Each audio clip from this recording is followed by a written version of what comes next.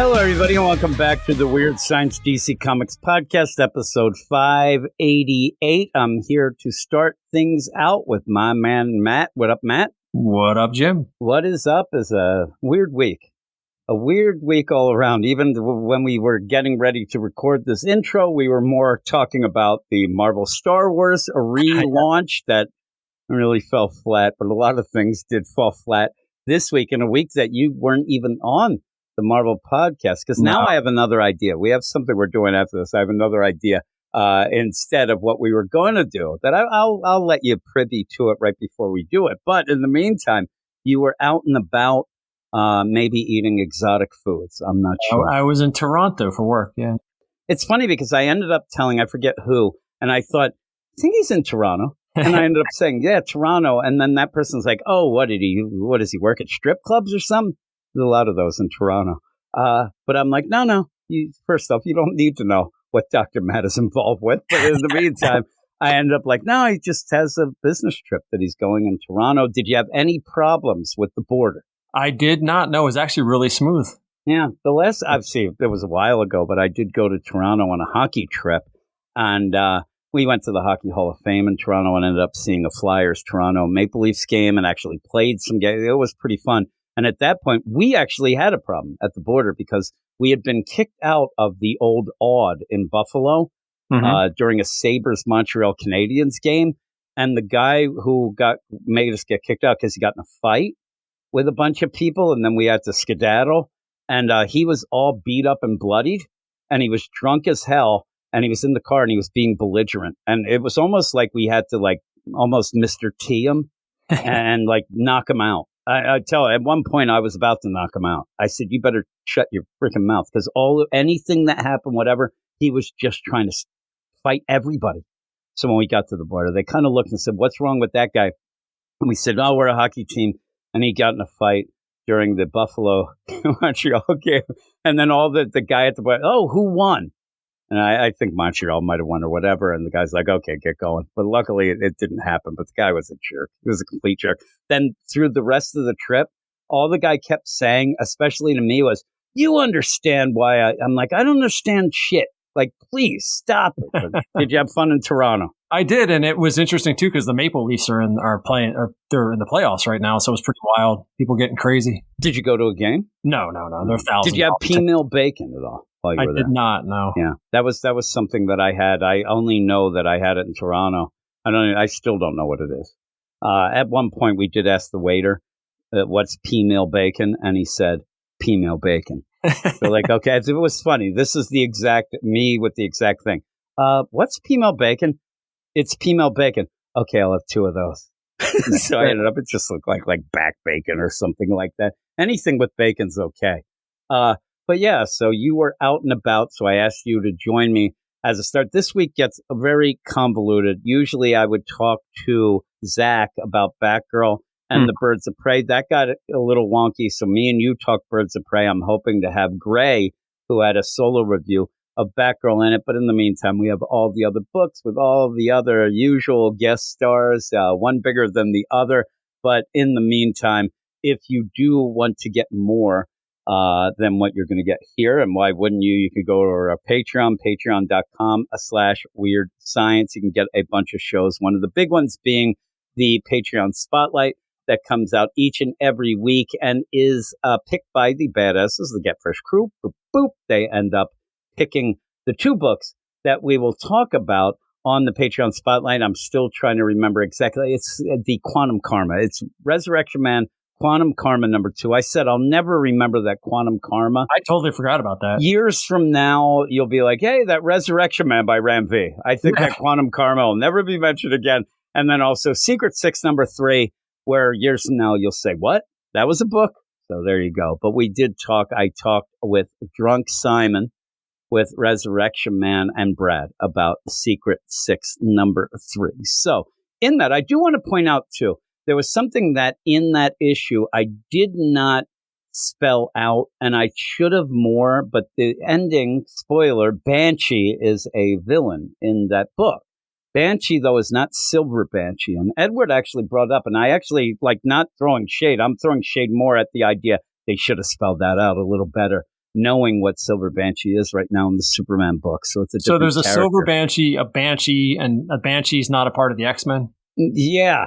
And then the Banshee that shows up in the Secret Six is like a Secret Six deal, but also like was beheaded to become that. It's a dark character, but it does seem to be the different Banshee. So with that, I should have probably brought that up in the spotlight, but I actually just kind of went by it knowing it was another character, but they should have spelled that out for people.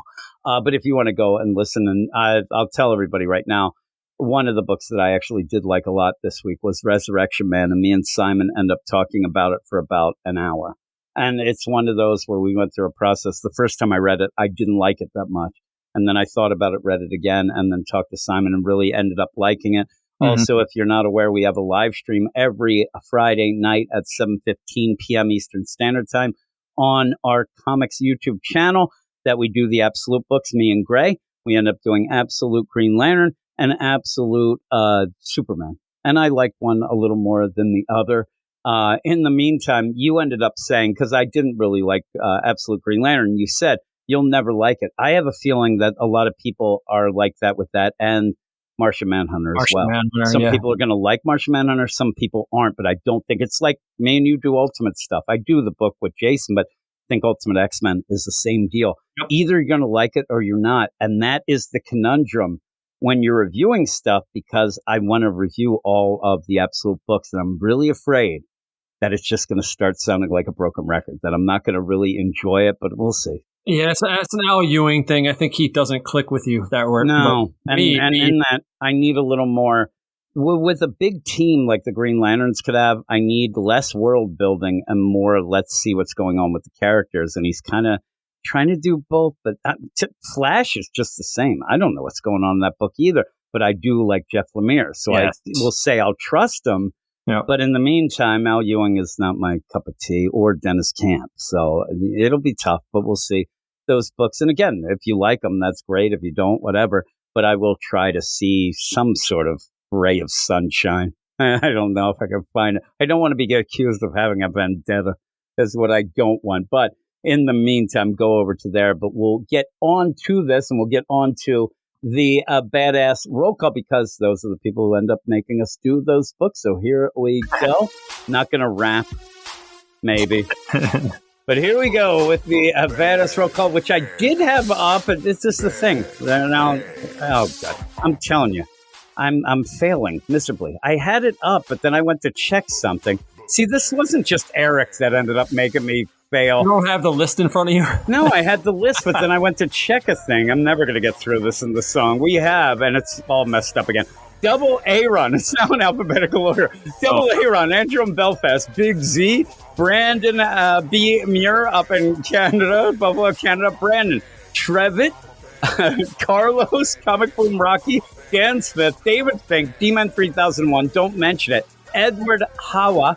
I Love Punchline, Jack Halsey, Jason Colby, Sue 42 to you and me, JLG, Josh Vermillion, Ken Halleck, Luis, Luke Hollywood, Mark Jager, Batman Beyond Mark, Dr. Matt Razor, you're right here, Mike G, Nick Russ, Niels Atiwart, Ruben, Manship, Sean M, Simon, Stephen Baum, Stork, he'll be in later, Swanee, Ted Probst, The Mark Claire Show, The Annihilator, Tom Johnson, Two of Marv, and Yaya. So I did kind of go through I don't know what happened. It never comes up alphabetical order. That was a weird order, yeah. Things got really wonky. I swear to God, I had the thing, and then I kind of went from the, so we were talking about some things and looking up some stuff, and I was fidgeting around as I do. But thanks all of those all-time greats, Reginald Drinkwater, Rob Lewis, and pour one out for our homie Eric, who I almost was tempted to get a hold of this week, but I don't think he'll respond. You'll see him in Walmart one day and walk the other way. I actually thought he was in Walmart the other day, and I thought he shrunk a little. I was going to like, hey there, you jerk. All of a sudden, I just Nancy Kerrigan. Boom, right in the back of the knee. And he's like, why me? As I'm running the hell out. You would be the Tanya Harding in the relationship. Yes. So when we end up where last night after the live stream, after the absolute live stream, I was talking because I'm doing the Sunday show and I want to kind of have some themes to it because Sully can't really do it with me anymore. He needed it to go earlier and I can't really do it earlier. So it ends up being a thing that I'll end up doing. I might have you on at some point, whoever. We'll get some people. But I said that I think I might do some do or die pull list because I couldn't think of anything else. I needed some sort of theme. So I might do die pull list, and I said it'd be funny if Eric would just show up for that, but I don't think he would. So I'm not even going to try. Yeah. If he hears anything, he can get a hold of me. I will tell you though. I can check right now. We can see the deal. He unfollowed me, and then I unfollowed him, and I followed him back today to see if he would actually follow me, but he is not. Oh well. And if he did and said something, I might say, hey, I'm doing do or die pullers. You want to do that? I don't know. He probably wouldn't. He probably wouldn't want to be involved. But with that, I will be doing that. We also, again, I mentioned the live stream of the Absolute shows. That's also a thing that then I edit and put it out on the podcast feed. So you can listen to it wherever you're listening to this.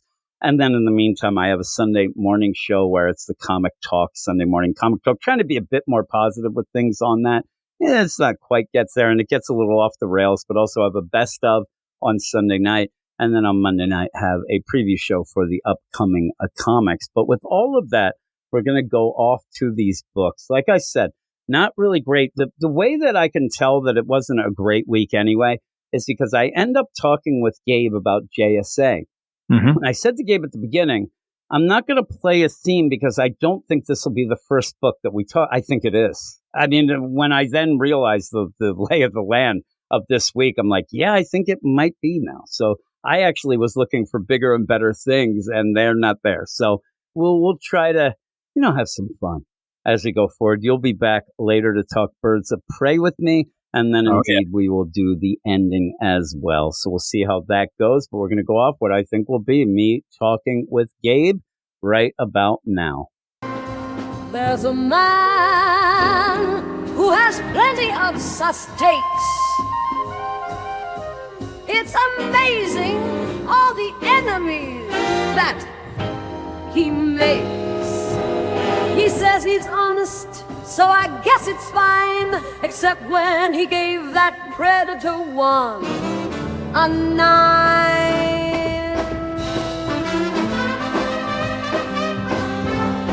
He says that he's not funny, and it's true. He reads all the shitty books for me and you.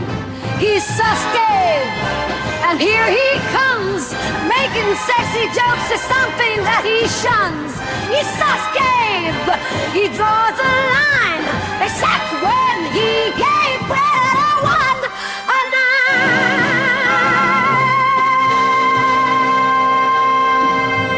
9. And I am here with Gabe. What up, Gabe? What up, Jim? How are you today? Lovely. I feel like crap. I have, I don't know, sinus problems, allergy problems. I don't know, but we are here to talk about a book, and you mentioned that it probably wouldn't be that long a talk. It's the one book we're doing, and I might not be able to talk to you that much, right? I mean, we always find stuff to talk about, so I'm sure we'll give the audience a little bit of entertainment factor. But this issue, man, I mean, put everything aside. I have one primary, all-important, overarching question for you, Jim. Okay, yes. We're related to it. We're going to talk about JSA number 7. And my question is, what happened? Yeah. What happened? This is the issue. I'll give you the credits, and I think I said at the end of us talking about it last time how this would be an odd issue because it is JSA number 7, written by Jeff Lemire, art by Rafael de la Tour, colors by Luis Guerrero, letters by Steve Wands, and we have way somewhere the editors are associate editor Marquise Draper, senior editor Andrew Marino, and group editor Katie Kubert. And with what little has happened in the series and what actually ended up picking up last issue, me and you said, oh my God, we actually focused on both of the Wildcats and ended up where, had some pretty cool action. You had some big things with Yolanda. And then when we get to the end and it says, okay, next, funeral for a friend, that whole classic, trope deal. I said, I don't know that it's that point in the series that we should be having like a funeral. I know that it fits the story, obviously, but those are usually the issues where it is a breather, but it is the idea of, oh my God, all the emotions that we've had in this whole entire series are all going to come and hit. And we're going to go, oh my God, Ted Grant, he's dead. What are we going to do? But we hardly knew anybody. If you came into this clean, if it was a fresh start for you, with the idea of not even knowing who Ted Grant is, you're just going to be left sitting there as if you're at a funeral for somebody that you don't know.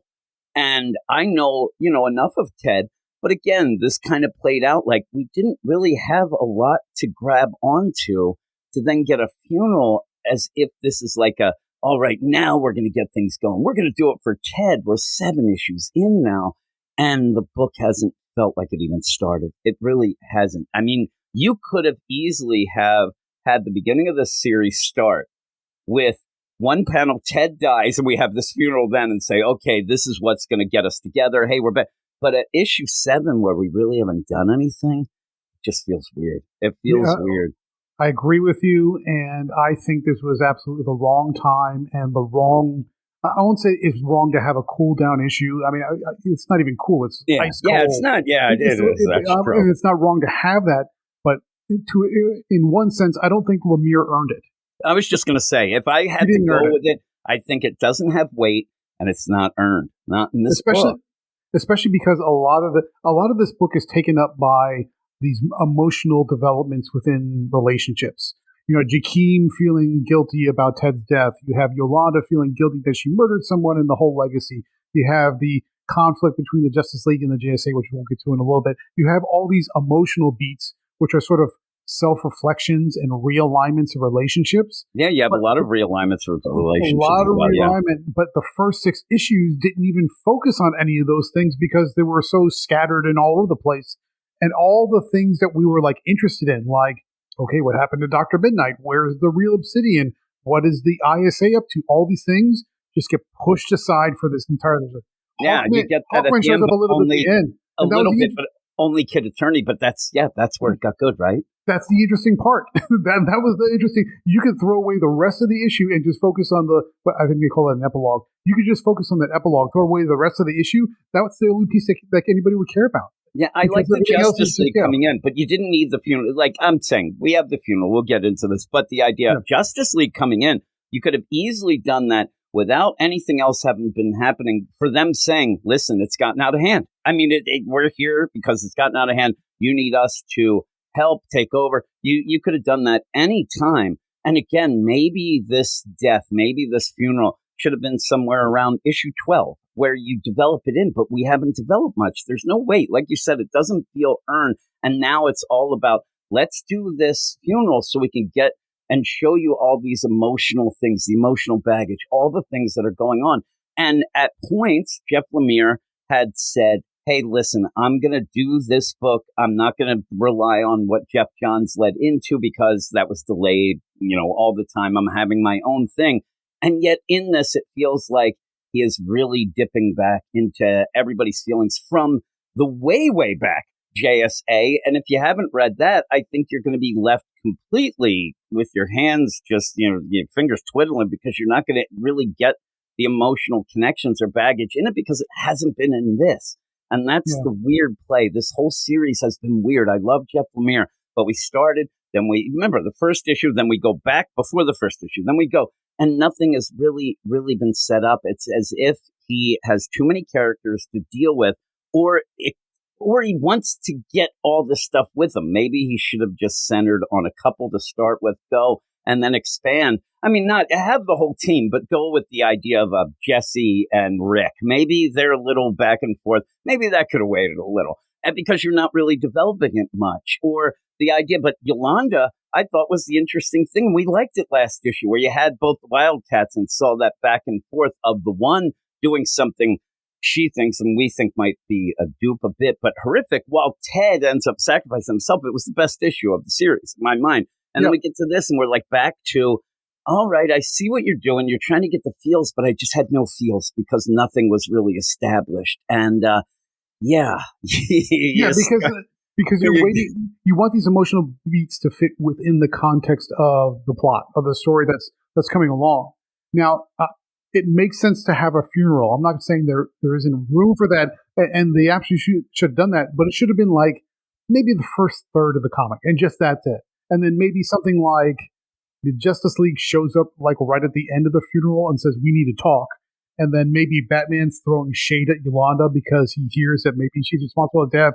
And then, so in other words, tried and blend it all together. Honestly, if you look at how this plays out, the reason it's cool to have the Justice League show up and sort of have that conflict, but it really doesn't add anything to the story because Alan Scott basically says, thanks, we don't need your help. Yeah, no. And that's the problem is it doesn't really add anything. With the entire team, and if they had the things, everybody feels like the whole team feels fractured, even within couples and things like that.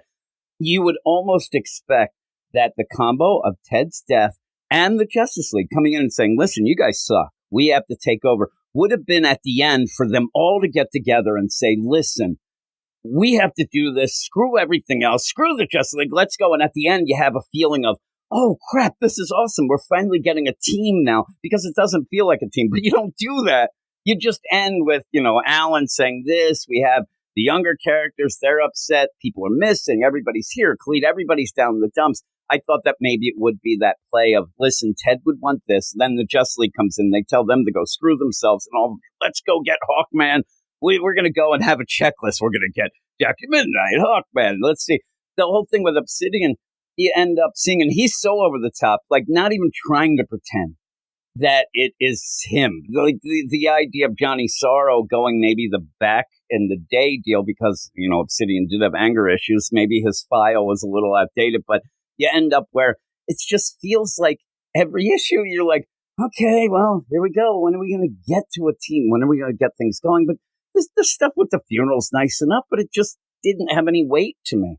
It didn't have any weight because, you're right. It didn't have any weight because the whole series started off with everybody sort of fractured and at each other's throats a little bit, right? They were all bickering and arguing and doing all those things, partly because Obsidian's not Obsidian. He's like fermenting discord from within and trying to break them up. So there's part of that too. But at the same time, it's like, okay, Yolanda killed somebody and she feels bad about that and she's not worthy of the mantle. All right.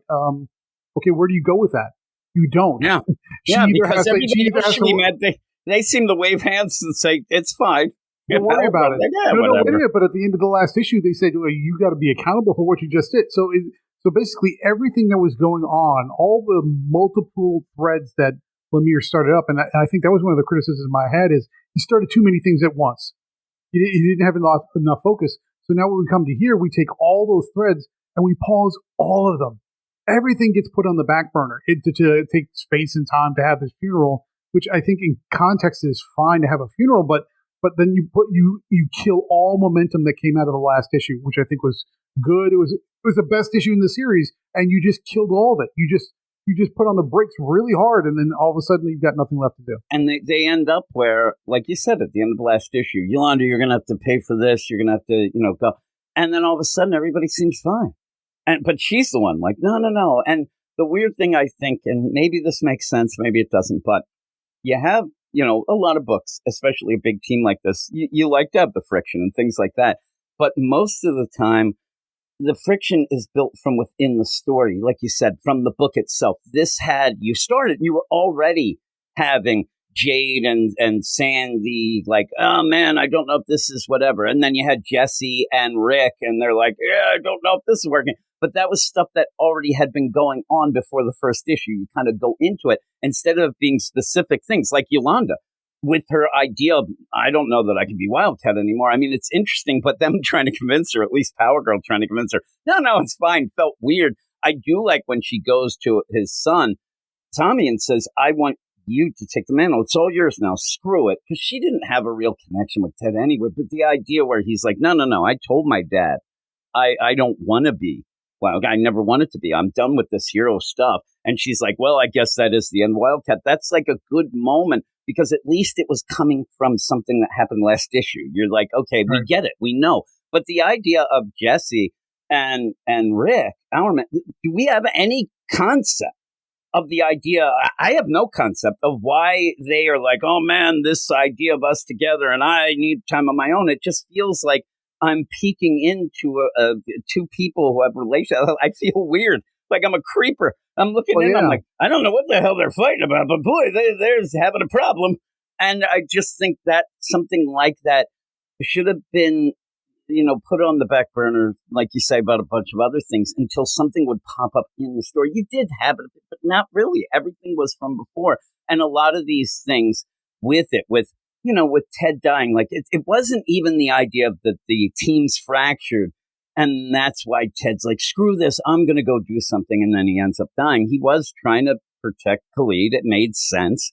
Khalid is upset. That makes sense. Again, when you get the Khalid part, you kind of feel bad for him a bit because we saw what happened. And it happened in this book that he ended up not being able to do anything. And he was having problems. Ted inspired him. And then Ted died. And then he got the helmet taken away. Yeah. It's like, holy crap. Like these things, Yolanda, Khalid, like that stuff has something to it because we saw it. But when we go for like 3 pages with Rick and Jesse, and they're just like, I don't know, I don't know how my parents did it, but I think I just need to be Jesse Quick for a while. Well, you've been Jesse Quick for a while. I'm like, all right, I have nothing. I'm reading that and I'm like, yep, nothing's going on there. And then you hit the nail on the head. And I think in both of those examples, that's exactly why this didn't work. So, for example, Yolanda goes through this existential crisis. Oh, am I worthy of the mantle? Can I take over for Ted? He's this sort of larger than life character. Well, if you started off with this series and never read any JSA before, and to your point about Jeff Lemire's own words saying, I'm not picking up from this other stuff, I'm just starting from scratch, ground zero, part 1, you have no concept of who Ted Grant is or why he's important. So it's like saying, it's one thing to say, okay, say Batman dies, right? You're Justice League forever, Batman dies, and who's going to take up the mantle? Well, that's a big deal, right? Because you've got decades upon decades of all the Robins, everybody who knows who Batman is, you get how important he is to the team, and all this other stuff. What was the last time you saw Ted Grant do anything of substance? What was the last time you saw him acting as a team and being the central hero that earned his status? Now, maybe 50 years ago, maybe. Jeff Johns, JSA? Jeff Johns, way back. Way earlier. But Ted Grant, I've seen him deal with Mary Tyler Moore sooner than when I ended up seeing him. Exactly. So that's the point. So you're coming into this and you're like, wow, that's a big deal that Ted's dead and everybody's mourning his loss, and Yolanda feels the weight of the mantle and how important it is that he's the legend live up to. And you're like, does anybody even remember who Wildcat is? I'm gonna go even further, Gabe. How about this? How many people know Yolanda? She's not exactly the biggest character either. She's had some things recently, but I bet most people don't even know her origin. She is somebody that's very obscure, and people didn't like her when she came because it is that legacy type deal and whatever. So you're dealing with a character, a Wildcat, of both Ted and Yolanda that most people don't have a connection to or don't know. Now, long-time JSA fans will know Ted, right? They'll know Ted, but I would say that most people who know or are familiar with Yolanda know her from Jeff Johns' when he did the Stargirl TV show on the CW, because it basically turned into JSA: The Next Generation, and that's where you met Yolanda, understood her character, and get all that. There was more character development in that TV show than you saw in the comics. So if you've never seen that show, and I recommend it. Actually, I like that show a lot. I thought it was really good. It was good. It was like Stargirl. All right, I'll give it a chance. And then it turned into this is like the next generation. Hey, these battle scenes are kind of okay. Yeah, I was like, okay, fine. So it turned out now. But if you've never seen that, you know almost nothing about Yolanda. So you don't understand. Well, she made the wrong decision because she comes from a troubled past, and this, that, and the other thing. You would get none of that here. So not only do you not know Ted Grant and why he's important to the original classic JSA, even the one that Jeff Johns built, you have no idea about Yolanda. So now you have two people who have a connection, but you never see the connection. You don't know what they're individually about. You don't know why their connection mattered. You have none of that. So Lemire's trying to get you to feel something about two people who you know nothing about and don't even care about. Not that you're being callous, like I don't want to care about you. It's just you've given me nothing to care about. It's true, and you do that through plot and character work, and have them do something that we see. Oh my God, to see them being important. Yeah, we got Yolanda last issue, and that was good. But what did we get in the series so far, where people are like, you know what? I think I really like this Rick Tyler Hourman. If we go down the list of the characters in this, again, there's going to be people out there that are like, oh, of course people know these characters because they do. This is something Eric had those blinders a lot, where I said, this isn't a great thing for new readers because nobody knows this. And he'd go, well, I do. I'm like, I'm not talking about you. I'm talking about everybody. I'm talking about majority, because who out there really knows Jesse Quick, Jesse Chambers, the idea of her mom, Liberty, all this stuff is what he's trying to get the feels out of. And he's kind of trying to wring a rag that has no water in it. There's nothing there if you don't know. And so not only just the connection between Jesse and Rick, but the idea that she says, I don't know how my mom and dad, you see the picture there, you see Liberty Bell, but you don't know that. And if you don't, then you're really left behind. And in this day and age, you can't leave anybody behind. There's so little, there's that line of, the Mendoza line that you're going to slip under very quickly if people don't get a connection. It's not the idea of having characters. We're not saying, oh man, you just don't want new characters, or they're not even new, but you have to give it. You need to establish these. You need to remember that this JSA hasn't been around for very long. It's been a while since some of these characters have been seen. They're never really, shown a lot. And it just ends up being frustrating when you go from scene to scene.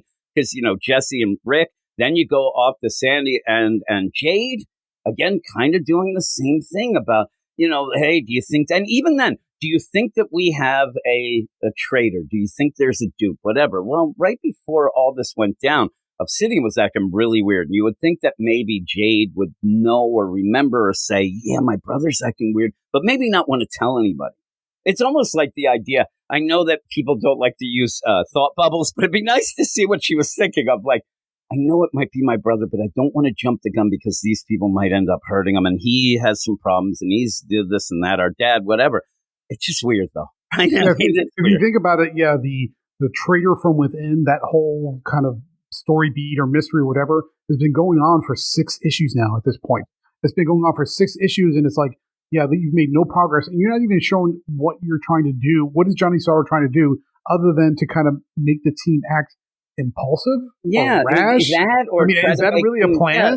And his plan, I guess the plan he'll say that he did was to get the Justice League pissed, but it wasn't just him doing that. They only did that deal. Pretty much he kind of screwed Yolanda with whatever his plan is. But even then, when you have them go, you haven't even had enough time for Jade to be around her brother to say he's not acting right. There's only been a couple scenes where you think, man, does she think that or whatever? But never in the point where she's like, oh man, I don't think that my brother's acting right. I think there might be something wrong. I think that it'll lead to her thinking that obviously her brother is the traitor instead of being replaced. And when that ends up being seen, then we could say we're picking things up. That might be the post there where you go by and say, okay, now we're going. Once they realize or somebody says Obsidian's acting weird, it might be somebody else. But it's been too long. You're right, and the timing doesn't even make sense if you think about it. So every time that Jade has come close to Obsidian and just kind of reacted to him being over the top and irrational and really gung-ho and just charging off, it's always when they kind of have to run off to deal with some emergency. So it's the timing's always bad. But if you think about it, the transition from the last issue to this issue, they spent all that time planning a funeral, sending up invitations, getting the coffin, doing all these things. They had to have interacted at least for 5 or 10 minutes somewhere in the from one to the other. So the fact that she's like, I haven't had time to talk to my brother. You haven't? Really?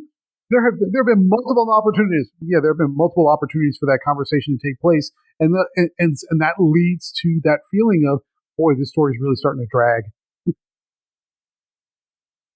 Funeral for a friend. We've had this before.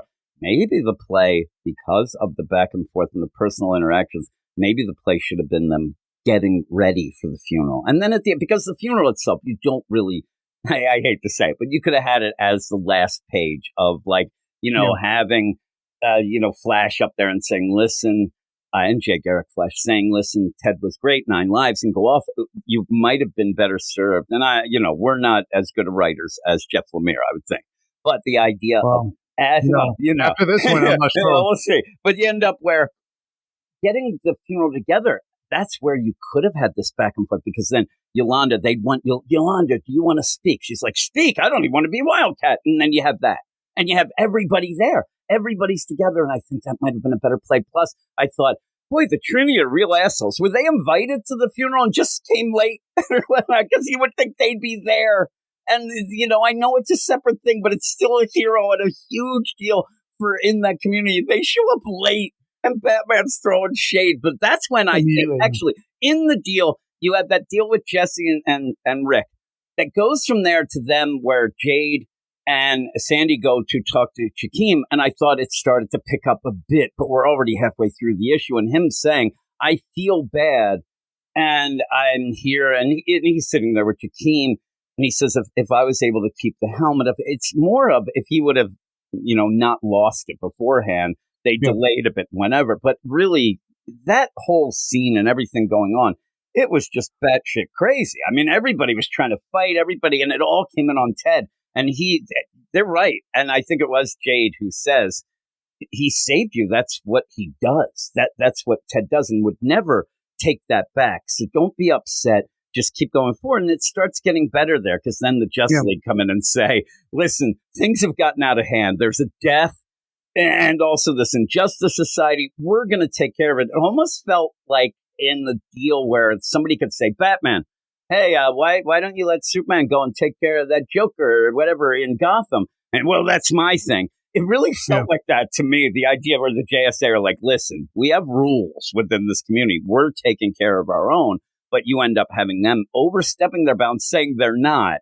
And I did like the idea of, hey, we're all the Justice League. I'm like, oh, you with your stupid Justice League. I like this scene. It just ends up where, you just needed more than just this. But and like you said, at the end, what happens? Because Alan says no.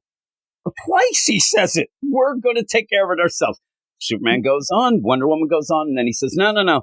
We're going to take care of it ourselves. Jay even says, this feels like the kids telling the grown-ups what to do. I want it more of a fight. I actually wish that they were separating Jay and Batman at some point, because I would have flipped out at Batman. He's being a douchebag, but he is. Well, it doesn't make sense. That statement that, feels like the parents telling the kids what to do, that whole scene, the way it played out, felt very much like something you would see in Young Justice or Teen Titans, where we're the team. When you think that JSA came before, so they're really the senior guys on the team. Does say it feels like really the weird. Kids trying to tell the grown-ups what to do. Is the deal. So, but that scene played out. It feels weird. Batman should say, "I'm 70 years old, for crying out loud." I mean, what are you talking about? Yeah, I just took this medicine that some chick gave me made on teenagers' blood. So I'm feeling good right now. My knee feels great, and I banged her, but her mother, I don't want to get involved with it. He's like, I don't want to get into my DNA, but it's so great. Yeah. He's like, I was real dumb. The other thing too, if we were going to do it differently, I mean, I know we don't try to get away from script doctrine. If I was going to do it differently, I would start the issue when the funeral was already over. Yeah, like, how sometimes going out and they're saying thanks for coming. Everybody's gone, and then you just have the stragglers left. It's just a core team, and that's when the Justice League shows up, and then it turns into not a fight, but just like accusations and everybody like feeling bad. And you could play that all those individual scenes with Yolanda, with Hourman and Jesse Quick, and you could have done all those right in the middle of that like really tense big fight. But like a verbal fight, not like a physical you want to fight. go full out. I wish that the Trinity was there. So you could have the first scene being, hey, thanks for coming. Hey, thanks. We're down. And then you have the Trinity come and they're shaking their hands and said, we have to talk, which also makes them look like dicks. I think that Lemire's trying to make them look like dicks. This is a funeral. And right away, they're like, okay, sorry about Ted, but we're going to have to do this and that. And if you did work in the other things, like you're saying, while the Justice League is fighting with the older members of the JSA, you could have the older members of the JSA, Jay, saying, I don't know what you're talking about. We're a solid unit. Then you flip up to Jesse and Rick yelling and screaming at each other about wanting to be this or whatever. Then you go back, listen, we're all together. We're a team here. Then you go and see Jakeem and Khalid. I do like the idea where Khalid says, listen, I should have been able to save Ted. I'm Dr. Fate, but I'm also a doctor. And I could have done it. And I like that, but I really want him to step up from here on out and say, this is for Ted. Because Ted got him all fired up to be Dr. Fate. You know, he needed that push. Now he's not there, but I want him to really step it up. Now, you end up having all this, and then we go to a message from beyond at the end, and that's where we see this kind of epilogue. And you see Kid Eternity, you see Hawkman, Hawkgirl, and I like this a lot. And I like this scene. Yeah, I like the scene too. Now, the thing I don't like about it is it's kind of, I would say, lacking in urgency. They're just sort of strolling through hell or whatever the scheme is. They're just kind of walking around. I don't know where they're walking to. I don't know what they're looking for. And they're just sort of just walking around, and they're with this ghost who is may or may not be Kid Eternity. I mean, I think there's room for a bait and switch there. Like, I think I'm Kid Eternity, but I'm not really. Or maybe I'm somebody pretending. Or maybe she's pretending to be Kid Eternity, just like Johnny Sorrow pretending to be whatever. And so she gets a little bit of like I don't know what you call it, like a ghost signal, I guess. And then a portal opens up. She runs through it. She sees the ghost of Ted Grant. I don't know what he's doing in hell, but okay. And then they pull him through. And then what do you see? It's the original. It's all the dead members of the JSA. They're the original, the OGs. And they're like, we need you to give a message to the guys upstairs who are still alive because they are in serious trouble. And that's a good cliffhanger. I like that. You bring back the originals. It was a surprise twist. They're going to get the current JSA who is fractured and doesn't really even know it is going to get a message from the beyond from the guy from the ghost JSA to say, hey, you're in trouble, and they're going to use Kid Eternity and the Hawks to do it. Okay, that's a great way to end that issue. Everything else, you could pretty much throw it away because nothing was consequential. Does anybody really have an investment in the relationship between Hourman and Jesse Quick? No. The last time you even saw them was in that where the Lost Children's Stargirl miniseries with Jeff Johns, and they were in there for like a hot minute because it happened to. It happened to tie in like at the same time they were doing Lazarus Planet. It was tying with one event in one of the issues, and they popped up for like a panel or two. It was funny. I'm such a dummy. You haven't seen them in years. No, and when they're going through the funeral. And then you did have, I think, Jay at the end is like, yep, Ted, he's probably having a beer with old Wes Dodds. I'm like, Wesley Dodds is dead.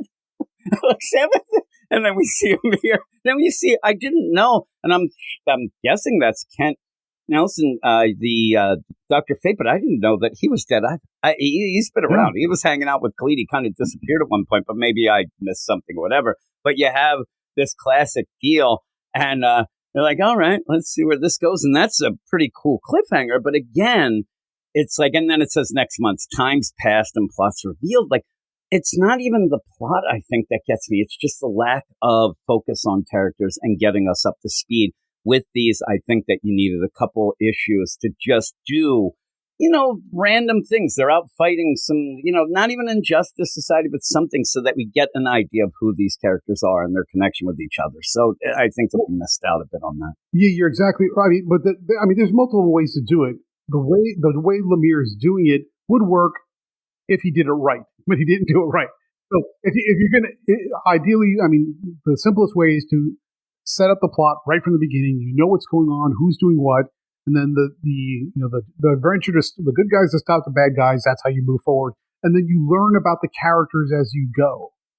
That's fine. He didn't do that. What he's trying to do is he's trying to create all this conflict and drama between the characters, but without spending enough time with any one of them to really build them out and make you appreciate them. And then he gets to the plot. It's like, okay, so now you've made a bunch of noise. You've given me a bunch of characters, and I still don't know any of them individually. And then now you're getting into the plot at issue number 8. What are we doing here? Come and on, then, Jeff. so you have this, like, where was the scenes where Ted went to Yolanda and say, listen, if you're going to be Wildcat, like, let me train you, let's do this. Like, never had any interaction with them at all. And so, like, even just that, as simple as that, for her now to be conflicted, Ted really did want me to be Wildcat, and I wanted to do this, but he wouldn't have never have liked what I did, and I'm not honoring him, but you never get that. Yolanda's just like, screw it. And his, son doesn't want to do it either. But with that, what score would you give? Okay, so I did put a written review up on the site. So for JSA number 7, I gave it a 5 out of 10. Not a Sammy 5, it's just a regular 5. Yeah, I think I'm a 5/5.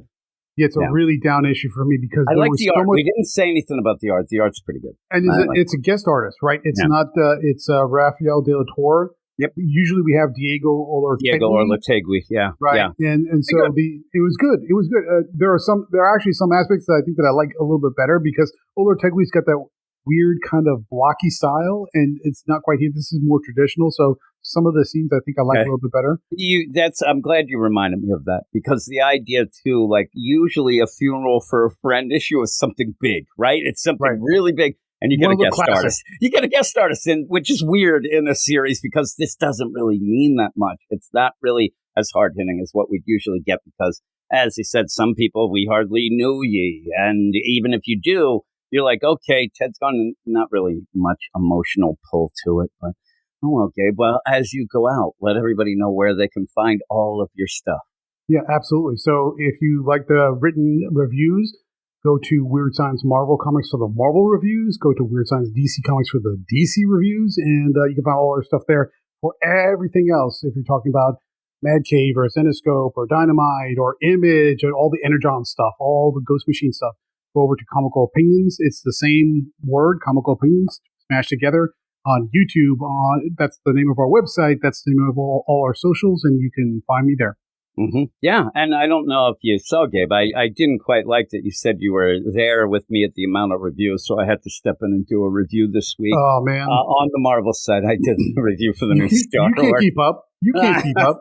I'm telling you, it's a long review. It took me forever. So I'm like, yep, I got that out of my system for 3 years. So we'll see. We'll see. I am planning on maybe doing a DC review this week as well. I might actually do one DC and one Marvel each week, but I know I won't be able to have the time for it, but I will try. But everybody check out everything.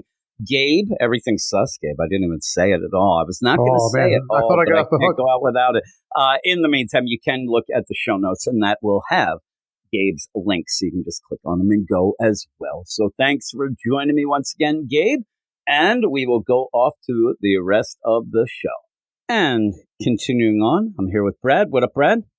Hey, Jim. Long time no talk, right? Yeah. We just ended up doing our Patreon spotlight. So if you do want to hear us talk about Secret Six and how John is an insufferable prick, you can go over to our Patreon and listen to that. We had a lot of talk. Actually, mostly everybody's a jerk in that book, it seems. But there's hardly one likable character. There's only one likable character in there. Really. And it's the one I never expected. Alice. So it's like the Secret Six the moody teenager. Yeah.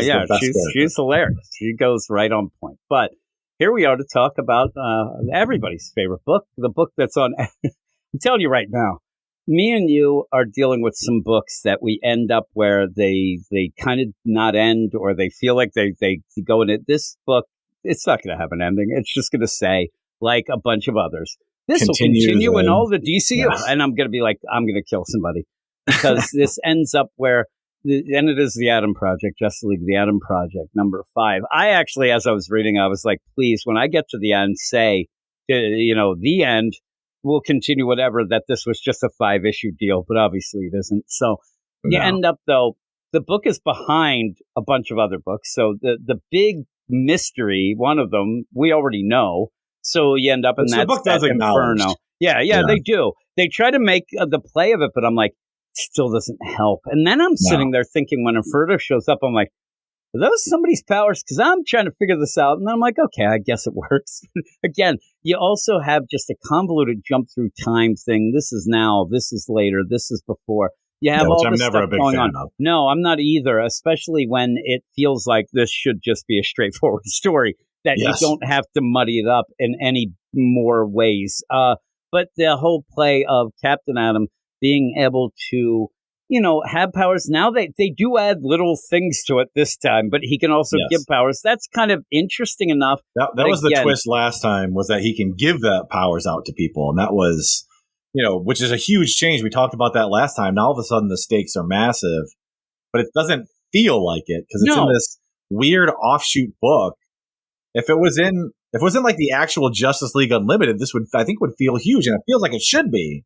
This should be a main plot in Justice League Unlimited, and it doesn't have the impact. I will tell everybody though that while this isn't good, it is not as bad as Question All Along the Watchtower. I'll give it that, right? But even in this, there's a weird little aside that they end up saying, oh, and by the way, it seems like Captain Atom always had everybody's powers latently, and then I'm like, I don't know what you're saying. You're starting to add some weird shit to this, but it is the Justice League, the Atom Project #5, written by John Ridley and Ryan Parrott, Mike Perkins on art, and cover Adriano Lucas on colors, Wes Abbott on letters, and you have the editors, Paul Kaminsky, and I guess Matthew Levine and Paul Kaminsky, editors. So we end up getting into this, and this book, again, it's not exactly the most, you know, crazy, oh my God, this is awesome, I can't wait to read book anyway. It ends up a lot of times being a slog. It ends up where I still think where you have Ray Palmer, they don't really know Ray Palmer, it's kind of a play, but that kind of changes a little. But in the meantime, you're also then going to introduce this other crazy team for 2 pages, this crazy deal of, man, we gave these guys these powers. And this is kind of like, I don't need this. It's so weird. And even then, I think they might be the most interesting thing in the whole deal. But with this, Inferno's trying to get Captain Atom. We had the big, the big play where he got in that big fight and he's grabbing powers. And you go from there to then Inferno coming in and grabbing him. Well, we know who Inferno is. Like you said, they kind of play that game. But then the military comes in. Everybody's yelling at each other. Everybody's saying this. Everybody's saying that. I'm like, God, I don't like this book. I just don't like it. It just ends up being a slog. But the concept could be something. Like you said, if this was done better and in a bigger book, this could be the big thing right now.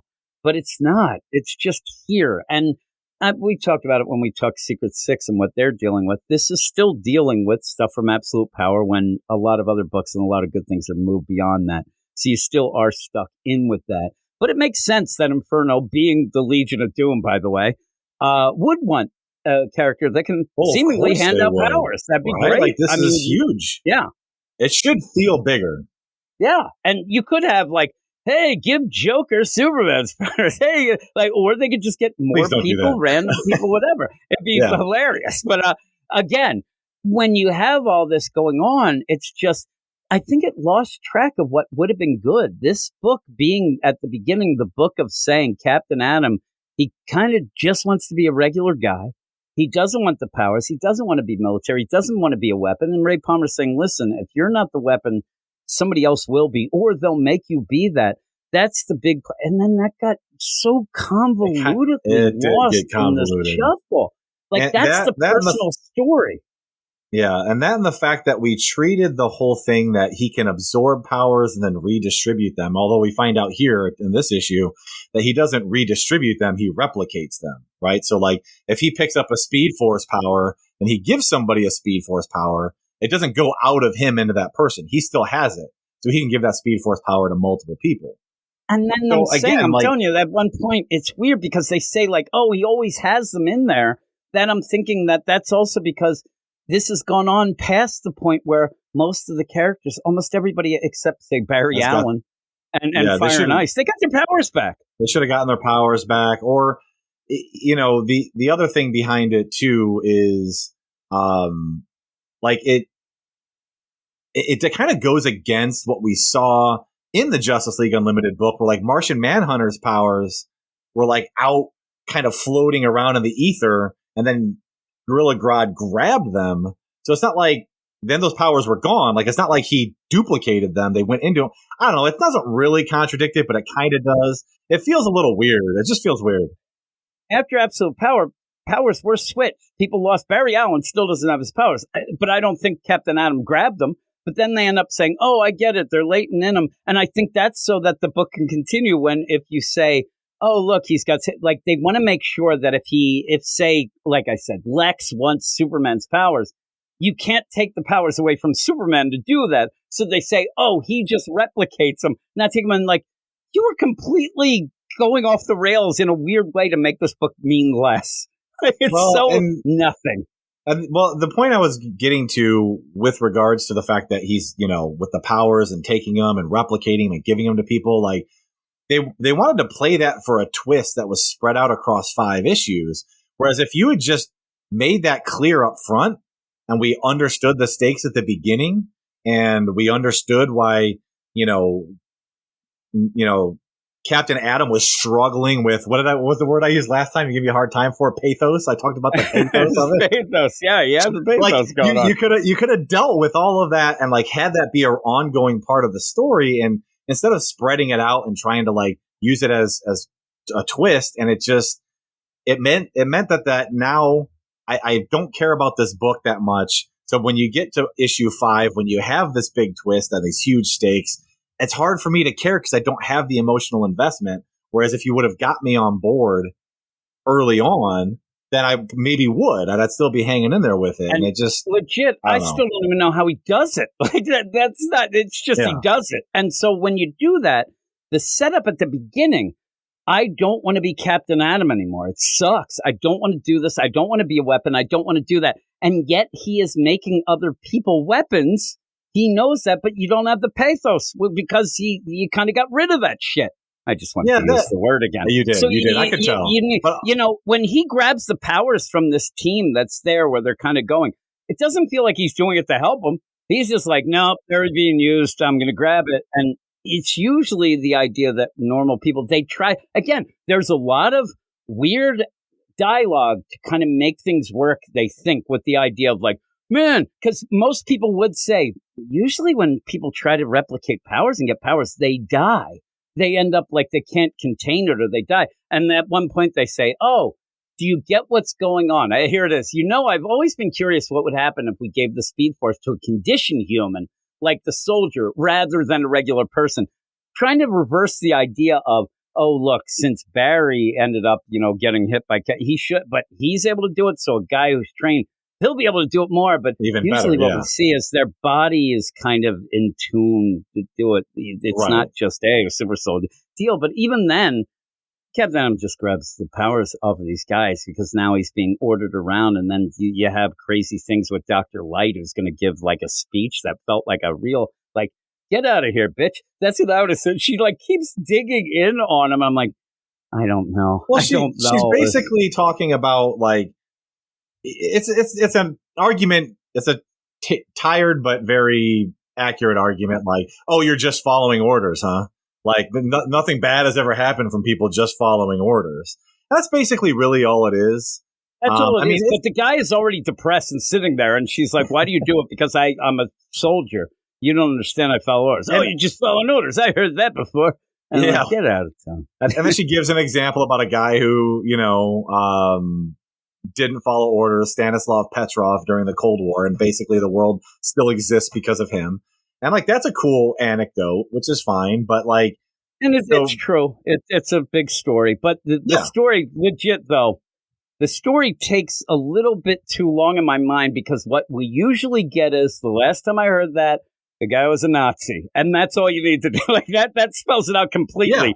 Yeah, exactly. You follow orders. But they don't want to do that, I guess, in this. So they go with this thing. I wanted Captain Atom to go, oh, thank God. I thought you were going to talk about Nazis here when you're talking about this Russian. But actually twist it into a good thing, which I thought was clever. And that is true. The Russian guy who was in control, he got the words. That's what the, 99 Luft balloons and stuff like that, those songs and some of the things are kind of about. The idea that a balloon could even cause nuclear war. This guy actually did not think that it was what it was. Now, again, if it would have been, then he would have been the worst person in the history of the Soviet Union. But again, it ends up, and I actually high risk, think, high reward. I can't remember. I think I remember the guy getting in trouble anyway because he was supposed to follow orders. But in the meantime, it's like a couple pages of this. And at the beginning, it feels like Dr. Light comes in and says, it's hey, literally, if you by the way, alone, 3 pages of this conversation. Yeah, it goes a little too long, right? And it's okay, though. Like you said, it's okay. Yeah. So when she says this, she goes in and says, oh, man, you look down in the dumps. What you need to do, like she realizes. First off, she realizes that he wants to be alone, but yet hounds him. But says, you should go to this one, area. There's no radio deal reception there. You get alone and whatever. Seeming like she's going to help. And then just starts throwing shade after shade after shade because all he says is, I do it. He's having problems there, Dr. Light. You shut your mouth. But even then, it seems like it did affect him. Like, okay, well, all that, she's right. I don't want to be this, and ends up going because he's supposed to be waiting for a guy he's going to give flight powers to. So he's waiting for that. But in the meantime, I think that is it Dr. Light who inspires him or this prick who ends up where Captain Atom shows up and he's like, hey, what are you doing here, loser? Like, you ain't supposed to be here. This is Captain Atom. You got your powers from, like, they're on the watch. He has every right to be wherever in my mind. He's like, hey, you don't come here, you jerk. And he's like, screw this. And that's kind of why I have some issues with, I think I pointed this out last time. Like, yeah, the military's giving him orders, but the dude's standing on the Justice League Watchtower satellite. He's a superhero who can travel through space and time. Time travels all the time. Like this idea that, oh, well, this commanding officer gave me an order, so I guess I got to do it. Just doesn't, I don't know. It just doesn't seem to sit right, especially in the wake of absolute power, right? Where like the military was actively against superheroes. It's kind of like, do you really though? Just because this general said it, do you really have to do it? I don't know that you do. Are you worried about like your rank? Like, are you worried about your rank and your future career in the military? He likes the captain rank. Yeah. Like it just doesn't sit well with me. No, I sit well. I don't like the idea that they're allowing this military unit on the Watchtower. I mean, yeah. I know that you can play all these different things of, well, we have to concede this or do that, but seriously, I wouldn't have them there. Like that, yeah. You know what they're doing. They're building weapons, and you have it. You could say, well, we want to see military. That. We could see that. And we want it to be, but they could also go down the hallway and grab some crazy shit and go not just that, but like if you're the Justice League and you're like, well, we don't. If you're giving powers to the American military, then sure enough, the Russian military is going to come up and say, well, hey, you're giving them powers, you got to give us powers, and the English military and the Spanish and the Italian and the North Korean, South Korean. And what is your justification to say, oh, well, no, we can give it to that one, but we can't give it to these other ones? And quite frankly, you have the Justice League that has members of a lot of different countries that are there and have to probably at one point, we never see it, but if they have a little orientation, they probably say right away, listen, I know that you're Russian, you're there. It's almost like the movie Miracle, where they're like, who are you with? Oh, I'm Russian. No.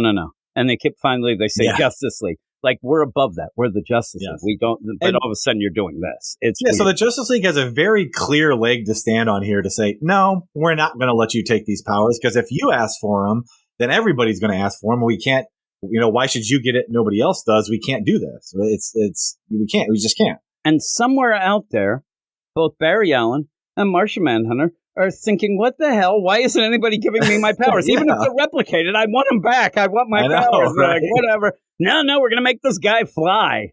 Yeah. And Captain Atom's like, nope. And he ends up going. And again, though, this is past, present. It gets all swirled around. Because at one point, Captain Atom leaves. He just leaves. He ends up getting the powers of that team. He had given the powers to these soldiers from the American military, and they're on their Watchtower training. He has this talk with Dr. Light, who sets him straight about following orders, So he's like, all right, now he decides he's going to take him back. He's going to renege on the deal. He goes back, takes all their powers, and skedaddles off the satellite. And that's what we saw. That's where he went on the run, because that was all in the past. So that's where we see that he was on the run. And then we go, and now we get the where he's fighting with, Inferno. Right. So Inferno is fighting with the American military, and Ray Palmer's helping him out. The one thing I do like about the Inferno thing, like we said, okay, we know that it's Inferno. We know that they're the Legion of Doom. But now you get to play a different game instead of guessing who Inferno is. You say, okay, which two members of the Legion of Doom is this? You can kind of play that. It's kind of weird, which is kind of fun. Flying around and things like that, but then they have gadgets, whatever. But you also see Did you like the bit where you see? I get is that so funny? Is that Ryan who ends up shrinking down? Yeah, Ryan shrunk down and he's hanging out on Captain Atom. That he's just hanging out there, and it doesn't even look like when they give that little panel. I'm like, who's that dude? Like he's all silver, but it's because he's so small. But he ends up seeing everything happen, so he's the one. You have to have somebody there to see. Oh my God, look what they did to Captain Atom. Because they end up taking him back and they grab him and say, we're going to use it's Sinestro and Lex, by the way. And you can tell it's Sinestro right away because he starts talking about fear over and over again. You're like, that's Sinestro. Okay. It's funny. And Lex is like, hey, you hurt him. You got hurt. He's like, nothing but my pride. He's like rubbing his face like, because Ray Palmer just grew and karate kicked him in the face and the jaw, which is great. In that, too, you see, oh, God, they put a collar on Captain Atom. And again, at the end, I think it's going to be one of those where Captain Atom just walks into the distance for a while saying, I need to just get on my own. I'm going to the Outback in Australia or something, because anywhere I go, I can't do anything without somebody trying to use me to be a weapon or make weapons. Yeah, and I think that he's probably just going to walk into the distance, and then we'll have Captain Atom be seen all around the DC universe. And I'll be like, yeah, he says you. But again, he's collared. And they're going to use them, and they're laughing it up. Well, that's right. It was Captain Atom that sucked. Yeah. And because Ryan's watching. And I'm telling you, I didn't know that was Ryan, because it's just this little and then when he goes, I'm like, okay, I guess that was Ryan. It's a weird outline. Yeah, it's a weird outline the way it's drawn. I think they're trying to draw his power suit, but he's hanging out on Lex, it looks like, or maybe looks like a little folded man or something. It looks like he's made a little paper. But at the end, they have, and that's a huge thing. And you get the big cliffhanger where it does look like Joker's laughing so hard he's squinting his eyes. Very odd look at the end for him. It almost looks like, but it's the crazy Legion of Doom. And Bizarro looks weirdly skinny. Yeah, he does. They don't have much lunch breaks. And also Captain Cold looks like a weird as he's poking his head in, like he's photobombing, but that mask looks very odd. Looks like a G.I. Joe character, the way that mask. Yeah, he looks. In fact, I didn't even notice him right away until you pointed at. Like he looks like a growth on Joker's shoulder. He's just like there. Like, hey, look at me. Yeah, I like the idea. They're like, don't forget about me, guys. You ruined the photo, Colt. But yeah, what would you give this? Yeah, so it's a decent ending, but we knew this was going to happen.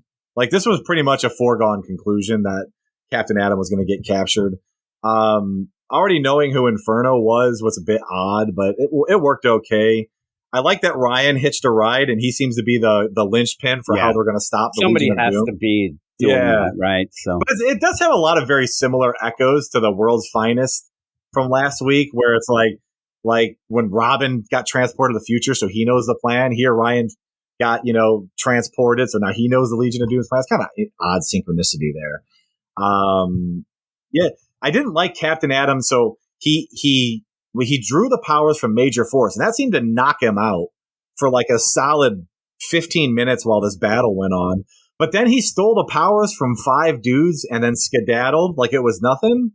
So that's really weird. Very odd. It's very odd. And again, it is funny. I think it is Lex like, oh, he woke up 30 seconds before I thought he was. Like it's so. Yeah, it's very, very tropey that Lex knows everything in advance. It's so tropey. It just is like, okay. This should feel big, but it's very out of place because in this weird side book, the pacing's still off. It's a slog to get through.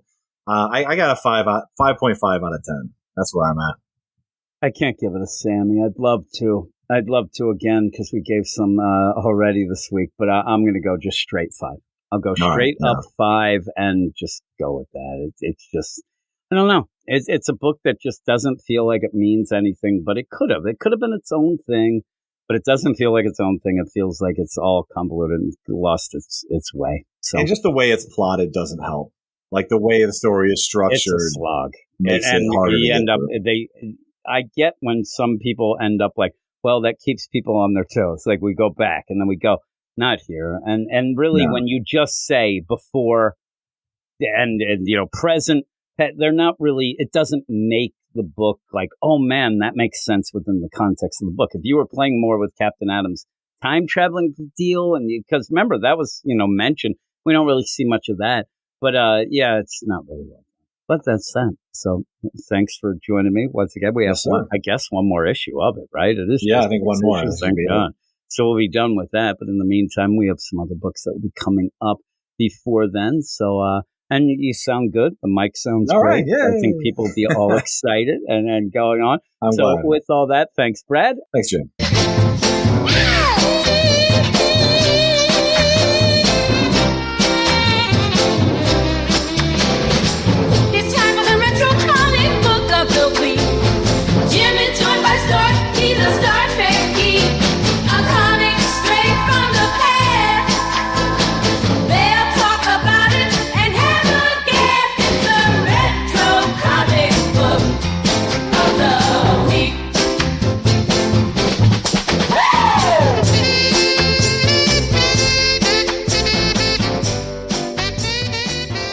And it is time for the Retro Book of the Week. I'm here with that Star Trek fan. What a geek. It is Stork. What up, Stork? What up, Jim? Here we are with what ended up winning in the poll. It is Batman number 357.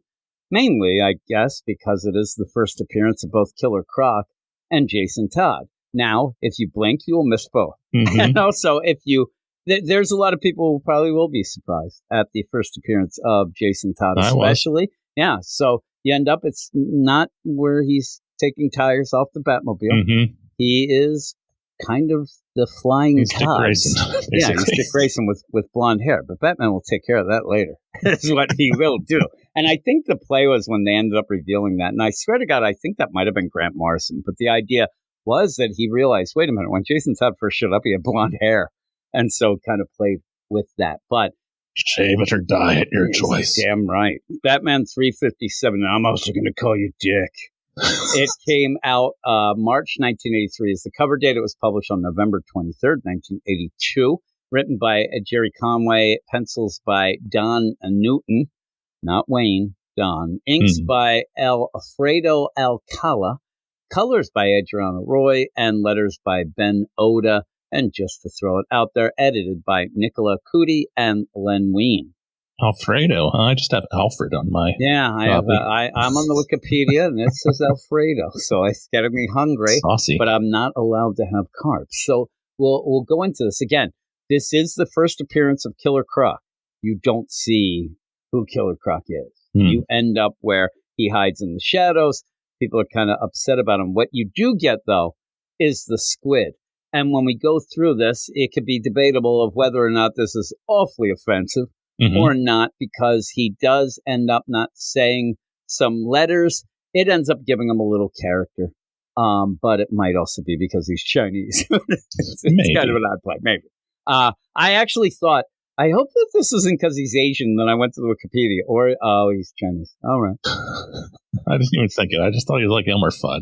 Yeah, it is kind of that kind of play. It is funny later where you have what should have been Falcone trying to see, but it was actually Batman. It's such a weird play that Batman was really going in with the role. I mean, Falco. Rock me, Amadeus. Falco, yeah. So you end up where, oh my goodness. So you start out, and you just basically start out, first off, with an ad for a Spider-Man game. Weird. Very crazy, and I'm telling you, that Spider-Man game probably didn't look as good as this drawing. I would guess that, and it doesn't even look good in the No, it does not. It's a combination of Donkey Kong and Pac-Man.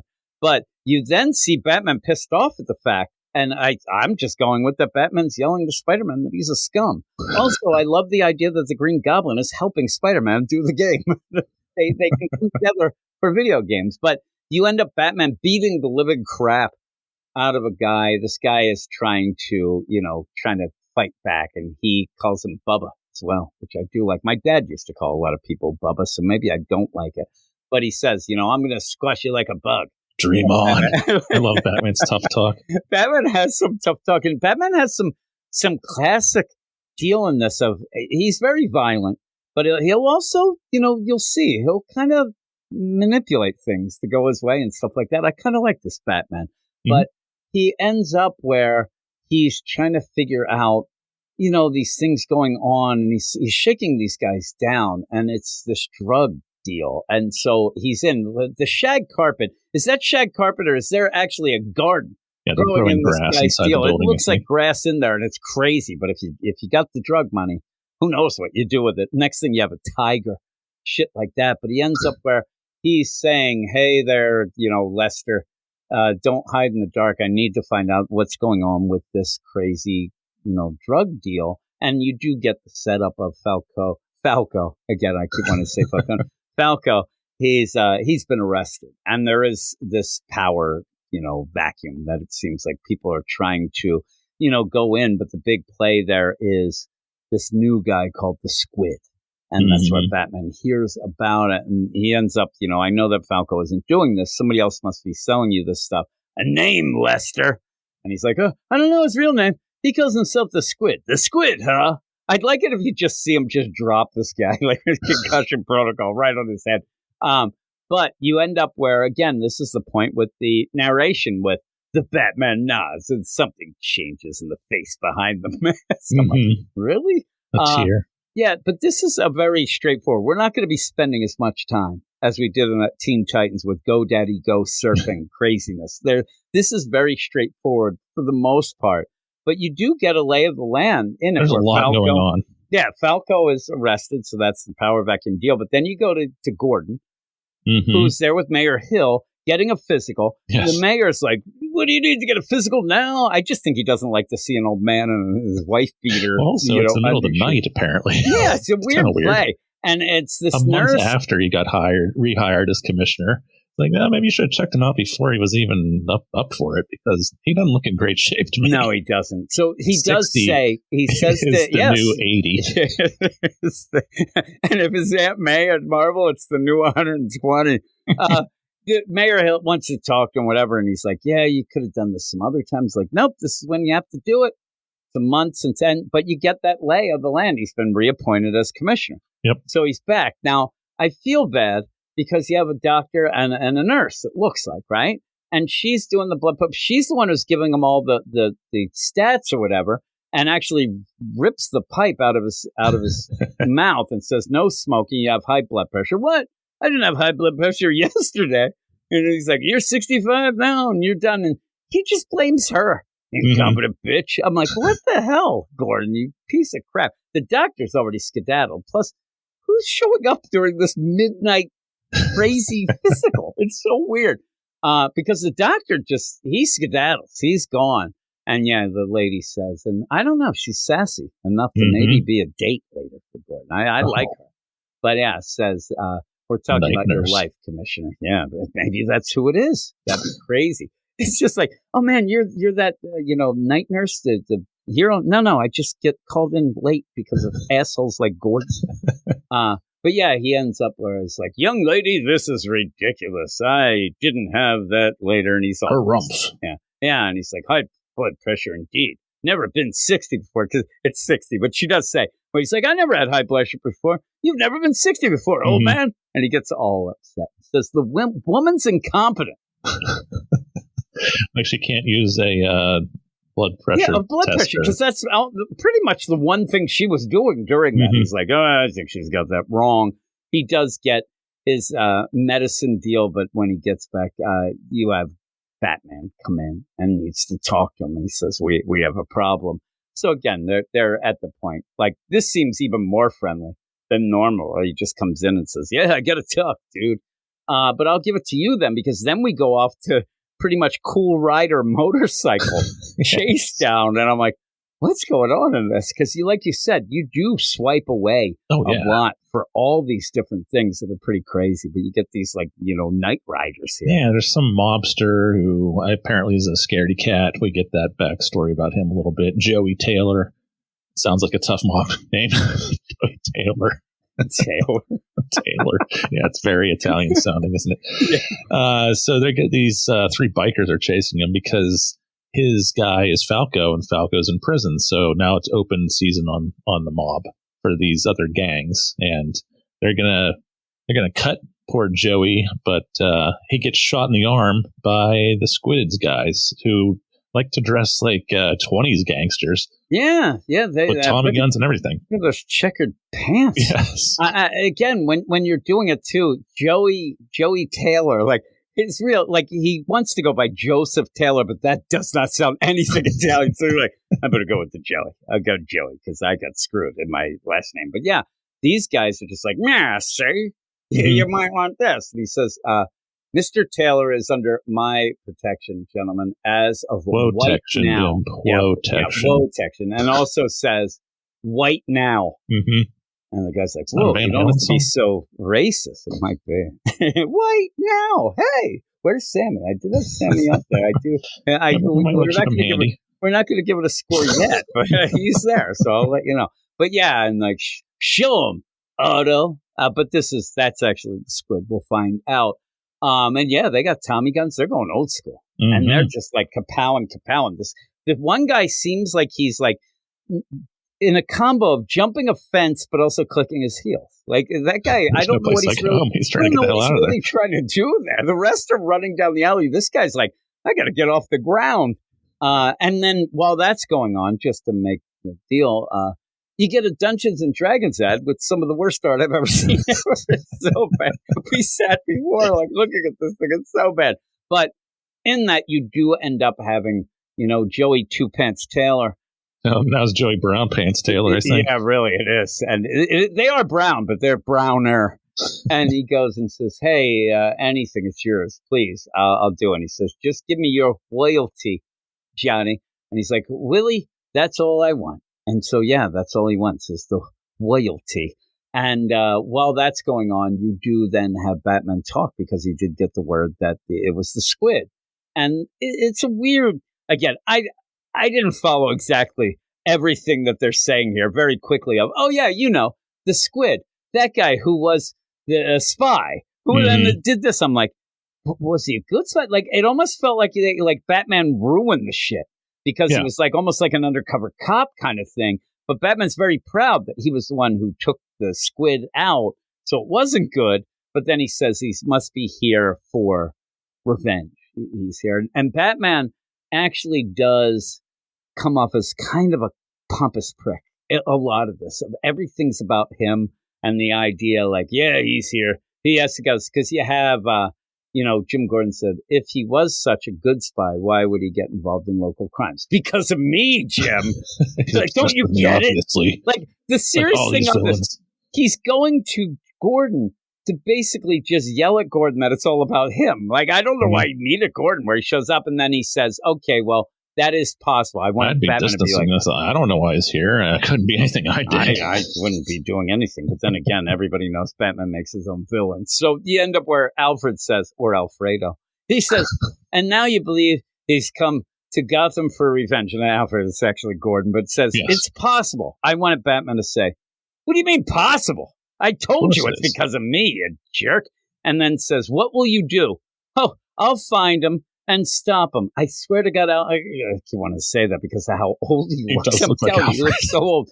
Where Gordon should say, the hell did you bother me with this? You just busted in through the window while I was just in the middle of talking trash on that hot black nurse, and you end up yelling like a pipe against your wishes. Yeah, and I'm going to go against your deal. I want to enjoy my pipe in peace. You come in and say, I need help. We got problems. It's the squid. He's back. Oh, the squid? That can't be. He's back for me. Oh, okay, that's possible. What are you going to do? I'm going to stop him. What, you need my permission? Hey, you should have that. Like, don't follow me or talk about this either, you jerk.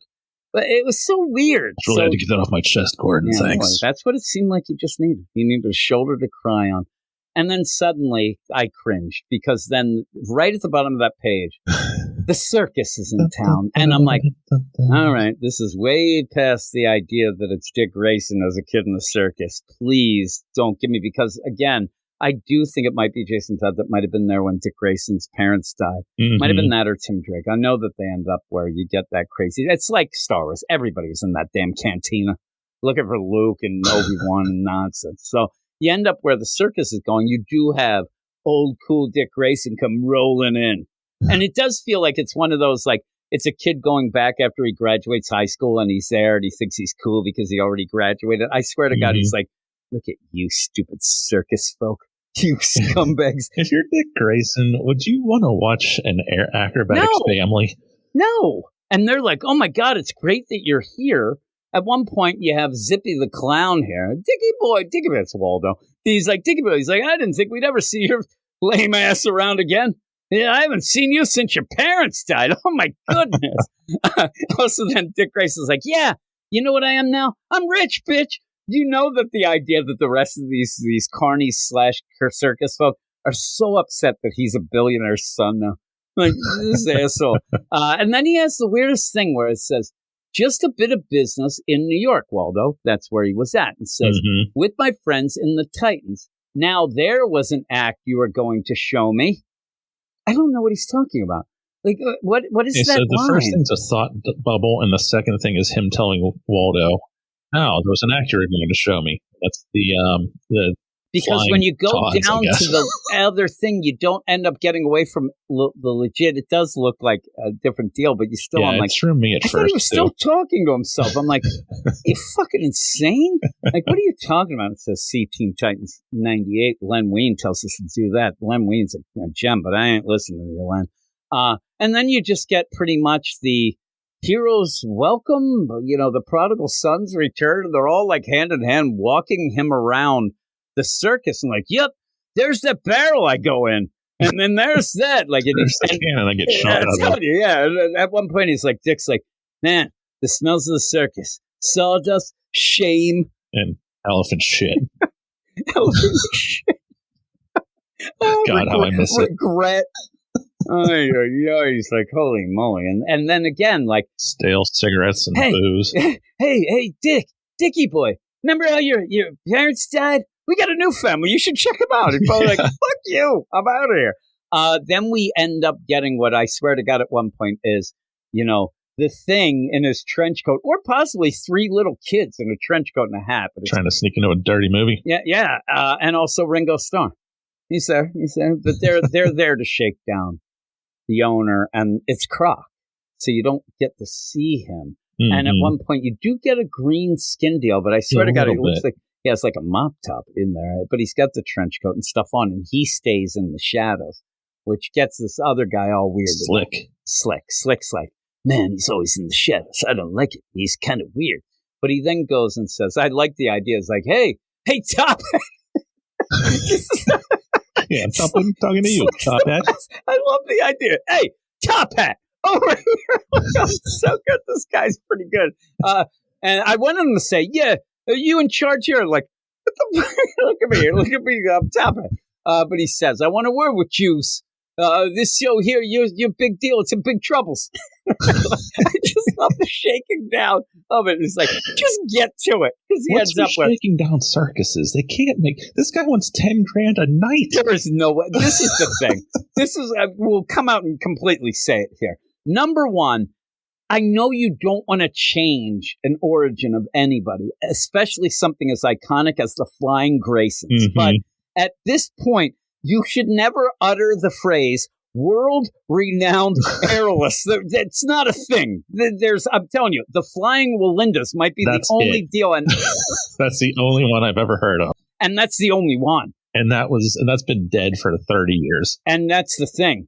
Yeah, and so the Graysons. But you end up where you could say, well, the Graysons are the Flying. It doesn't matter because me and you are some of the only people who even remember the Flying Walindas. Ask Zach about the Flying Walindas. So in that, I know it's the classic deal. You don't want to end up like, oh, there's the the crazy video game team, the esports Graysons. You don't want to change it, but don't play the idea that they're world famous. And don't set up a new origin. I guess it's the like. Stop with the. Yeah. It's just dumb having it's the next. It's funny though. In this, like, this is a while. So the idea. I guess that might have been the original idea. Like when we eventually replaced Dick Grayson as Robin, we want to do it with another heir. Like it really feels weird. It feels like Batman is now a serial killer, or he's grooming. Yes. He's like he only likes acrobats. This guy. They're very nimble. But you end up where. You have all this, and basically it's a shakedown. And again, in this play, this would probably be something that you would guess. It can't be the first time, right? I mean, this is probably something, and if that's the case, you shut down the circus. Dick's parents killed? Because weren't they shaking down the circus and they didn't pay, so they sabotaged the... The problem is it's changed so many times now to be like what's going on, and even recently, but it is. That's the thing. $10,000 a night. They probably couldn't afford $10,000 a year. No, there's no way. Like these guys, like the fat lady probably eats more than that a night. You got to watch it. The bearded woman, she needs some shaving cream. You end up where there's no way that a circus at this time, again, you can say a Ringling Brothers and Barnum and Bailey type deal, but this always feels like it's like not that, because it's not that. And yeah, they're done $10,000. Like really, I think that me and you are in the wrong business. We got to start a circus for crying out loud. And I wanted him to say, like, what the hell do you think this is? What do you think? This is a Hollywood movie? This is a circus, asshole. Like, nobody likes the circus. It'd be funny if the owner's just like, this is a money sink. I do it as a tax write-off for crying out loud. But this is my point of saying this probably happens a lot to them. You don't ever go to Gotham again. There's no reason to ever go to Gotham again if you're going to be shaken down for that amount of money. I also like the idea, too. And you pack up that night and you skedaddle. You get the hell out. Also, like the guy of this is, because I don't think it ever reveals if it's actually Haley or Haley's circus. But when you do this, you're like, I remember once this happened before and shit went really wrong. We're getting out of here, people. Let's go. Get the strong man. Have him start, doing some crazy shit, maybe boxing or whatever. Get the hell out. In the meantime, though, this is the best. Top Hat here says, get the hell out. And the guy Slick goes, all right, but we'll be back tomorrow. I'm like, oh, that was cordial at the end. It almost feels like every day he shows up, you just say no. And he's like, no, it's worth a try. Like, so you wouldn't believe how many of these carnivals they fall for. But, they're stupid carny gypsies. You're a top hat. You're a little smart. You look like an educated man, so I'm going to let you go. I'll come back tomorrow. It's the top hat, isn't it? It is the top hat and the tails. He yells. So then you go into the crowd, and boy, I mean, this crowd is geared up. And Bill Clinton sitting behind Dick. Bill Clinton and who else? Ernie Hudson. Maybe Ernie Hudson. They're drunk as Jay hell. Leno in the bottom rank. Yeah, he's a good show. Those two are drunk. They accidentally stumbled in, and they're like, "Where the?" That's why they're laughing. Like, where the fuck did you go? They heard how much Slick's shaking down the circus for. Shit, the circus. This isn't the Shriners, is it? Because that scared the crap out of Jim when he was a kid. And I'll tell you, that Shriners. There was a real.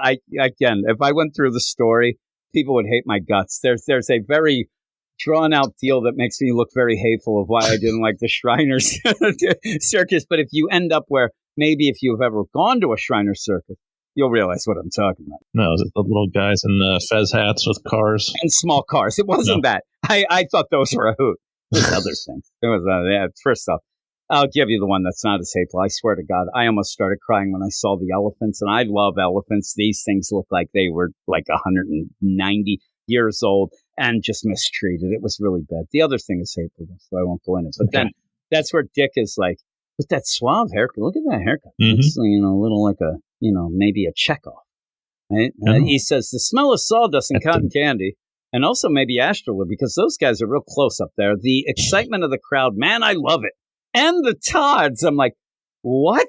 And that's where you see them. I'm like, oh God, the Todds, they're the fly. They're just, and I love it. The Todds are just fantastic. Not a great name. So for why does looking team. at them send a chill up my spine? I don't know. Maybe because your this was you when your parents died. Yeah. There you go.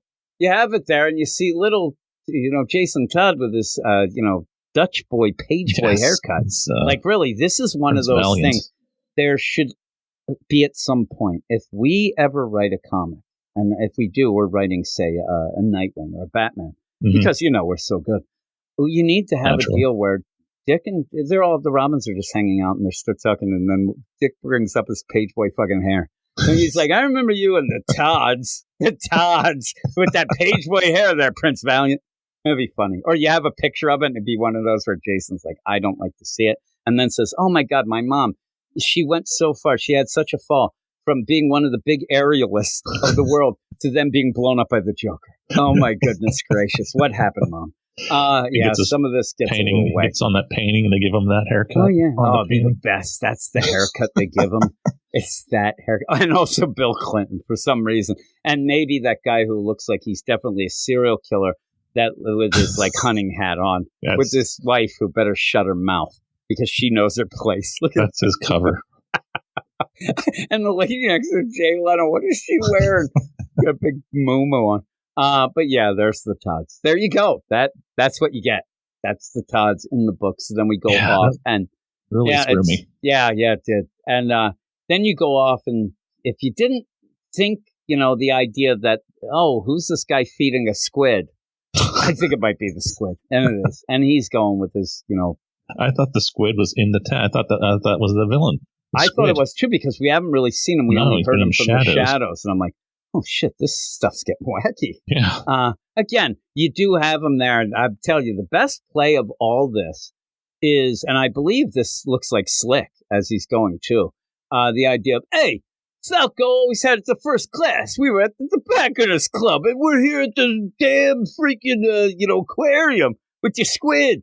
And he's like, tisk, tisk, you disappoint me. You really do. You really do. The problem is you don't realize that he needs to get out of this issue because he's got to hunt wabbits. But you end up where then he goes and I don't know, it looks like Chuck Yeager or something there, giving him his towel to wipe his hands. Actually, it looks like Don Drysdale, if anybody would know that. But yeah, he's like, oh, my name is as much a deception as a nom de plume. I am the squid because my tentacles reach everywhere, even the seats of power. So he goes through it. He feels very James Bond-esque as well. Oh, yeah. Now, this is a James Bond villain for sure. Yeah, exactly. And not a great dresser. He's got those checkered pants, look terrible. And with the speech impediment, that may or may not be because he's Chinese and it's very hateful. But you also then find out that Jimmy Boy never did win the Sword Quest deal. Again, I'm talking about this. If anybody's reading this, they're reading it without the ads. But we have the ads, but it's a Atari game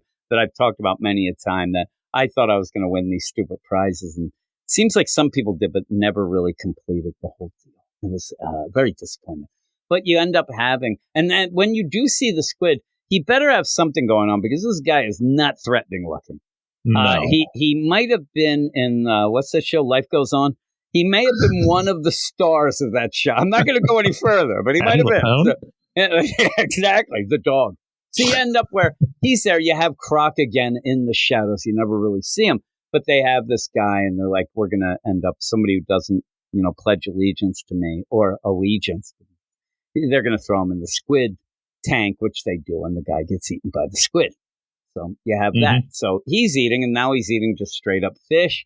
And then you go to the Spotlight News van where you get, and I don't know this woman. This is of the time deal, but she gets called in by Batman because it's a weird. Yeah, especially when he calls her Mr. Ortega. Yeah, that's very odd.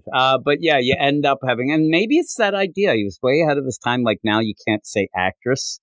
It's everybody's an actor. True. I don't think you go as far with Mr. I wouldn't think so. Play here. I mean, she does have a Dorothy Hamill haircut, but I don't think she's that ugly. But yeah, you get the idea. Maybe we're wrong. Maybe it's a dude.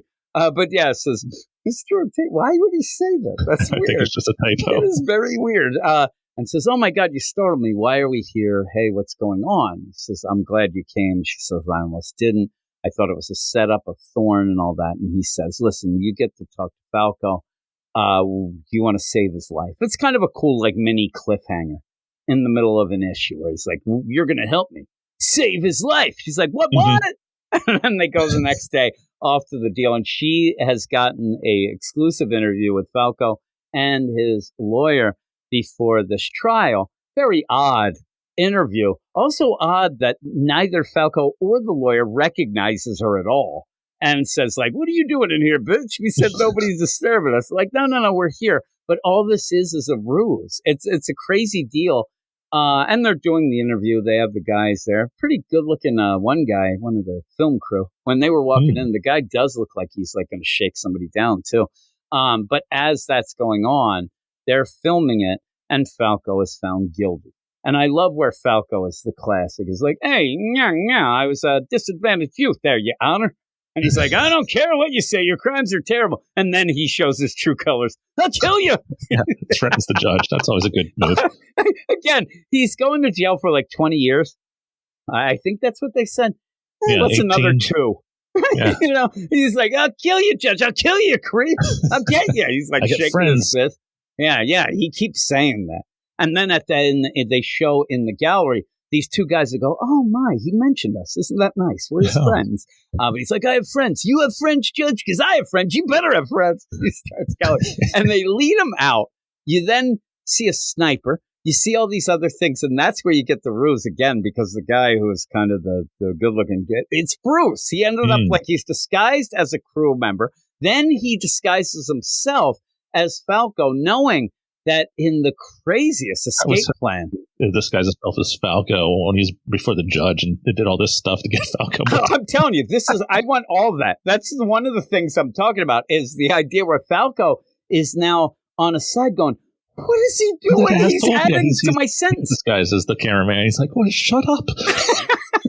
I love the idea, though, that it's Batman, because he thinks Falco's so bad, he's just going to, you think I'm done there? Yeah, let me tell you about all these people I killed, too. Bruce. Oh, my God. He's like, what are you doing? So in that, he ends up where he does disguise himself as Falco, and then you have the squid kind of cut a hole in the bottom of it. It's so crazy. And when he comes up in the hole in the bottom of the van, it does look like it's straight up from, the deal, Bugs Bunny. But he does say, don't just stand there, Falco. This is a breakout. And then you have Falco, huh? This is what I get, though, that I love, where Batman's just there. He's disguised. And when you end up where he says, we'll use them for our escape route, Batman goes, our what? Like, he doesn't understand. Like, why are you? I guess he's playing the role. He's a true actor. Yeah, he's like, oh, what'd you say I just there? wonder what would have happened if he didn't get broke out and he's going straight to prison. And then it'd be the classic where he can't convince anybody that he's actually, Oh, when they strip search and see that he's got a full bat suit underneath, well, I guess they figured out. But again, wouldn't it be funny if he ends up where he can't reveal that he's not Falco, because then they'll take the disguise off and see who's Batman, so he just serves out the 20 years. He's like, just marking the days on the deal. Falco becomes Batman. Who knows? Gets Jason Todd, makes him dye his hair. Again, when you do end up seeing the squid, he's such a goofy-looking guy. But yeah, you end up where they get to this place and they end up, okay, here we go. And it's like, hey, we're going to make a deal. I want to be with you. But once they get in this room, he says, hit the lights, Otto. And he's like, hey, easy with the brights there. Like, I love Batman in this, but the big play is the disguise. And you have it not fooling the squid. And the big play is because Batman, you brush your teeth too much. Because Falco has halitosis. He has really bad halitosis, which it gets you every time it does. But he ends up saying, you're too good a brusher. And then, okay. I like that he just rips off this disguise and suddenly, it's just full out bat suit. But where was the cape this whole time, right? And the ears. It makes no damn sense with this. But there he is. And he's there and he's like, all right, no more of your squid games. That'd be funny if he did that. And then said, let's get on with it. And then you have the narration. He is one against many, but he is the Batman. Sometimes that's enough. But not this time. This time he gets his ass kicked. He just gets the shit kicked out of him. I love that they play that big play. And I swear to God. Clark Gable after him there. Clark Gable's there. Meadowlark Lemon. And also what I swear is. That's the cameraman up there. The cameraman. That was Bruce. He's in on it. I thought that was Bruce. They said that he's stuck in as the cameraman now. I'm telling you, it's like. He's fighting himself. He's beside himself. Oh, my God. And then they just dogpile on him and start like beating him. I think the one guy's grabbing his wallet. Oh, yes. And then Batman's out. And he's out and says, I hope this would happen. Batman, when I started this he says operation. I hope I don't know about that's weird. Yeah, there's some misuse of the R's being replaced with W's. I hope they would bring us together again. I never dreamed it would be so soon. You've made me a very happy man. And so they're like, okay, we thought this was going to be for Falco. Oh, yeah. Do you think these guys like watching this or are they made to watch it? Because I don't know that I'd want to watch a squid eat a man. Maybe one time, right? Well, if it's Batman, maybe they would. Well, maybe. That's true. But they're all gathered. They're all fired up. It's like freaking Paul McCartney's, going to be performing. And he ends up saying, we'll just use it for the Batman. Throw him in. And you end up where he doesn't even say that. But at the end, they throw him in, and then you get the narration that Batman sees something or feels something moving in the darkness. It's not Alfred, though. And that's usually at night with Batman. But he ends up where he's now. And it's Gertrude. Because, of course, if you can't say a letter, you're always going to come up with a name that has that letter in it. And he laughs. And it says to be continued in Detective. So this story is actually going to bounce between Batman and Detective. I don't know, but I kind of think that Batman survives. That's just me, but I think he might. I just think he might. But and I think we're going to set up the Squid with Lily von Stupp from Blazing Saddles. They'd get along. Yeah, they would. That would be pretty good. But yeah, it's not great. But you do get that weird first appearances. A lot of times, there'll be times where a first appearance will be one panel of a guy in the shadows. But of course, if they end up naming him or whatnot, it'll happen. That's what happened to Croc. This wouldn't have probably been the deal. But they end up calling him Croc a couple times and then say he's weird. But you never say... Strange voice. Strange voice and acts weird. You neglected to say the guy's a goddamn alligator. Yeah. Like that's you're bearing the lead. Maybe here. That's why he attacks circuses. He's like fighting back at what he went through as a child. And also, you don't know, but he also attacks like boot makers because sometimes they have those crocodile boots. He doesn't like that. He doesn't like that at all. Yeah, so there you go. And also, he doesn't like those people who wrestle alligators. Then they're crazy enough. So with that, though, what would you give it? I'm going to give it a 6-7. I'm giving it a 7. Yeah, there's a lot going on, maybe to its detriment to me. The baddie's pretty lame, the main baddie. And I thought the art was pretty good throughout, though. Yeah, the art's really good. And I don't even recognize the artist when we did say the name. I don't know if you did. No. Again, there's always somebody it's their favorite deal, and they're like, "What? Don Newton? You don't like old Nudie?" Again, somebody will probably be like, "He's a Hall of Famer, Eisner winner, whatever." But yeah, the art's pretty good. I do like the art, and the cover's pretty crazy.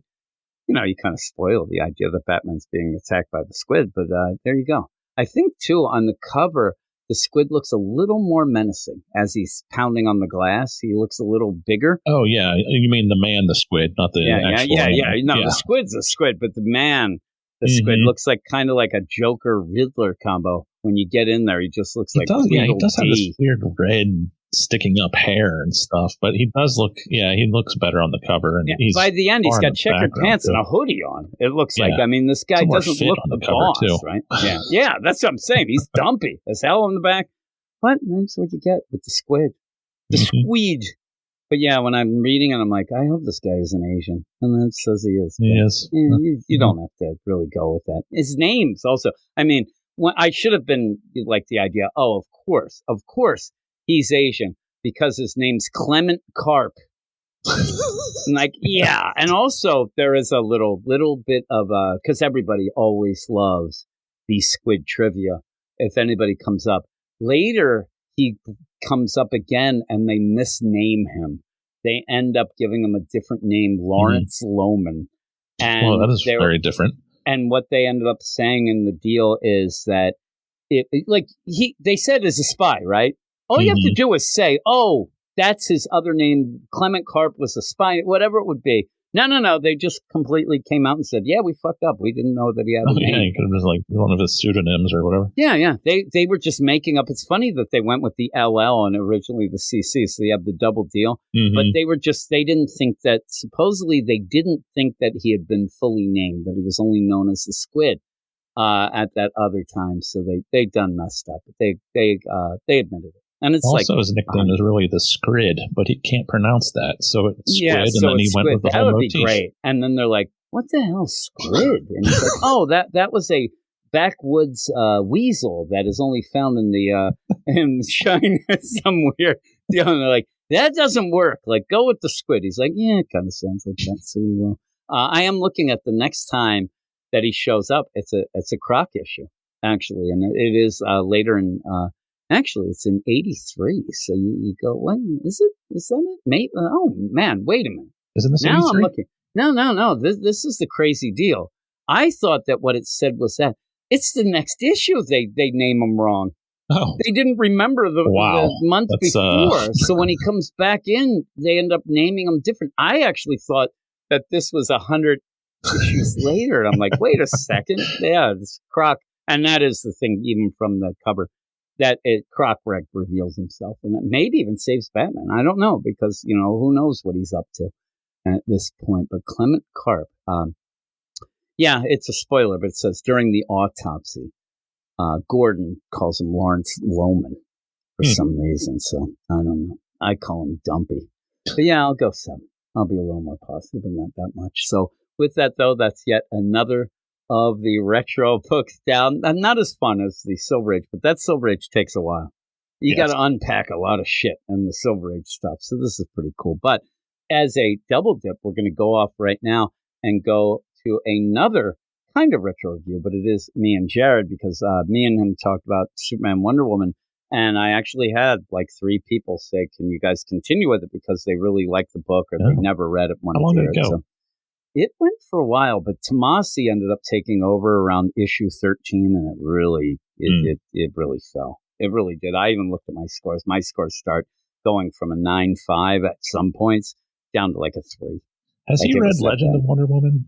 I don't know. I'll have to ask. Yeah, ask him about that, because I love that. And it's funny you mentioned that. Somebody was on Twitter the other day and ended up saying, I don't really like the Tom King Wonder Woman. Imagine that.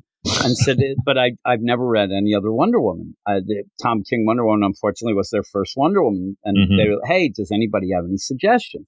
And first off, it wasn't even as hateful as I just put it. It was just, hey, I'm new to comics. I started with Tom King's Wonder Woman, but I don't really understand it. It's not how I envisioned Wonder Woman. And I've been told that it's a little different version. Any suggestions on other things? Right away, you got like 10 tweets that this person was like, F you, Tom King's the greatest. The person just wants some suggestions. And people were saying like the classics, George Perez deal, even that Historia, which I'm not a huge fan of, but the recent deal. And I put Cliff Chang and Azzarello, the New 52. People tend to not. We talk about that a bit, me and Jared. But the idea, people tend to not like that as much because at the end they kind of made the Amazons kind of racist. But that's it was playing it dark. The first few volumes. It was playing it dark though, and very mythological, and that makes very much sense in something that would be a Greek mythology. This is sus as hell, those Greeks. See, they did it Greek, is what I hear. But I said The Legend of Wonder Woman. And this one guy, just went off on me about how it was the worst thing he's ever read. And this is, I'm like, really? Because you are the only one.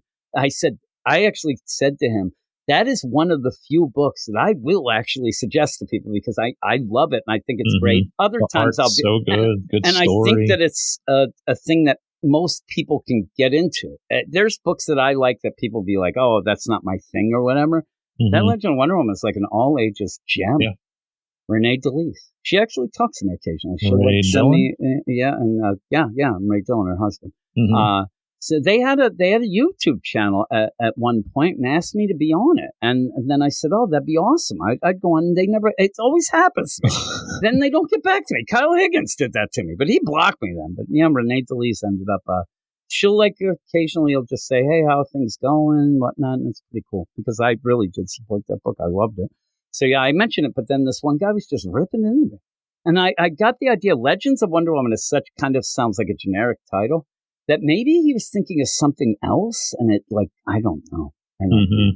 Yeah, the guy's probably like, I'm an adult, I don't crap my pants, and I don't read baby books. But boy, that art is so good. I liked it. It just ended. Yeah. It ended too soon. They had so much more, and they got in a fight. They got in a fight with the higher ups because because if you remember, Kevin Graveau had the Trial of the Amazon, and that book ended up where they got in a fight because one of the storylines, he didn't do it. DC or editors heard their pitch and then gave it to Kevin Graveau. And he had no idea. So I'm not saying it's him. Yeah, it is. And he actually realized later and whatnot. And he didn't even like the book. That was a book where at one point I was on the Aficionados and he was on. Deepest voice you've ever heard in your life. But he was on. And then some guy super chatted. I know which guy, but I won't call him out because I talk to him still. But he ended up super chat. Yeah, Jim last week said that your Trial of the Amazons was bullshit. And I'm like on the panel, and then this Kevin Gravel's like, "Oh, really?" And I'm like, "This guy's a huge dude too." So I'm like, "Yeah, I did. I said, I'm sorry, but I didn't like it." And he goes, "Actually, it was kind of bad." So I said, "Take that, Common Sense." That's who did it. That's the guy's name.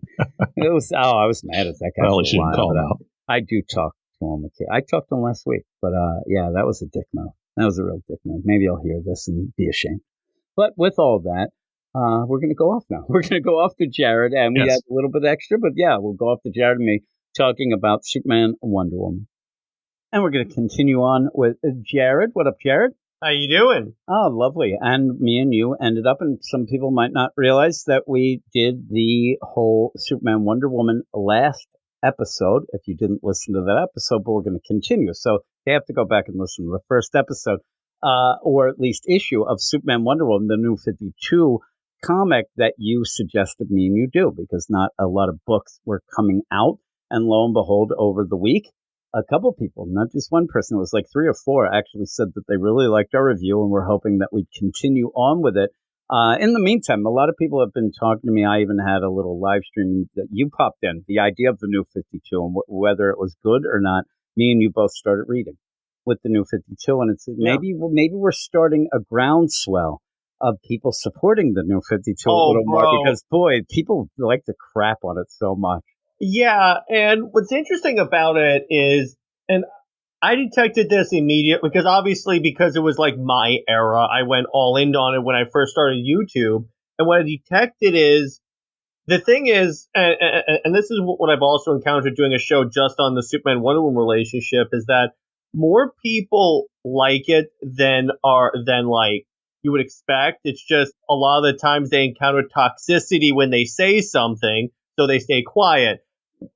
Here I come saying, yeah, Lois sucks, like, and Superman with Wonder Woman, and then they're like, oh, I like that guy. Yeah, they're like, oh man, this guy speaks the truth. Exactly. I agree with you. There are a lot of people who do like it, but they don't want to say anything because the people who hate it are louder. Or what's funny is that my favorite thing to do is always remind people what we got from the New 52, because we got Court of Owls, Jessica frickin' Cruz. I'm like, God, it's not all like Johnny Raincloud. Yeah, exactly. And again, there's somebody out there that's like, Jessica Cruz, I hate her. I love Jessica. There's a lot in the New 52. Now, not everything was great, but some of the things that weren't great, they were taking chances with anyway, and it was kind of cool. So I don't mind it at all. And Dio said that's what the New 52 was. We took risks on some IPs and gave them books that maybe we shouldn't have, but it was just experimenting, seeing what worked. Yeah. I mean, there's 3 Man of War fans out there that were happy. I love that book. It's so funny. I have the trade of that. That and some of the other ones, Blackhawks. There were some that you could kind of tell were not going to work out just because of the time frame or whatever. But it was cool. Something again, and maybe one time when we're take a break from this, we'll just talk about the New 52. Maybe we'll do that, one of these times, because again, one of the things that I really liked, I'm not a huge Western guy, but I loved All-Star Western. I thought it was great and really, really got into Jonah Hex. I really like that. And there's a bunch of books like that. And again, this Superman Wonder Woman was a second wave deal. But when that came out, and I even talked to a guy right before we recorded, I talked to Drunk Simon. We were doing part of our this week's Patreon Spotlight. And when we got done, I told him what we were going to do and stuff like that. And he even said, like, there are people who do recognize the idea that Superman was a wreck at points in the New 52, but this Superman was pretty good. We talked about that last week, the idea that this Superman is really, really cool. And in this issue, really does that. It's so cool. This is probably like the best Superman. Favorite Superman moment of all time. In all of comics. And you don't hear a lot of times early New 52, especially the idea of, oh man, that was like the greatest Superman moment ever. Like you didn't get a lot of that. In this, though, you do get one. And again, what is kind of lost in time a little bit, but is a cool thing and why I liked it when it was first coming out, is I was really liking Wonder Woman. Mm-hmm. I was not loving Superman, but it combined both. And it ended up being really cool. And this issue really spells that out. This issue is a really cool issue. And I'm glad we're going back and going through a lot of these, because I'm planning on we're just going to keep doing it until people tell us to stop. I'm down. I really do like it. So this is my favorite comic series of all time. So I'm all good to go. Yeah, so we're there, and this is Superman Wonder Woman #2, Gods and Monsters. And that's something Tom King brought ironic, up recently, right? Not Gods and Mortals to him, but I know, or like James Gunn used. Yeah, nonsense. I hate when people they go too far. They end up bragging by mentioning something, but then they get it wrong. It's very odd. Yeah, I know. Right? I'm like, that's not a brag if you get it wrong. Yeah, you get it wrong, and you're like, you just completely epic failed it. If you're a dude that's labeled as an encyclopedia of DC, you should know this. You're writing Wonder Woman. Yeah, exactly. And he gets it wrong. And if people don't know, you end up where on Comic Pop you had Tom King do an interview, and he said that, I'm really inspired by George Perez's Gods and Monsters story. It wasn't that.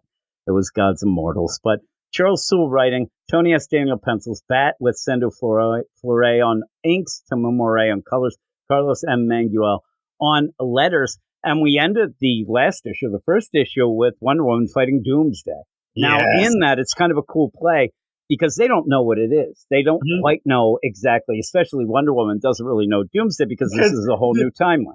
Exactly. This is the weird, this is the mind-blowing part. This is Doomsday's first appearance in this continuity. Yeah. And again, somebody who didn't like the New 52 at first was Eric, who used to do the podcast with me. He was upset about his continuity getting wrong, whatever. But one of the things, until later, they kind of tried to make it work with the Superman Reborn and stuff like that. But the idea where he would go through this whole process of, well, Superman didn't die from Doomsday.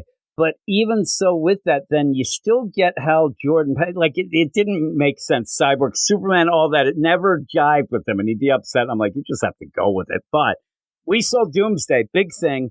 And Wonder Woman's fighting him. And he's clobbering her. She ends up later saying, I've never been hit that hard. He even breaks her arm. Yeah. I mean, just completely cracks it and looks great.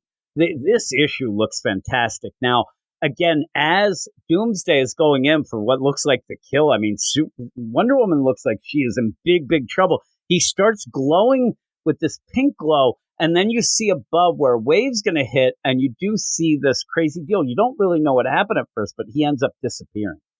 And that's when Superman ends up grabbing the ship and picking it up, saves the ship itself, and Wonder Woman would have, maybe went into the drink. She wouldn't have died. But the idea of Doomsday, he was ready to just decimate her and disappears. And she says that and says, I don't know what that was, but it disappeared. And I think it was played very well. The idea of, you kind of were confused reading it, like, what just happened? But then she explains, I don't know what happened. It just disappeared. And he ends up like, I don't know what's going on. This isn't possible. And he wants her to kind of heal. Hey, why don't we, do a little downtime? She's like, I have divine blood. I'm fine. I will heal. But let's go and do so. And Superman says, I want you to come with me. I want you to come to the fortress. And you go from there because he does go, does his crystal deal and ends up with a peek into the Phantom Zone where, lo and behold, they see Doomsday, right? Yeah, exactly. And it's kind of like, I think it was established in the New 52 that Doomsday was like a weapon created by Krypton. So that's kind of cool they factor in. And I think Superman's mom was in fact behind his creations. That's actually kind of cool how they tied them together in that way, as opposed to Doomsday just kills Superman. But one of the things I love about this is, again, this is the thing about this series and about this version of Wonder Woman, because even with this, she's like, Cal, I fought my whole thing is fighting monsters. If anything, when you face this monster, it will be different than everyone he's faced before, because I will be beside you. And I'm like, see, this is why I prefer Wonder Woman other than Lois, because Wonder Woman can do this stuff. I like the idea. Lois was there, but she was there to cry after he died. It's not quite the same. I love Lois, but she's there. If Wonder Woman had been there the first time against Doomsday would have gotten his ass kicked. Lois isn't stopping Doomsday. No. That's for sure. But Wonder Woman says, and it's a good moment. And even then, where you see Doomsday in the Phantom Zone, and the idea of like, how did he, what's going on? And she's like, well, what's up with this? You look concerned. You're not usually concerned. And he says, because Doomsday is death. And then she says, yeah, I like her. And she does just like, I kind of, fight gods and monsters. I kind of am used to this. So I'm not that upset, even though she just got her arm cracked. But she ends up saying, we'll face them together. And again, I think that together, that would definitely be a little harder job for old Doomsday. And then they go and you play off the Azzarello stuff now. You go down and you go to Hephaestus. And Wonder Woman's like, okay, I'm gonna get you some things now. I'm gonna, take advantage of my side of things. I'm gonna get you something. I'm gonna get you Hephaestus to build you a deal. And they end up talking about it. And again, nobody's gonna think of Cal being, gods aren't gonna sit there and say, oh, it's Superman.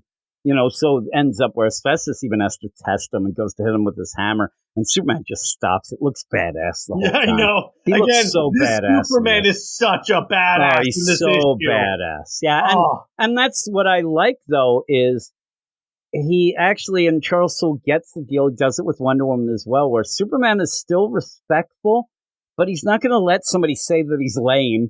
He's not going to say, he's not just going to sit there. So he does say, I don't mean to offend you, because he says, hey, Wonder Woman says, I want a weapon, this thing for him, this arm or whatever.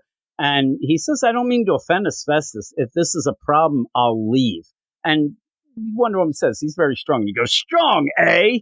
And he doesn't try to play it up or anything. He just stops the hammer. He just catches it. I love Wonder Woman. As I said, no ordinary mortal. Yeah, and then Hephaestus goes, yeah, perhaps he's not. And it's really good. Again, I always look at Hephaestus as being a pretty good guy. Mm-hmm. But again, it's one of those things. He's a god. And he's kind of like, I got other things to do. I got a lot of other things I need to do. I don't need to make this weak mortal weapon. He wants to make things for the strongest characters and things like that. That's why he says, I've made stuff for Diana. I love, though, at this point, he says, yeah, I'll make something for you. And then Superman goes, thanks a lot for your help. Hephaestus still won't say, oh, it's because you're pretty badass. Somebody goes, it's actually for Wonder Woman. Yeah, exactly. I like that. It played out well. And then all of a sudden, boom, you get from above where suddenly we have Apollo, who is cool and ends up being badass in the Azzarello deal. But we also get Strife, who I love. I love her so much. She is so sassy. She's such a bitch in a good way that I really love her, and just tries to cause problems constantly. And when you do have the Azzarello run, which maybe we'll even dive into that at some point because it's so good, but you end up where she helps Wonder Woman at points, but she's always trying to cause problems. It's so good. And I love the designs that they end up doing. So you end up in, he comes in, he's like, I heard this, big bang, whatever. I wanted to see what happened. I thought you actually blew yourself up. And they start talking trash. And again, it's going to be all about who's this mortal, who's this guy. And it's a fun play because when you're reading it, you kind of do get offended. Like, you gods are all jerks and all this going on. And at this point, Apollo, he is the ruler of Olympus because old Zeus is a baby. But you end up having all that in the background. But it's still, I end up where I like it because you end up almost feeling like you have to defend Superman. Like, it's Superman. You don't usually get that, but these gods are just looking down on them so much because they're gods. And you go from there again because Wonder Woman gets pissed off and they start going back and forth with it. Yeah, because Apollo... See, Superman... Here's the best part. So Superman is taking all this verbal abuse of Apollo and all this downside. The minute Apollo insults Diana's honor, that's when Superman goes, come again? Yeah, he doesn't like it. And it's really good. And again, Superman knows he's pretty cool, whatnot, so he's taking it, like you said. But yeah, when he says stuff about, and actually even says, because at first it is, oh, what are you hooking up with this guy? Oh my God, almost making it feel like he's trying to insult Superman as well, but also making him think, oh man, how many guys has she been with? Because Apollo actually calls her a slut at one point. It's pretty over the top. Yeah. And then Superman doesn't like it. He's like, come again? It's so good.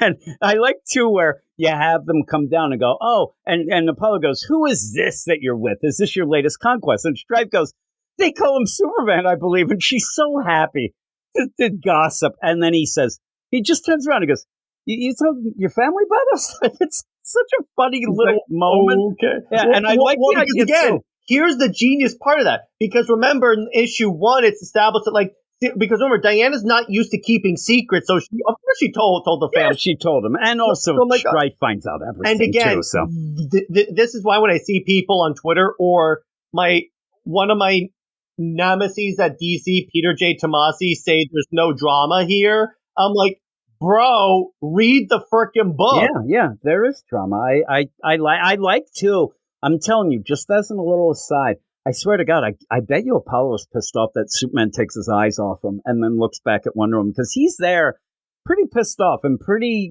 aggressive, and he just turns to Diana and goes, "You told your family about it?" She's like, "They just kind of know these things." And it's they're really the cool. God. Of course they're going to know. And by the way, again, as not only a DC, because I got into DC because I was a big fan of Greek mythology. So obviously I'm like eating all this up when I'm first reading. I'm like, oh my gosh, this is great. Yeah, it's awesome. And so you end up where, again, Apollo's going to insult Wonder Woman, but insulting him also about Superman, saying, "Oh, this is lame." And even gives the roundabout, that other lame-o you ended up dating, at least he was a warrior. He's still weak, but whatever. It's funny saying that Steve Trevor's better than Superman. It's kind of crazy. And then Superman, he has his fist clenched, but he's not doing anything. But then and the he has idea the best statement. He goes to Apollo. I'm going to read it. "You are a god, right? That's not just some affectation." And then Apollo basically says yes. He goes, "Okay, good. Because if you speak to Diana like that, I'm going to hit you." Now, most of the time, when I hit someone, I can't go all out. I have to hold back. But since you're a god, I can hit you as hard as I want. Oh, it's great. I'm like, that's so good, because, again, it's not that just that. And Superman's towering over him, by the way, as well. Yeah. And the idea. Also, I love the idea that Apollo comes in, and at one point, he's just floating up there with Strife. I wanted Superman to just completely float up as well and just like push him down. But in the meantime, you do have that play where he did insult Diana. He says, "Not that I particularly care whom you choose to slut around with, but standards, And that's where he goes, "Excuse me?" And then Apollo is such a dick. Turns around and goes, "Yes, creature," because he said, this guy isn't even human. He's an alien. He's from the stars. This is ridiculous. Like, why would you be hanging out with him? And at first, to make it good, you have Superman say that. I just want to make sure, because I'm going to haul off and I am going to wallop your ass, and you're not going to know what hit you.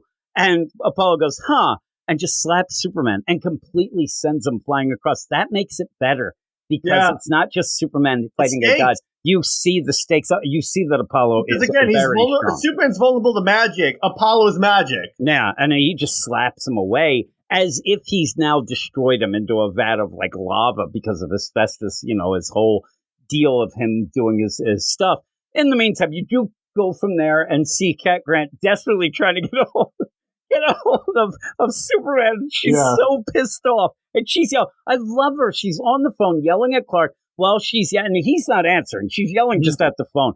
She's also yelling at people in the elevator that didn't hold the elevator, and then ends up calling that Aaron and say, "Yeah, you want to play," because she's so pissed off. You still see a good framing where you see that folder that was sent to her as well.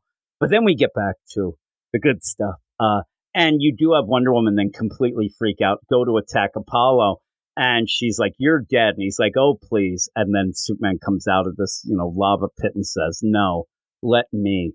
And he wallops him. And then my favorite moment, this is my favorite Superman moment of all time. Apollo blasts him with sunlight and then it's like recharges him. Apollo's like, "What?" And then Superman goes, "You don't know that much about me, do you?" Yeah. And you know what's the best is that he almost throws back, because when he says to Apollo, "You're a god, right?" And he goes, "Oh, you mortals are so stupid. Of course I'm a god. I'm the ruler of Olympus," as if, "Oh, you're dumb for even asking." And when he does this, obviously the intel didn't get to him, and he says, "You're pretty stupid. Like, you hit me with sunlight.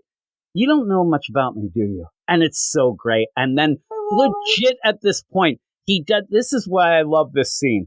He doesn't just slap Apollo. He doesn't hit him at this point. No. He grabs him and starts running with him, dragging him in the air behind to make him just throws him out of the mountain. Throws him out of Olympus. He just throws him out the top. Again, he just turns to Diana and goes, "Before you say anything, I know you could have handled it." And Diana's like, "Yeah, but it was still entertaining to watch." Oh, yeah. Strife is besides herself. She wants Superman so much now. Oh my! Because even at one point she's yelling because it legit got one slap. It was more of a slap, but one punch. And you get that play, the guy Gardner laughing of it, and she says to Wonder Woman, "Oh, you're not going to be able to look at him the same way. He's done now. You're not even going to want it because who could ever see that and really still be turned on by a guy when he gets beat up with one punch?" And then he does that, and Strife's just like, she can't even talk. She is like a slobbering schoolgirl. Like, oh my God, she even says God. And yeah, you have Superman say, "Thank you again for your offer of help." And then it's funny, you're like, oh yeah, Cestus is still here. Oh yeah, he's like, still there. He was watching the entire thing, probably having popcorn. And he has to have loved it. I mean, Apollo's a dick through and through, but it was so good. And now you pretty much, again, such a badass scene. You have now made an enemy of what is the ruler of the gods at this moment, and he doesn't care. Superman's like, screw that. Okay, cool. Yeah, and everything looks great. He looks so good when he ends up getting sunlit up. Oh, my God. I would have loved it if Superman says, he's the god of the sun.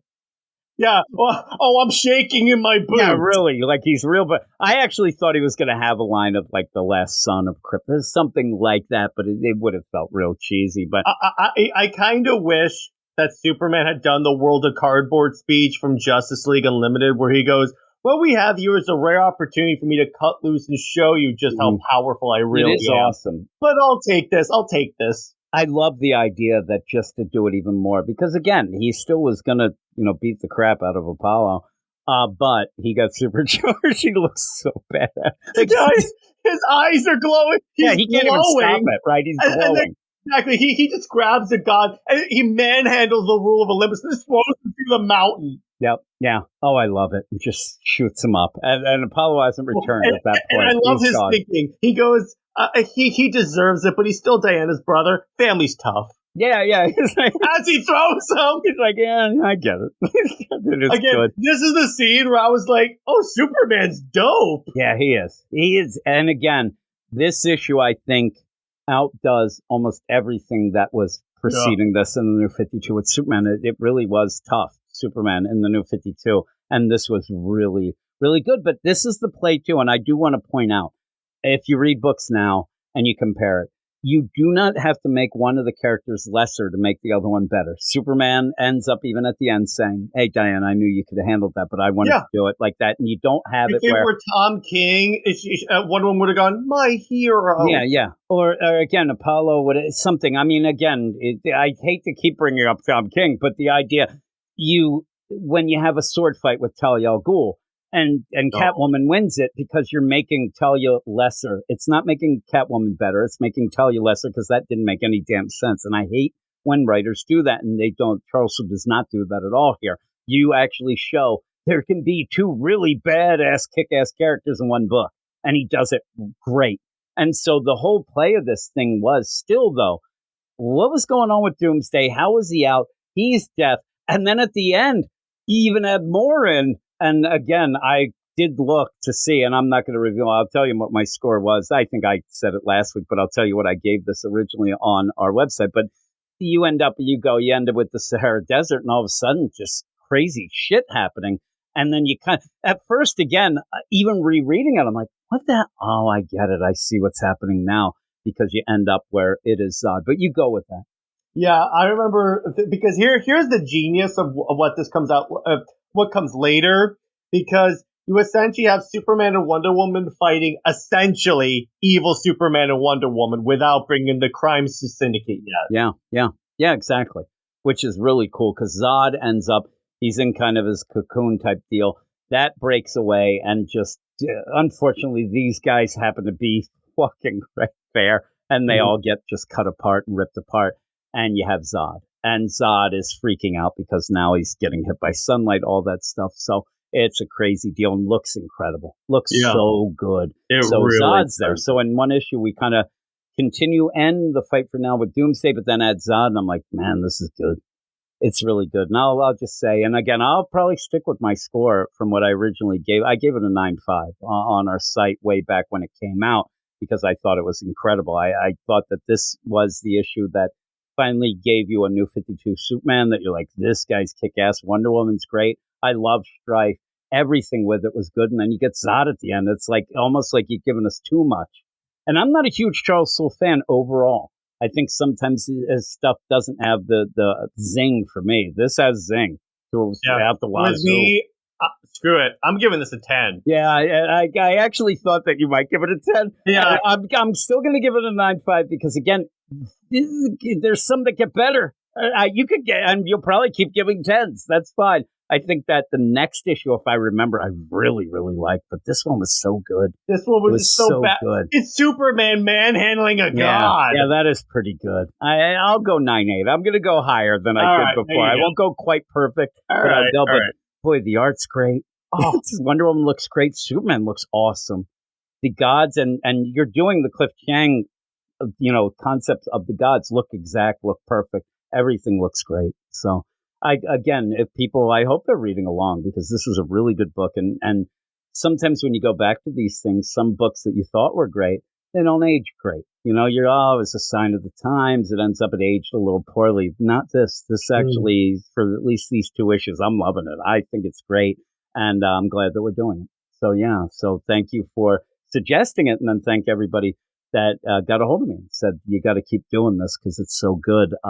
And I'll give a little credit. They said our review was really good as well. But I think it's the enthusiasm when you find something that's really good like this, because unfortunately, not everything is like that now. And even then, involving Wonder Woman, right? Yeah. Or like last week we did this, and then we probably went to like Question all along the Watchtower, and that is great. So this is where the action is. But before we go, Jared, let everybody know where they can find you. Dope. So speaking of New 52, as a matter of fact, my friend and I have an analysis on my channel where we basically broke down New 52 Wonder Woman as she was written by Azzarello, the Finches, and Sewell in this, because that it was like holistically how was she like portrayed and everything, and talk about why this version of Wonder Woman, while it's controversial with the fan base, it nowhere near deserves the level of hatred it gets. Yeah, I think that people hate it just because of the concept of the couple and it's so Zeus good. And the Amazon change, but I'm like, yeah, but those are relatively minor changes, and maybe the Donna Troy thing is a bit much, but it's not overall when you look at it, it is a distinctly Wonder Woman book. Yeah, I like it. And the funny thing is when you mention it, I did at one point talk to people about this. The idea people forget about the Finches run on Wonder Woman. When they talk about the New 52, most people almost like, hey, yeah, that's Azzarello. And they don't realize that only like went to like 35 or whatever at the one point. And then the Finches ended up doing it. And I'm gonna watch the video. I want to see what you thought of the Finches run. And I don't know what they've been doing, like David Finch and whatnot. But I'll just tell you, I wasn't the biggest fan. I can't remember much of it. It kind of was a blank space. Way. Of the 3 writers that have I enjoyed the Finches run. Theirs was the one that I enjoyed the least, if that makes sense. Yeah, I can't remember much about it, but I kind of do now, like with the DCYOU and stuff like that. It's like, it goes Sewell, Azzarello, the Finches. Yeah. And then, we have some other runs and stuff, but Rucka comes in. And in the Rebirth, and then after that, you had a bunch of people just kind of coming in and out, and nobody seemed to be able to get any traction. But now we got traction. It's Tom King. Just to throw it in there one last time.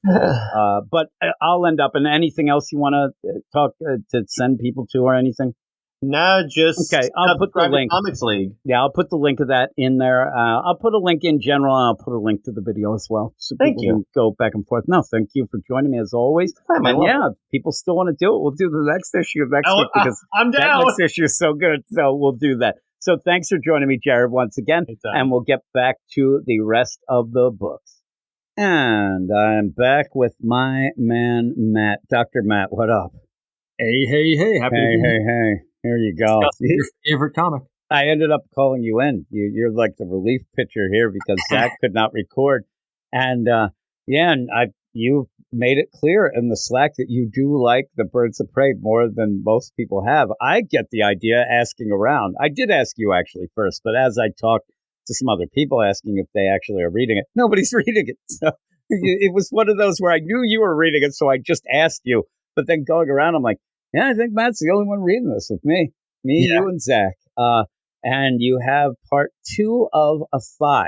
And if I end up going with my deal, that means June, July, August is when this ends. And I do believe that this whole series will end as we go through into something new in September, as I've said all along. So I do think this thing feels like it's petering off into an ending, especially where it looks like you're getting a story where it's supposed to be all hands on deck.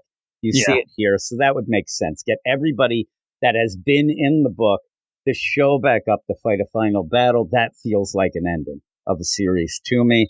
We'll see what we're talking about. Also, in a grand scheme of things, this book is not as important as the Absolute Wonder Woman, so it makes sense to deprioritize this. Yeah, and maybe it is that play, and maybe they'll eventually come back with another volume of it, or they could end up just continuing with whatever, but I don't know.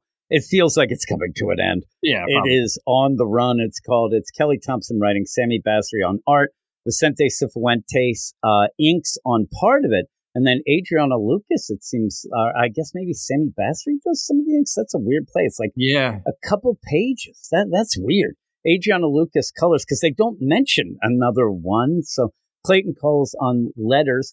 And editing, you end up, if I can find it, you get Jessica Burberry and Rob Levin. So you go into this, and I will admit the idea, I forget stuff. I'm an old man. So I go into this and realize I don't remember what's going on in this book. I don't remember what Canary's going after. It took me half the issue to remember, it was that invisibility tech.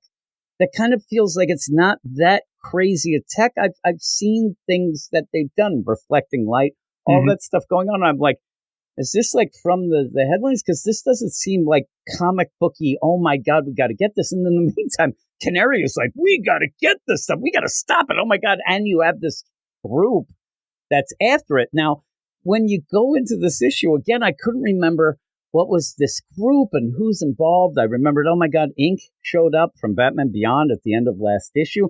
That feels like, again, like we had Sin, where I think that Kelly Thompson keeps losing track of or being who needs to be introduced or who needs more information, because Ink, a character that is from a cartoon, now is here and kind of being played as like just second nature. No big deal. This cartoon character showed up. You know what I mean? Like it doesn't feel like you're really focusing on I think she did it with Sin, and she is a Marvel person. It seems, coming from Marvel, that I don't know that anybody's telling her, oh, wait a minute, you have to tell people who these characters are. You have to get these people, because we have a bunch of characters. We're not sure right now if they are classic characters or if they are in fact new characters. I usually look up the DC Wiki stuff, where out of nowhere, like you'll have people like even before an issue comes out, sometimes like, man, they know who the villains are, whatever. They're usually on it. This team kind of shows up a bit last issue. There's no wiki entry for the actual antagonist. And then in this, they haven't even done it yet. And I think it's because, lo and behold, I think nobody knows what's going on in this book or who the characters are. And it's not really spelled out what exactly is happening. This could end up, and it should end up tying up, but it does look like they're grabbing Tech, obviously. They're they try to take Bard out, but that doesn't connect well. But it does look like this is still connected to getting Majera out of Sin, which we do see a guy doing in this issue, but kind of gets stopped doing it. But overall, I think it's a mess. I don't know. And it's a mess because everybody's all over the place.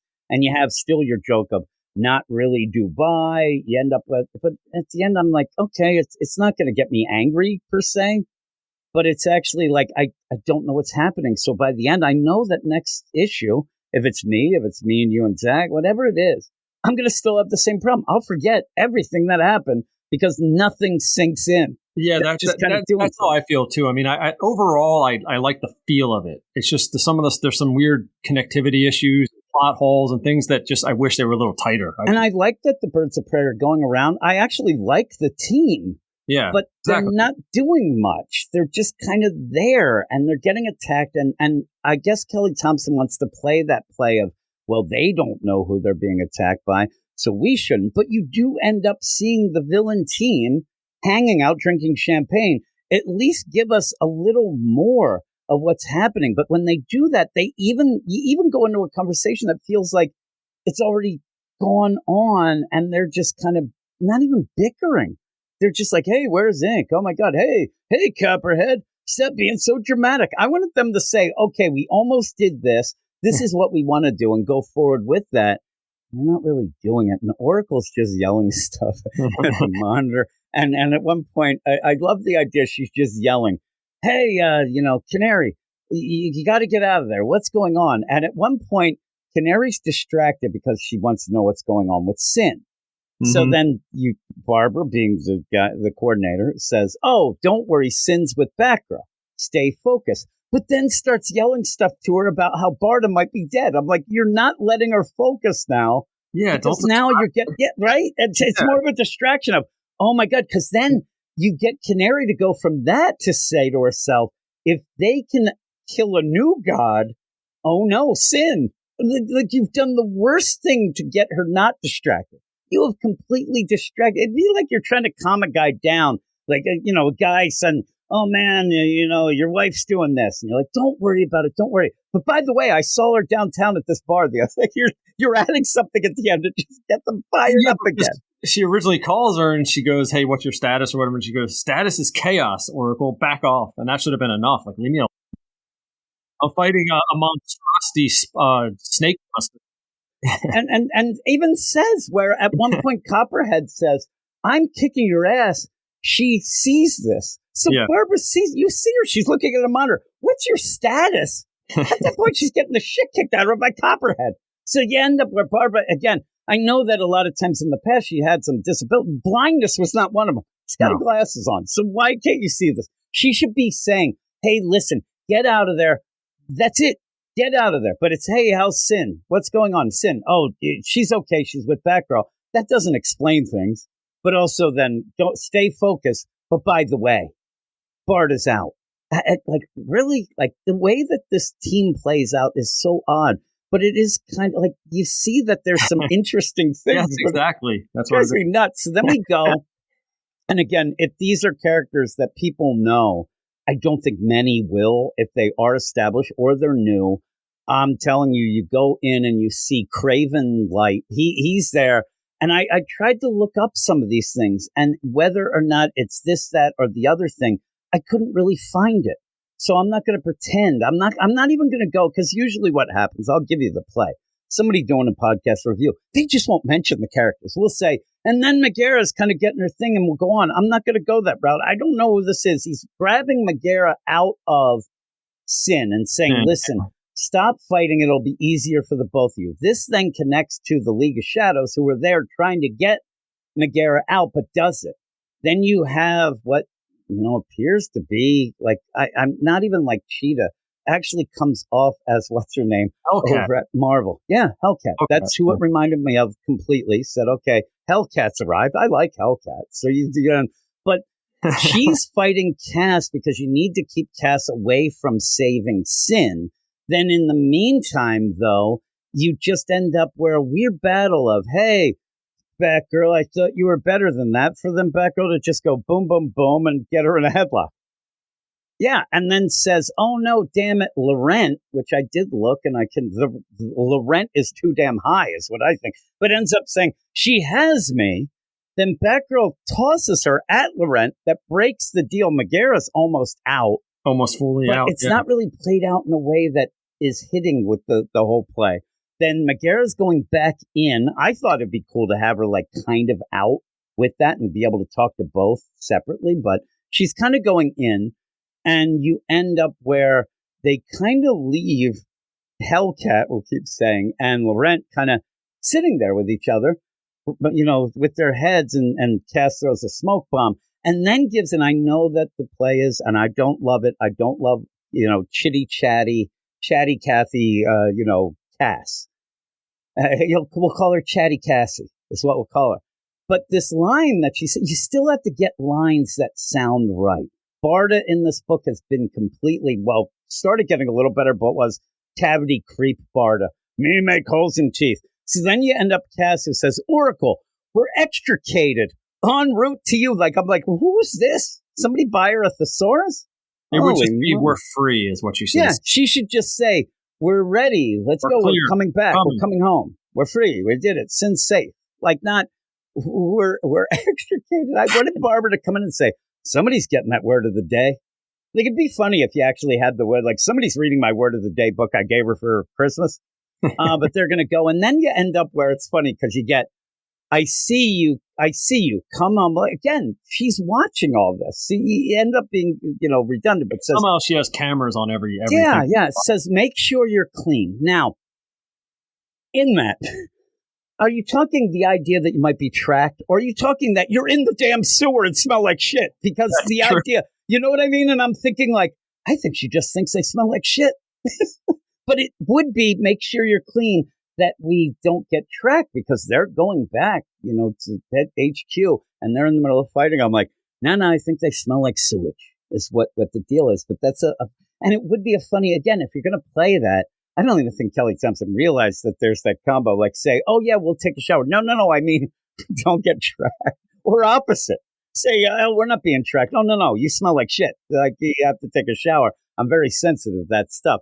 In the meantime, Barbara's at the thing trying to talk to Barda. Oh, Barda, you okay? Come in, come clear, come in. And then you end up where Barda hits it, very reminiscent of Batman falling from the moon. But she's like really upset. Oh no, Barda's, but then kind of goes back with she is a new god. Yeah, I think that we kind of even say she's going to survive the deal, but you're still going to play with that's not still quite Dubai. Yeah. Though also running joke, I guess. Yeah, it's running through my head. I will say at one point, legit, I think it's true. This is exact stat, but I think you lessen the impact of what's going on by actually letting most people know that space is just 60 miles. Like up, it's actually like 50 and you're in space. That's all it is. Doesn't that make it seem less? I had to look it up. I'm like, wait, really? Like if me and you got in the rocket car and just went speed limit, an hour. So it's 60 miles to space. How far up did Katy Perry go then? Like, well, Katy Perry might have went 65. She traveled I would say that she traveled all the way to our heart, but everybody seemed to really react to Katy Perry in a bad way. She's like, worst 60 miles I ever went in my life. But yeah, she ends up saying, I think it's Inc. is like, well, she did fall like 60 miles. I'm like, is that it? Like, that doesn't seem legit. That does not seem like a lot in the scope of things. It's a while. It's not that far to get to the space, but a while to get to the moon. Yeah, well, and that's the thing. She wasn't on the moon. So Batman went a lot longer. But I think that in my mind, if I did want to go technical and I said, well, let me look up how long she fell, how many miles, I would have just have the character say, man, she fell from space and survived, because that gives you that idea of, okay, that is a far away space, but it really isn't that far. It's really great. It's actually kind of concerning to me how close that is. But you end up saying, oh my God, she survived. There it is. It's like she survived going and I think she was 90 miles, it says, the fall to Earth. So she was up there, but it still doesn't seem like that much. I'm like, I've been, that's like me going and visiting you. Right. So you end up where we have that, and you have Ink there again, a character from the comics, and you're not really spelling out even that it's Ink. You go where I thought at the beginning, because I completely forgot until she got that crazy arm, that you have her calling back to HQ saying, Demon, hey, Demon. And Demon says, it's Demon Prime, Demon Prime. In my mind, that you said it's almost like a ranking, a respect ranking. That's what it is. To me, what I think is the idea, what I thought right away is, everybody, they're going with the idea that almost like the Ramones, they're all demon, but you're Demon 1, Demon 2, Demon 3. And that would be, I'm Demon Prime because I'm the biggest of the deal. It really doesn't do anything. And looking it up, Demon being a character possibly could be Lois Lane's brother that ends up part of Checkmate and whatnot. But if that's the case, it's another misplay in my mind of really convoluting things to get this going. And it felt weird. And the Demon Prime, again, I thought that was more of a rank. It might be. But the back and forth here is just that the Ink doesn't want to properly respect the demon. Yeah. And but again, most people, even if you know ink, Batman Beyond, so you don't get an idea of, oh, this must be that because she doesn't respect. I don't even know ink. I don't watch Batman Beyond. I'm not Batman Beyond Mark. So when you go, and I'm not even getting like, oh, that's always what ink does. I have no idea. So I would have no idea either. I've never heard of right? ink. That's what I'm saying. You didn't even know who it was. No. So the idea of, oh man, classic ink there, she never respects authority. But then in the meantime, Demon, who might be, well, was his brother, was involved in checkmate and stuff like that, but that's not going to be a thing that goes off in your head either. There's a lot of that in this book. And so they're going to try to sedate Barda. They're going to try to do something, and what you end up having is a long, spelled out deal of, I tried to trank her, we didn't think it would work. Also at that one point, that's plan B or plan A. I know it is. I made the plan. I'm like, we don't know these characters, but then she slices. Yeah, that weird knife arm somehow works, but a gun doesn't. Bulletproof skin means also knife-proof skin. Yeah, and then gets the gun again, and now has to aim. Why don't you just get the trank gun? Why are you firing a gun again? You just sliced her open. Put this crap onto your arm. But yeah, and it's just that's it. It's in. You hit her with another. You sure? She survived us. I'm like, get to it. So then we go back to Tokyo, which is Canary fighting with Copperhead. All of a sudden, really with this, Canary does not want to leave this invisibility tech. Like I said, I don't think it's that crazy. If you're going to do anything, you don't want it to fall in the wrong hands, destroy it. But it's just there in these mannequins. So all of a sudden, they see these drones coming in. Copperhead, feats don't fail me now. You said it when we were talking beforehand. Copperhead's like either going to get a shirt, some new jeans, or whatever. No, new jeans. But you end up where these crazy drones are coming in. Even then, Canary's like, oh my God.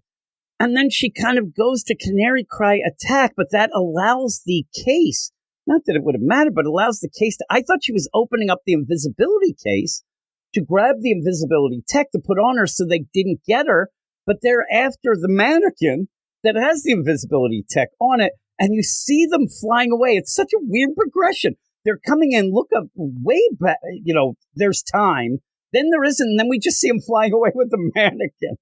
Yeah, at first I thought those were just missiles coming at them, just to end it all right there, but then they just whisked this mannequin away. I'm telling you, without realizing right away that the mannequin was gone. It's just they're all grabbing it and flying away with this mannequin. Somebody's like, oh my God, it's that Superman. You end up where she's picking up things on the floor. I thought she was grabbing the tech.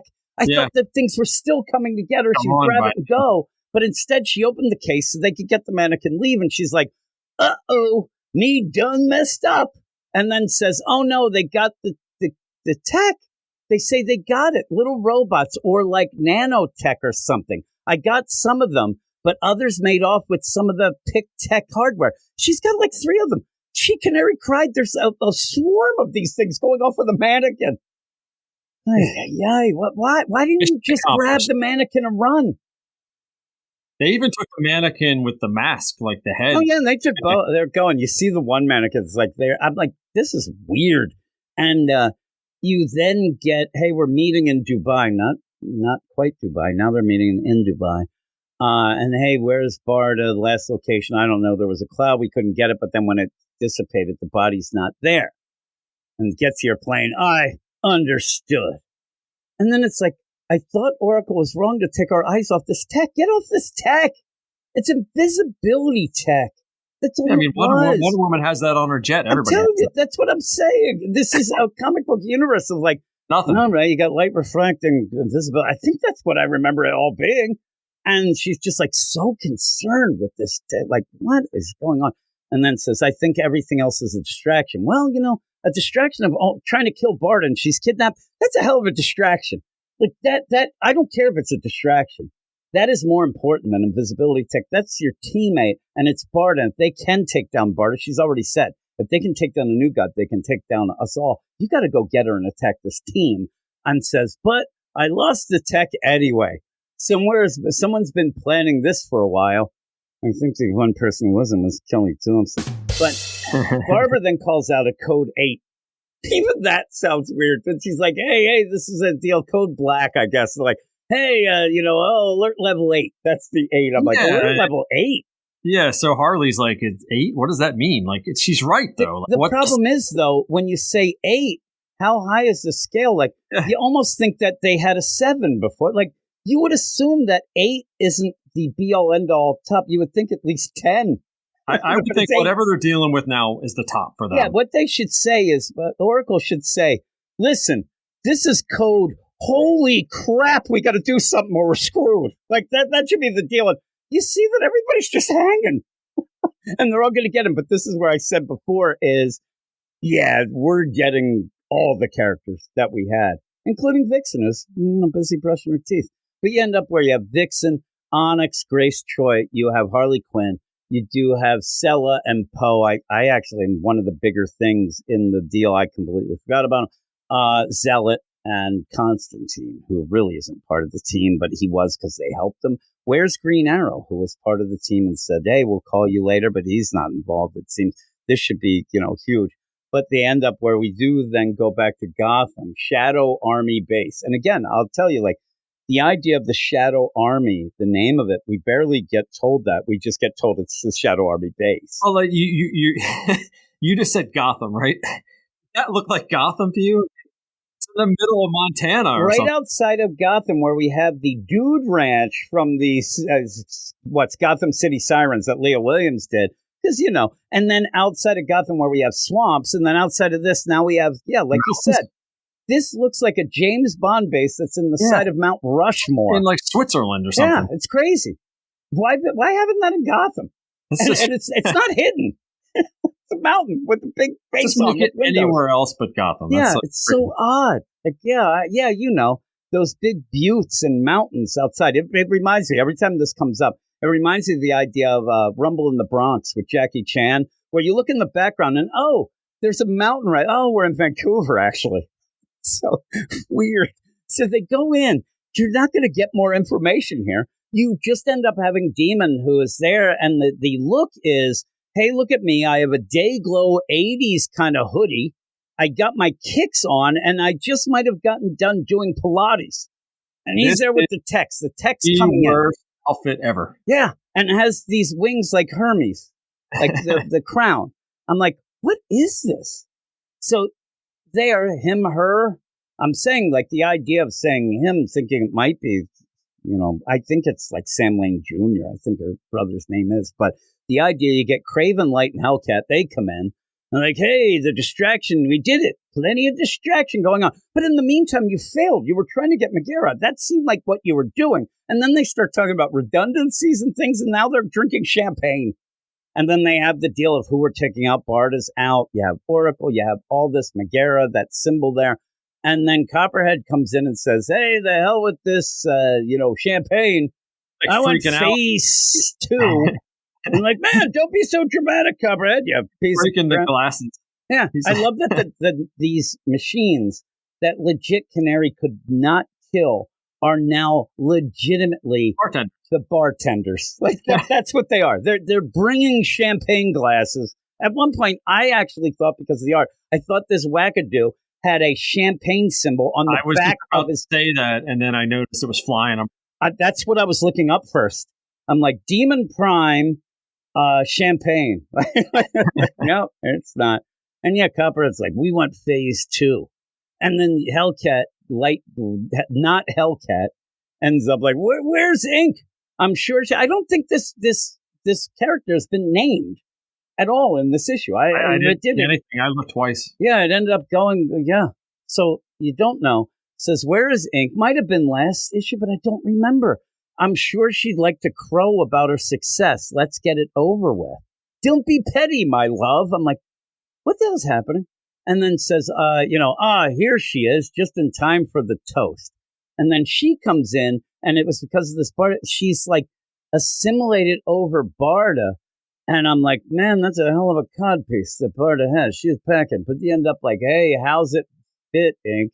Feels incredible. These new gods, highly underrated. I'm like, okay, what does this do? What is this? Again, without knowing Ink, I don't know that I know what's exactly happening. Are we saying Barda, she's riding Barda's body That's right now? what it seems like. She's like piggyback, I think, but I don't know. Ink seems like it'd be a character that could, and again, people could say, well, Jim, Matt, you should do your, I don't know the like character. Venom kind of I thing, don't or watch the cartoons. is Ink like a Venom that can just I don't know change why shape? Ink's there. I guess. I thought, shapeshift, whatever, but seems like maybe it's like part of where she has enveloped herself over that. I would guess that Bart is strong enough that she'll end up fighting back or whatnot, but we'll see what's We happening. need Batman Beyond Mark to give us a synopsis. Yeah, on we need to know. I mean, I could look it up and see what the deal Yeah, is, but unfortunately, that's too much work. I'm too lazy. much But also, you're introducing a character into the universe. You should let everybody know. This should be something that we see. We should see that during this whole process, at one point, Ink had done exactly what she's doing with Barda now, with somebody else to be a dupe. Then we'd know what's happening. And we might know that this is something that's fatal, that, Barda, whatever. But we didn't get anything. I agree. I mean, the characters here could be more interesting if we knew more about them. Talk about them one time. Say, hey there, are you okay? Hellcat Light. Hey, Patsy, are you okay? Yeah. You're like, I told you, I'm not Hellcat. I'm Cat Hell. I don't know. But what happens when this happens with me and you talking about it as well, you're never quite sure. And I know there's going to be something where this character came up here or whatever, and people are going to call us dummies, but whatever. The idea, though, is you're kind of in a play with Ink, with this Hellcat Light, with this Craven Light, that we don't know if Kelly Thompson knows the characters, because we don't. So we need to be told, or if they're even new characters that Kelly Thompson brings about. But if that's the case, and this is first appearances, it's really not well done, because you're not spelling out anything. So it's a weird play. How much did that font drive you nuts on the demon? Oh yeah, at one point at the very end when Ink does show up and you end up, I couldn't even read it. I had to zoom in. I'm like, whatever, and then it's like, so how's she fit, Ink? All right, and she says fit, or he says so. It is something. It seems like you're enveloping around. It's not like, hey, you kind of look like her, pretty cool. But so there you go. The new gods, like you would think that gods aren't powerful, but there you go. Also, she fell from space, so I think she's pretty powerful. But there you go. Also, it's like not even the idea that if somebody sees her, like, hey, I like that dark look of yours, Sparta, but what's going on? And here's what's going to happen. And again, it's the idea of mumbo jimbo, but there's going to be a fight. You're going to have Barda who's going to go after Cass. Cass is going to say, oh, we're best friends. You're my friend. Oh, my God. And then that'll be where Barda, little bat, and we'll break out of it. Yeah. We'll break out of it. That's what I think will happen. But again, that may or may not be something that may even make sense with Ink being the character. I don't know. But what would you give this? I appreciate the art. I think there's some inconsistencies and with weird transitions, and we don't know the characters' names and all that stuff, but I'll still give it the benefit of doubt of a 6. Yeah, 6.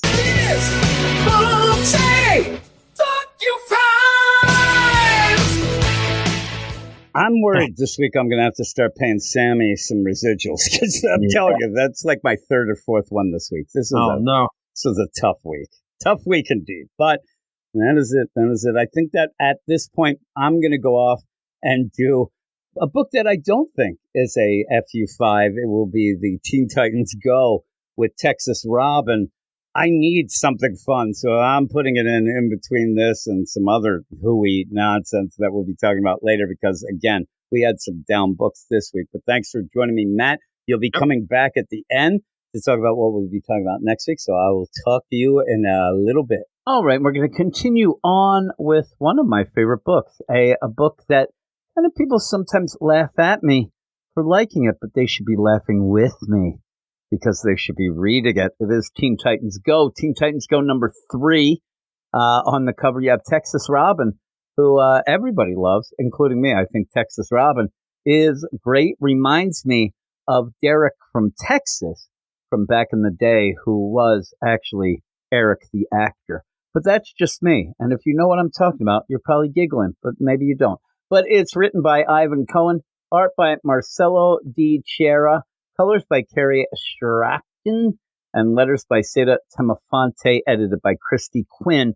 And I talk about it all the time, the idea of what this book is. It is a Teen Titans book. So I rate it on the idea of, does it do it well? Does it do the Teen Titans well? And it does. It does. It has not let me down yet. I think that this issue is hilarious. And you end up where it's going to grab a lot of tropes from TV sitcoms. You end up having the miscommunications, the whole crazy stuff like that. And in the issue itself, they're actually watching shows like Seinfeld. They're watching shows like Big Bang Theory, stuff like that. They can't say it's those, but they even almost get to a point where they say some of the plot lines or even say the show names, and they get stopped because, that would be problems. But in the meantime, it's Cyborg and Beast Boy. They're watching these sitcoms. They end up liking this one sitcom, and Raven wants to know, what's going on? What is this that you're watching? They're watching Fresh Buds. It's basically Seinfeld. Now, in the meantime, Raven doesn't get it. They try to explain it to her, but trying to explain a show about nothing is pretty tough. Raven's very cynical, so she wants no parts of it until later when she does. And then also you play the idea of sitcoms, even stuff like, say, The Simpsons, where they did the joke as well, where at the end of an episode, everything ties up nicely and you move on, and then nothing is ever even asked about later about what happened. And at one point, you do have Robin show up with the old eye patch Robin coming on in his rocket boots, and he kind of shoves him aside. But the big play here is that, if you don't know, Robin likes Starfire, and Starfire ends up being excited because it's Silky's birthday. The problem is that Robin walks in a little late and only hears birthday, thinks it's Starfire's birthday. And that is the whole play of the miscommunications, the whole sitcom deal, because he ends up wanting to make a surprise party. Now, while he's yelling, I'm going to have the surprise party, and pulls out a Joker book that ends up showing how to throw parties by Joker, Starfire comes out and says, oh, well, what's going on? What's this party? Who's this party for? And then suddenly, Robin's in a conundrum. He looks, Raven whispers, and he says, oh, again, all of these are tropes of classic stuff. And he goes, yeah, it's for my cousin, my identical twin cousin from Texas, Texas Robin.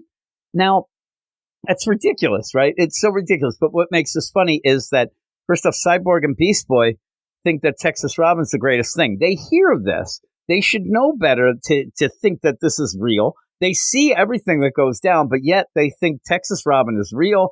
And so now Robin has to play up the whole trope and play up the deal where Texas Robin shows up with his 10-gallon hat and his outfit.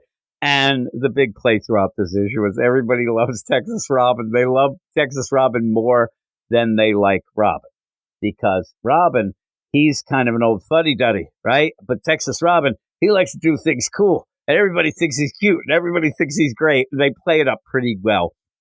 Cyborg and Beast Boy lose their minds. They think that Texas Robin is the greatest thing. And even as this goes on, you basically have Robin mess up continuously, but that does not ever even give a hint to Cyborg and Beast Boy who Texas Robin really is. And Texas Robin, again, it's Robin with just a 10-gallon hat, a kind of like a poncho type thing in the back that makes a cape, and a sheriff's badge. There's no real deal, but he said he's the identical twin cousin. And they'll go with it. Raven knows right away. Raven knows that it's not Texas Robin.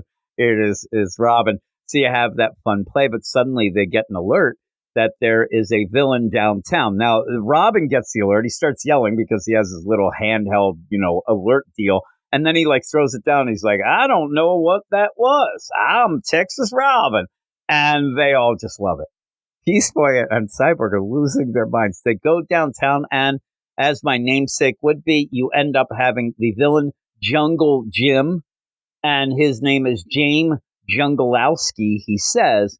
And right away, Cyborg and Beast Boy start yelling, what? All you did was change your name a little. That's lame. You gave no effort. We know it's all this, and yet they love Texas Robin. It's funny. So they end up taking down this guy Jungle Jim, who actually does look like he has green powers. He's wrapping cars and vines. But the minute that Jungle Jim ends up seeing Texas Robin, he gives up. He's like, whoa, I didn't know these guys were that tough. Like, this Texas Robin guy is awesome. And you see that the police coming to get him have an I Love Texas Robin mug. It is really good. And Beast Boy's taking selfies with Texas Robin. Everybody loves Texas Robin. And so you have that classic where Raven's like, hey there, TR. I can't believe your cousin missed out on all of this. He's like, yeah, I know. And then you even have Cyborg say, who, you mean plain old Robin? Like, nobody wants him. And Robin's getting upset. So he ends up saying, because again, the trope of the sitcom deal with this sort of thing is the one you have to say like, oh, I'm going to go off and count things. And then that Texas Robin leaves the room, and then in comes Robin and says, oh man, I must have just missed my cousin Texas Robin. And they play it up really, really well. But the whole play of this is they still have to get this birthday party together. But the problem is they think that the birthday party is for Texas Robin. You end up having Cyborg and Beast Boy. They're in charge of the music. And they say, oh, yeah, we'll get the jams. We'll get old school jams, house music. And for the special guest of honor, Texas Robin will get both country and Western, both styles of music. And then you have Cyborg, come on, partner. And they end up thinking of this, and they're just doing line dancing with Texas Robin. And it just makes me giggle. I'm telling you, I might annoy people by the end because this book makes me laugh every time I read it. I think it's well done. And there's something to be said. Simon, drunk Simon, but even sober Simon, he liked the Scooby-Doo Batman Mysteries deal. And this is a creative team that does most of that. So it's really well done. It really, really is. And so when all that is happening, Robin, he needs Raven's help. He goes through, now Raven's obsessed with all the sitcoms that she was pish-poshing before. She doesn't want to leave, so she kind of almost half-asses it. But Robin makes a cake. Raven said the cake is going to be tough. He didn't listen. You have like Ratatouille involved. There's a lot of crazy little Easter eggs, especially stuff with the visual Easter eggs. You end up having Nort has some biscuits earlier, stuff like that is pretty cool. But this cake is the worst. I mean, when you have a cake that ends up having like a green mist that turns into a skeleton, like a skull above, there's bad stuff. But this thing has olives. It has like a drumstick. And I'm not talking the plain drumstick. It's like a chicken drumstick. It's got a sausage. It's got some candy. It's disgusting. In the meantime, Raven has been watching so much TV that she has stacks of pizza boxes. She keeps ordering pizza. It looks like she's drinking Faygo. And they start yelling, what are you doing, Raven? You're supposed to be helping. She's like, no, I'm eating pizza. I'm watching the TV. So all this goes on. And really what happens is Raven just snaps her fingers every time. What? We'll end up, we need decorations. Boom, decorations, because she wants to watch the TV. They do end up seeing that Robin cake, and it's disgusting. It even looks like it has a candle like in it, but it might be a stick of dynamite and then some bologna. But Raven says you got to go downtown and check out, there's a cake place. And when he goes downtown, they're all sold out. This little girl who does look like Kenya Spears' Power Girl, or even looks like Moon Girl in Devil Dinosaur. Looks like Moon Girl over at Marvel. But she's there and she comes up and wants Robin's autograph, but only because she says, do you know Texas Robin? Everybody loves Texas Robin.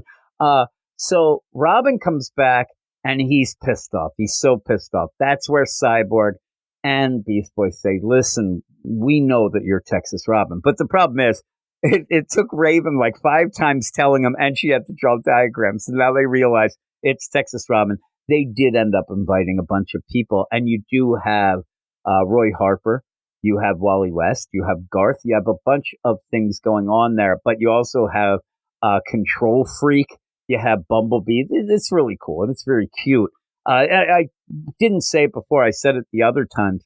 This book looks like it's the cartoon. It looks great. It looks just straight up cartoon.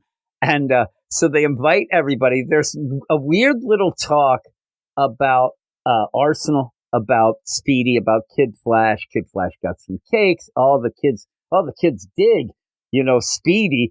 And the funny thing is, then they're like, I even think that Texas Robin would be such a gentleman. So it's funny, but that's where Robin freaks out, finds out that indeed it wasn't Starfire's birthday. But the big thing is he wants to kind of confess his love, or at least Raven. Raven's starting to like the drama because she wants the regular life to be like the sitcoms, and even says to Robin, like, hey, aren't you going to tell Starfire your true feelings? He's like, well, what? Why are you asking? You're not into that. And she's like, oh, yeah, it's so good. So you end up where even Control Freak ends up where they think Control Freak has done all this. Oh, you used your powers. You did all this. And Control Freak's like, oh, I thought you were just mad because I crashed the party. I wasn't dealing with that. And they start talking about the sitcom that they're watching. And you end up where Control Freak says, oh, that thing, Fresh Buds, that is so overrated. That is lame. And Cyborg ends up kicking her right out of the Titan's tower and then kisses his foot. And that's where it's revealed. It was actually Silky's birthday. So everything was like, womp, womp, womp. And then the next morning, everything resets like Raven said. They're all sitting there. And Robin even gets a kiss from Starfire. But next deal you have is basically, oh no, Titans in space, just playing the idea that each day, each little thing, it happens, resets. It's very fun. It's very fun. If you have, a youngin' that is into the Teen Titans Go, they'll love it. They will love it. And you'll have fun even reading it with them if you do that sort of thing. But if you don't have coal for a heart, you might actually enjoy it, because I'm kind of a miserable guy, right? But I think it's great. I think it's so funny, and I actually, at this point, 3 issues in, I'm definitely looking forward to every time it comes out. I get excited. There's not many books that do that, and this isn't a big book, but it's fun, and it does what it has to do. Again, there's something to be said for a book that has to do one little thing and does it well. There's been a lot of books that are easier to do, I think, than this, and can't get it right. And this one gets it right. So I'm going to give it, and it's a little asterisk. Like I said, it's rated on, does it do its own thing, and does it do it well? It does it great. So I'm going a 9 out of 10. I think it was really, really fun, and I can't wait till next issue. So I hope that people do check it out, give it a shot. And again, if you have kids and they have any interest at all with Teen Titans, they will love this, I guarantee. So with all that, though, we're going to go back to the show. All right, for the last book, I am here with Tom. What's going on, Tom? I'm good, Jim. How are you? Yeah, you having a deep dish pizza today? You're getting into that. Okay. You know, the two things you guys shit on the most is deep dish pizza and gingers. And I've got fucking red hairs. So. I would hope to say that I also crap on the Chicago hot dog as well. So you could put that up. Or the idea that people who say they have something that's a Philly cheesesteak has green peppers. That drives me nuts. Well, you can't talk shit anymore because the Pope is from Chicago. That is true. He is. And he'll probably make a decree, no more deep dish pizza. I did see, like, this is the crazy thing where people are like, I think that my phone's listening to me. The other day, a story comes up of some longtime deep dish pizza place in Chicago that's closing. I'm like, I saw that. Why am I getting this news? Like, I'm celebrating it. Well, of course it's closing, because you can't just sit there and eat a slice while you're handing it around. Oh, my goodness. No, you need to sit down and eat it and enjoy it. And that's probably the deal. You know what? Maybe there's a thing to the idea of the New York style. You can just grab and go because nobody cares about other people. They're always on the run and avoiding people. But the deep dish, you have to sit down with their family. I don't need that. So the deep dish pizza may or may not be outlawed by the new Pope. But he is the first American Pope from Chicago. Yeah.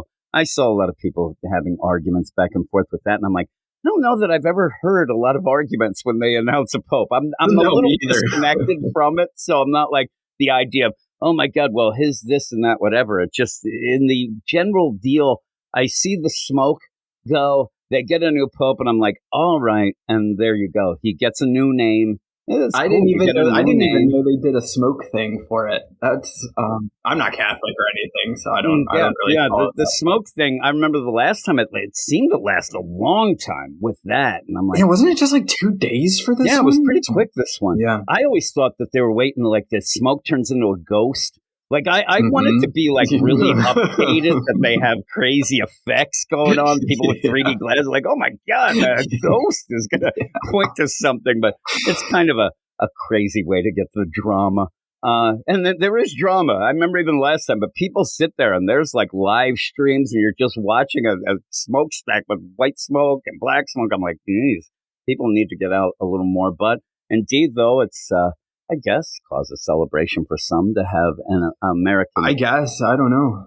Yeah. I would think that a lot of people would have thought it would have been somebody from New York City, something like that, but Chicago's fine. It's fine with me. It's fine. That's the best you can say. This is the whole thing with me is by this point, I'm like, all right. And then I move on to whatever, like, well, what's going on? People yelling about James Gunn and Superman movie? Like, those are all my feed things. And everything that I'm not really involved with pops up.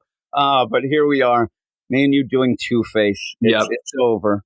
When we first had to, kind of I was going to say renegotiate, but maybe, when Eric left, I did make the call out to a lot of people. Hey, what are you reading? What are you doing? Me and you ended up with Two-Face because no one was reading this. Reading it. Nobody. and it was one of the fewer ones that nobody is reading. And you could catch up at that point with like 2 issues. I mean, we've been doing this for a bit, right? Nobody seemed to want to. Didn't you and Eric just do 2 issues of it? Didn't we pick up the 3rd? Yeah, whatever issues we did, it's like 2. So it was one of the easier ones, right? Thank God it wasn't Birds of Prey. Jesus Christ. Yeah, I'll be doing well. I did it earlier with Matt again, calling out to everybody of who is reading these things ends up being a very good like blueprint of what is actually popular or not. I know it's anecdotal evidence and it's not the biggest of sample sizes, but in the main deal, a lot of the people who I ask, you included, read books. It's not like I'm just making the call out to a random person at Walmart. These are the Get Fresh crew.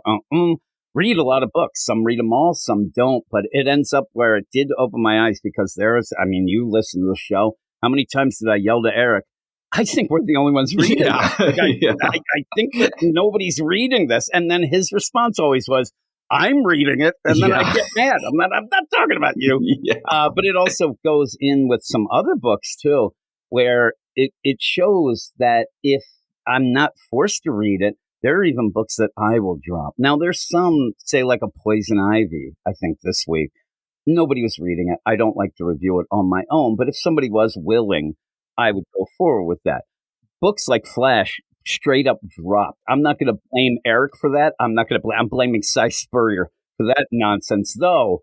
As a way of announcing it, I will be doing it with Gray from now on. You're going to do it with Gray? I have to catch up. The minute Eric left, that book was off my radar. I have to catch up, and I am really not looking forward. What issue is that on right now? I don't 21 or something like that. It's been going on for almost 2 years. Jeez. Yeah, a failed experiment that just keeps going. Wow. It keeps going. Though I do think at this point, I keep saying that something's going on in September. Around that time, I think they're going to renumber a bunch of things. So where's the logic in saying, a couple months ago, we'll cancel Cy Spurrier's run, start a new run, only then to have a new number 1. You might as well have them play it out until then. I mean, it makes sense with more issues. It makes sense with something with like Power Girl because like that probably isn't going to get picked up again in September. But like Flash, you can't not have Flash come out. I agree. That's the deal. So you don't have that. And I think that there will be some books when you're saying that.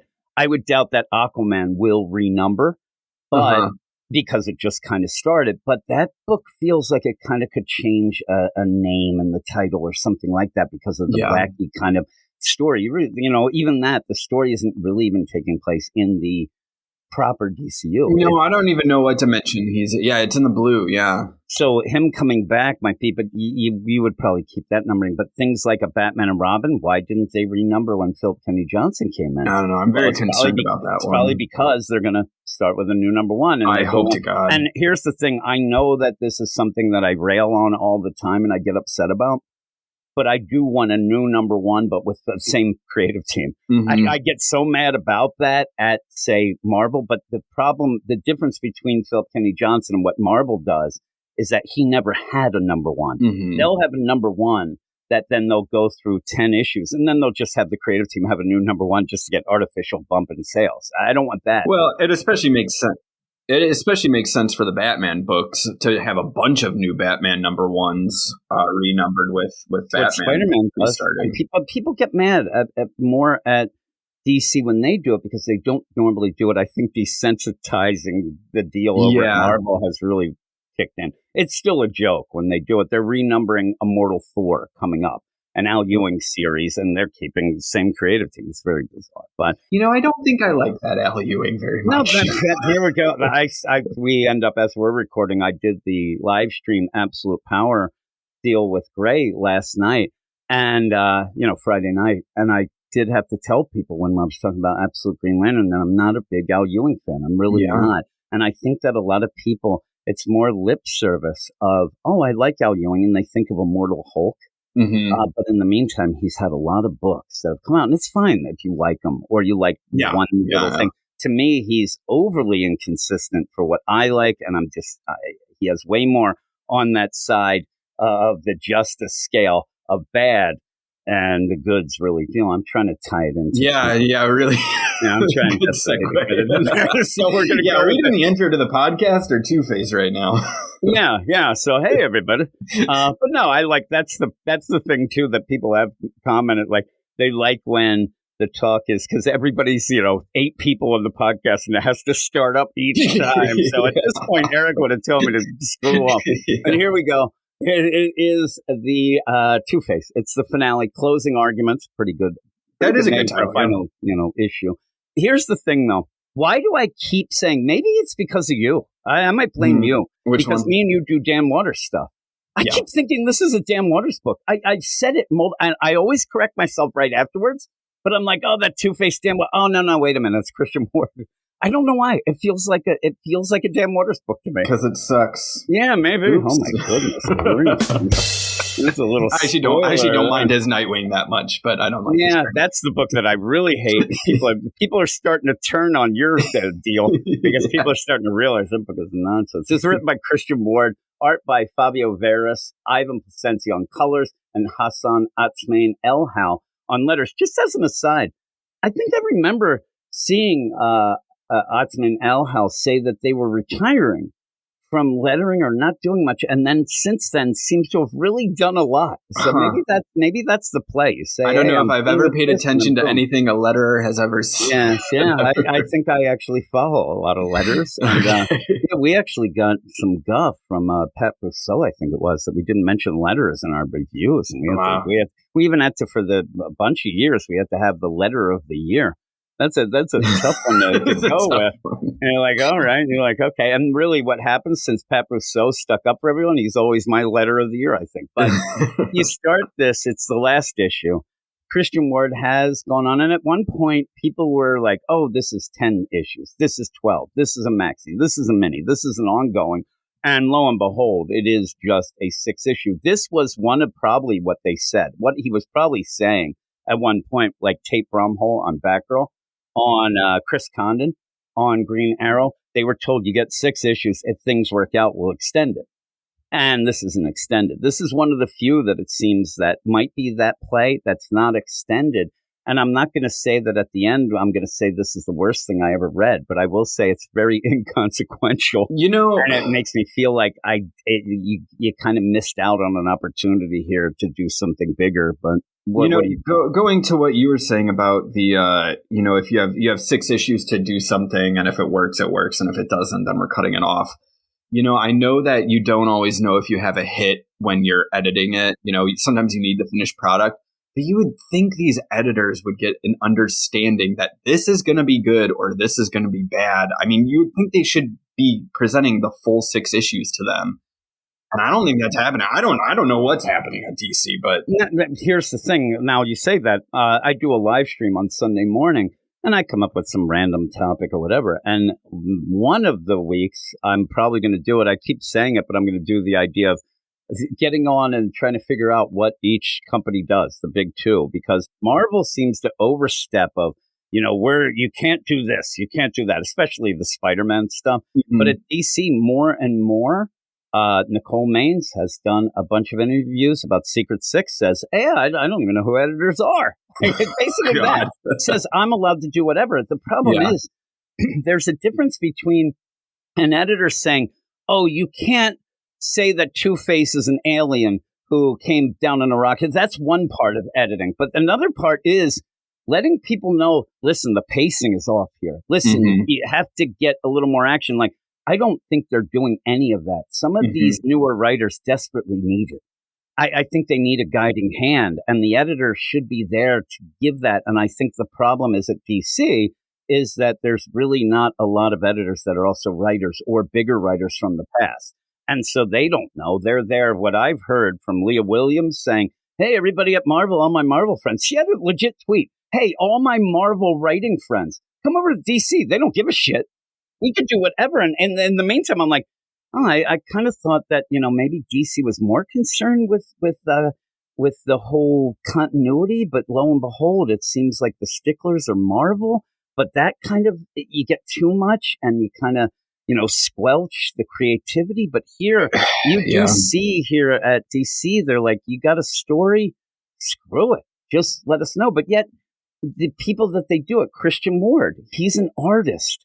He's now a writer, but he's an artist. So he might be going at it in that way of, okay, I have this visual eye or whatever. But in the script and the story and progression, this book has been inconsistent. It's been the idea we had that mother issue out of nowhere. That slammed the brakes. You got to work these things in better. And then at the end, you realize at 6 issues, where originally, again, I got to put it on Christian Ward.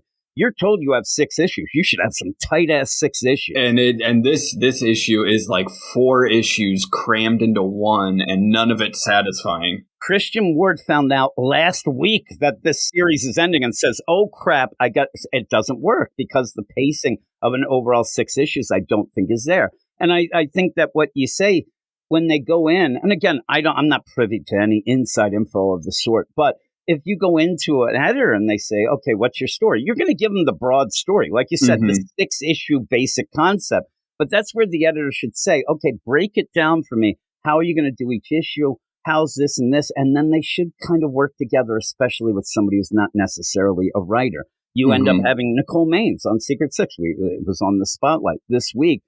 She's an actress. I think that as an actress, I think she's a decent enough writer. She needs help, though. You're not coming out of the gate as the best writer of all time. No writer comes out of the gate like that. You need help. So like back in the day when you had editors, they were going on retreats with their writers and creative teams. You don't hear that anymore, and they right? were banging out the entire year's story of just like what like plot beats they were going to be doing and how they could, keep things consistent throughout the titles. Yeah. And you know what happens then? You can set up events that had little hints. You can set up within books the content. That makes sense. When was the last time we heard that they had a retreat? I don't know. They may do it Zoom calls or whatever, but I've never heard that. Like, that should be something where, and what I do hear on the opposite is some writers that are still at DC asking, hey, what's the story in this Night Terrors event? And getting told that they're asking too many questions and annoying people.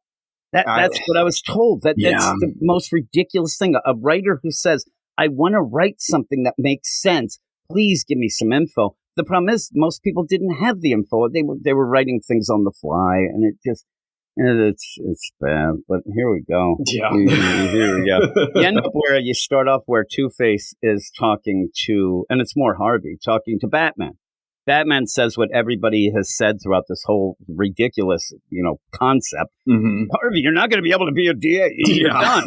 Two-Face has killed so many things. And you end up where Batman does understand more than anybody the idea that Harvey's Harvey, Two-Face is Two-Face. But it's still, you can't do that. One of the things Batman should say is, you cannot prove that you could be in a case and all of a sudden Two-Face pops up and he ends up slicing and dicing. It's impossible to do that. But I think that in this, the DA part, ridiculous. What I think that maybe you could have framed it as Two-Face at least wanting to prove it to Bruce that he's still the friend that he had when he was a kid. That it's still a friend, and it's going a little bit over with the friend-kid part. But even if they played the idea that as they grew up in the DA and even with Batman, they did work together. And maybe it is that Two-Face, Harvey really wants to at least have Batman acknowledge, listen, I know that you're still in there, a good guy, and that could be something he could build on. The DA stuff's ridiculous. This whole white church never made sense. No. If this was the thing, it should have really played off as full out the idea of it being kind of comical. You could, like I said at the beginning, it would have been a Harvey Birdman type thing where you have crazy cases and you could have fun. But this isn't a fun book. It's supposed to be, a mind bender. But you had all the stuff with Two-Face locked up. That really ended up kind of fizzling out in a weird way. It kind of comes back here, but it's never fully explained what that actually meant and if it really worked and whatnot. Well, and it doesn't even seem like that whole issue of the mind had any consequences because the whole issue of, I think that was issue 3, the whole purpose of it was that Harvey had locked Two-Face up, semi-permanently. We saw his mom doing some weird things behind the scenes in his mind, but, it seemed like that was, I guess because all of a sudden at the end, Two-Face just easily comes back. It seemed like Two-Face was letting that go because he was sneaking out at night to go and work with the Shadow Hand. So it never really worked. Which also wasn't explained very well because we never saw that happen. We never saw any hints of that. I mean, quite frankly, Eric thought there were 3 faces. He was going on and on. He was wrong. I just want to mention that again. But then last issue, you get all of a sudden this girl come in and she's rolling dice. She's got a dice out, and she goes, "Hey, everybody, I'm Die." And here's what the were thing. Some of her, what did she say sometimes when the dice came up? It was like, oh my God, yeah. It was like none of it made sense. Yeah. It always like made up stuff that went against each other and stuff. Jesse James numbers, so I'm taking out my gun. Remember that? It was like every number. I swear to God, it's like she's like, "Let me roll. 6-6, Mario Lemieux. That means you're getting a slap shot." Like something like that. Oh, 8-8. Like that wouldn't work. That actually would have been a really great Silver Age villain. Oh, it would have been really like cool. All of a sudden, Sportsmaster, you called? And he's there with the Mario Lemieux jersey. He's going like, it almost felt like it was like a construct type thing, or I hate to say it, jackpot over Mary Jane and Marvel, where you get like ding, ding, ding. But she was just making up shit. Yeah. Oh, 2, 3. Oh my God, Michael Jordan! I'm going to show you, like whatever. I wanted to give you a little Chicago deal. Thanks. I should have went Ryan Sandberg with the 23. Would have been even better. But you end up where all that is like that didn't make any sense. And then she's here. What's the concept of that? Because at the end, you just have it. Because at the moment right now, the Shadow Hand's on trial. The trial ends up being as inconsequential as everything in the book. You just flip a coin. So why do they even go through anything? Flip the coin at the beginning. Right. But they end up talking about this whole deal of, hey, are you real? Is this really, I want to call her Chance, but Die, you're not really my daughter. No, I'm his daughter. And they just kind of talk for a little to have Two-Face's phone ring because we saw Link Cantwell kind of go through this deal of like, yeah, I was obsessed with you. I thought you were the coolest thing. She becomes the bookend of almost the series, but at least this ending where she's looking like she looks a little crazy, but she ends up being attacked by Zaz, who was let go by Harvey. And then that was the idea. But none of this really makes any sense or has any weight to it anyway. No. Well, I mean, that's the thing is like we've seen occasional things of Zaz stalking Lake. Remember, he saw Lake when he was in the white church, he really took interest in her. You knew that he wanted something to do with it, right? But then since then we haven't really seen anything. So it just feels like this Zaz part is being pushed into this. Again, going back to the idea that we think this is multiple issues crammed into this to end it, this should not have been part of this finale. This should have been probably its own issue dealing with Zaz. Yeah. And it probably would have been. But when you get 6 issues, you have to plot it. This could have been the next issue. Like the idea of the White Council or the White Church kind of gets kind of torn apart in this issue. And then Harvey thinking, okay, well, at least everything's, put behind me. Let's see what's going on. Even Two-Face. And then what you get is Zaz. And the real interesting thing would be at the end, spoiler, he's just Two-Face and he's locked up Harvey. But how would Two-Face deal with something like Lake, who he doesn't care about? Mhm, In the meantime, right. has the stupid daughter that I don't know that Yeah. he cares about that anyway. Yeah. But you have Zaz, like you said, that should have been either the start of a new arc or its own issue. Mhm. And so you have to cram it in. And the play here with Christian Ward, he's like, he thinks it's cool to have the tattoos, the marks talk to Zaz. This may have happened at one point. It annoyed me. Like, I don't need that. I like them making the marks just as the deal. But they're like, yes. And at one point, they're like, let's get them. Get them, boys. But he's like, I need to get this Lake. And she's there. It looks like she's packing up maybe and leaving. She's tearing down some of these pictures. But in the meantime, at the end, she gets more. It's just weird. But Zaz is going to go after. Yeah. While they end up, and they're yelling for the shadow hand, the coin. And Harvey's phone rings, and the judge is like, hey, no phones in the white church. Hey, sorry about that, dude. And he picks up and he's like, hey, what's going on?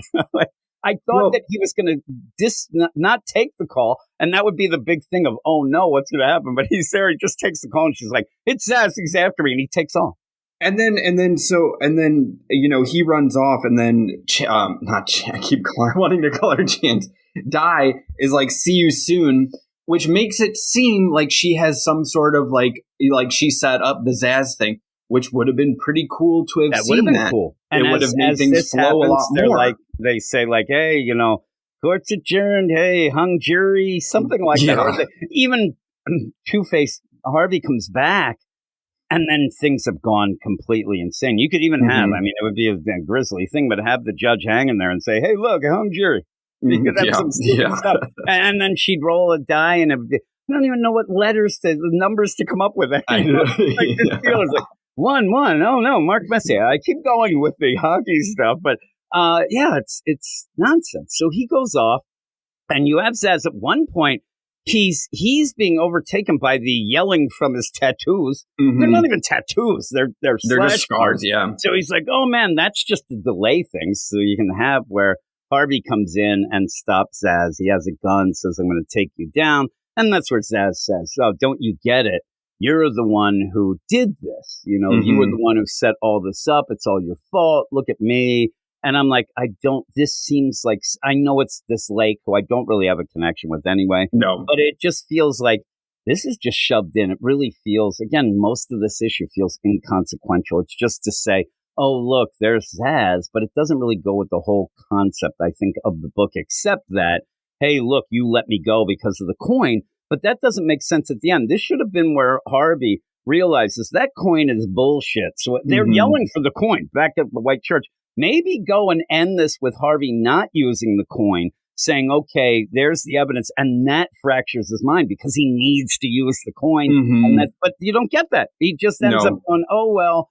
And yeah, they kind of fight for a little bit. You get Two-Face getting slashed, and then it's, you need me. Let me out to fight because you need the bad me. And I'm like, come on now. There's a couple interesting things here that don't get explored, like Harvey's good side get slashed. I thought that could have been an interesting way of like bringing to the surface, but that doesn't really get addressed. I thought it would have been cool if Zaz knew that Harvey has been faking it this whole time. Because the whole idea of the White Church is that Harvey is putting on a show. He's acting as if he's Two-Face, fool all these criminals. And no one knows it, except for Lake. Yeah, because they won't respect Harvey. They respect Two-Face. They're afraid and respect him. So he was playing. Yeah, there's a lot of. You're right. You slash the Harvey part. That should be a big thing. And you could then, in my mind, again, I'm not the writer, but you could have Two-Face. Like they're always at odds, but there's a dichotomy between this. In my mind, Two-Face would never allow you to slice the Harvey side because that makes him more like him. Now you're scarring up the other side, like as if, what are you trying to make him me? Like it wouldn't be a sane thought or anything, but that would be something. That would be, the idea of, yeah, you just messed with the wrong thing. And I think that you could play that idea, when you have like brothers or whatever, and you say bullshit. Yeah, you're the worst person ever. But the minute somebody else says it, you get mad because it's your brother.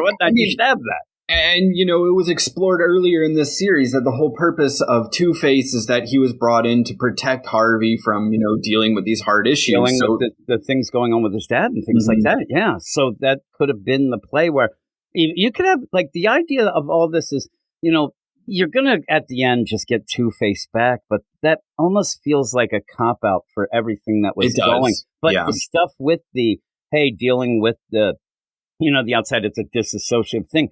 That's there, and then by the end, it feels like Christian Ward only used that as a bit of a prop instead of actually exploring it. Because this would be, you're completely right. The minute that Harvey gets, I think that would regress Two-Face into the I'm here to protect them.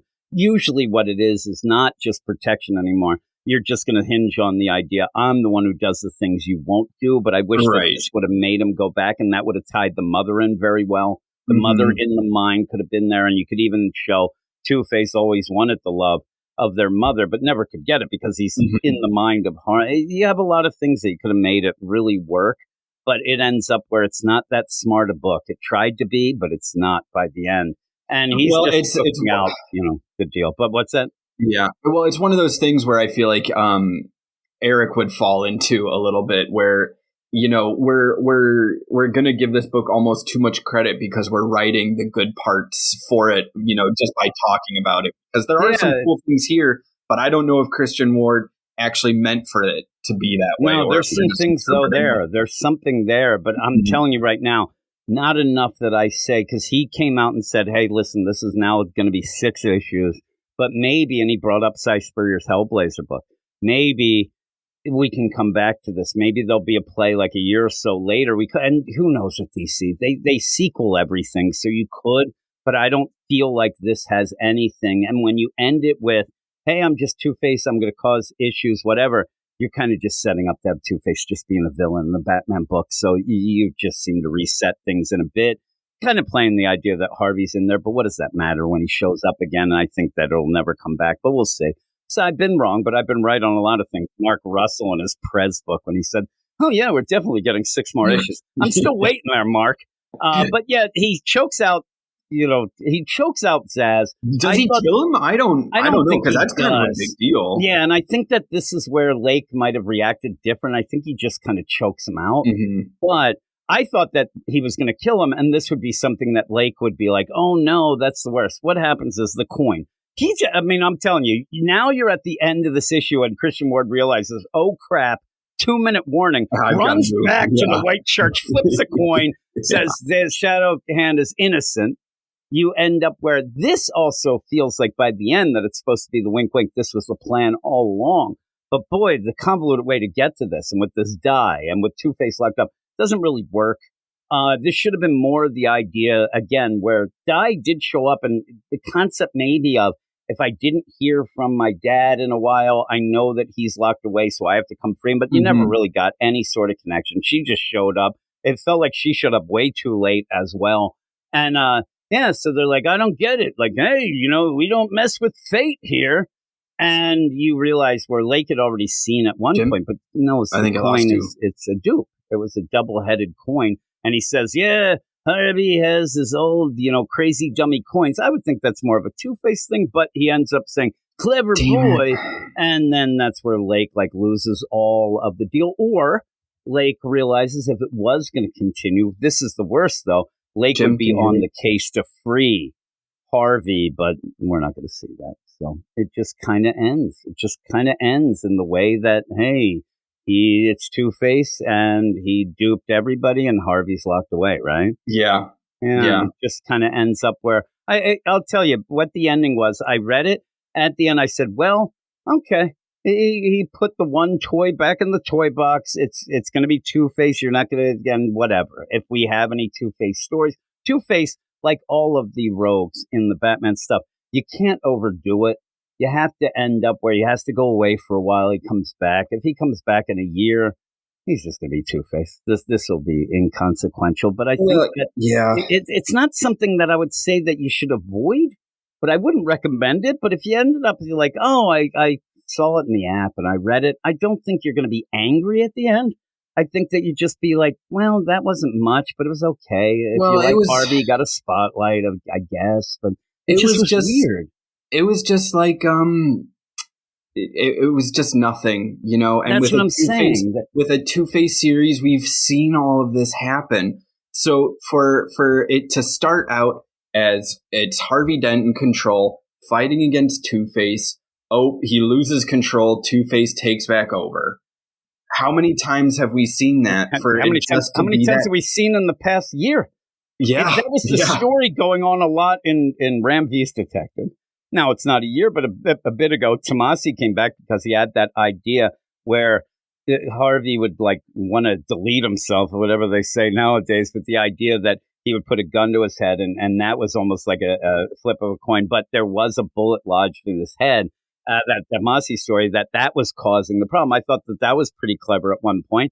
Tomasi came back to finish that story, but again, you ended up where then you had good Two-Face, but that's never going to work. It's always going to revert, so you end up reverting it. Remember at one point he was like in jail, but that's the thing. That was the good Two-Face who realized I have to serve my time, but was helping people with cases in jail. That was like, that's okay. Like, right? But it was nothing. You're not going to get a story out of that. What you're going to get is the bad Two-Face, boom, he's back, and then that's what you're always going to get. So it's a weird play. It just feels weird to go back to the status quo for a 6. Like, I mean, you guys, I don't remember who you're talking about it with, but about putting toys back in the box at the end of a series. Probably Power Girl. It was that book had one of the worst. It was Power Girl. Yeah. So, I mean, this puts the toys back in the box, but this was a 6-issue mini. It shouldn't have felt like.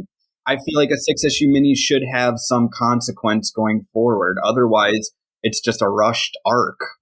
And the things that we were talking about, the things like the layers of it that kind of fell apart, that would have been like, I'm not going to go for it. Maybe I will at one point. The one thing of that Prison of the Mind, it did feel like that Donny Cates Hulk, if you ever read that. But the idea where maybe later the Two-Face will come up and one thing that'll pop in, I wonder if Harvey's in that Prison of the Mind. I don't know. But other than that, with 6 issues, what you're going to try to do, and I think he was trying to explore that back and forth between them, but he kind of lost track of it. And he also then maybe editorial interference at one point was like, hey, we need some action because Zaz is in this for the action, and you didn't need that. Like, I know that you want to have some action each issue or whatnot, but that was kind of out of nowhere, and it went a little too long for what it was. So it kind of is a eye roller, but at the end, it just wasn't great. It wasn't great. I've got to wonder too. I mean, if editorial, I've got to wonder if Two-Face is going to show up in Matt Fraction's Batman, because this feels like a very definitive Two-Face is evil going forward. Yeah, evil that they said at the end. Whatever you do, it has to be just Two-Face and fully evil. Yeah. Again, when this came in, we just had him in the Ram V Detective. We've had him around. Maybe if he does go away for the next 5 or so months and pops up, or maybe it's not at the beginning of the run, maybe 6. So now you have like over a year, it would work a little better. But they tend to go to the well way too much, especially with the Joker, but even some other of the rogues. But Two-Face has been popping up a lot, and he's got his deal, but you got to mix things up and whatnot. So we'll see. But what would you give it? I don't know. I'm not angry about it, and but it just didn't explore anything new. There were some cool ideas that I wish had been explored better. Like, I wish it had been a little bit more of a Fight Clubby feel, which it felt like it was going towards at one point. So I don't know. I guess I'd just give it a normal 5. Yeah, I think I'm gonna go. I could even go 5, but some of the art I didn't like either. Yeah, there was some. The one page that got me was when you had, I almost called her Chance again, when Di's like, see you soon. It's like so like nothing. I know. Well, and the thing with Chance, God damn it. I'm telling you. Is that we talked about it before the podcast started. We don't even know if she's really his daughter.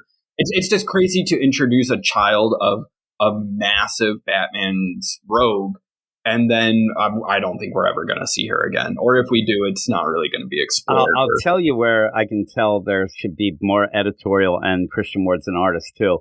Because me and you go in, nobody's going to read this name Di and whatnot. Obviously, that's her name.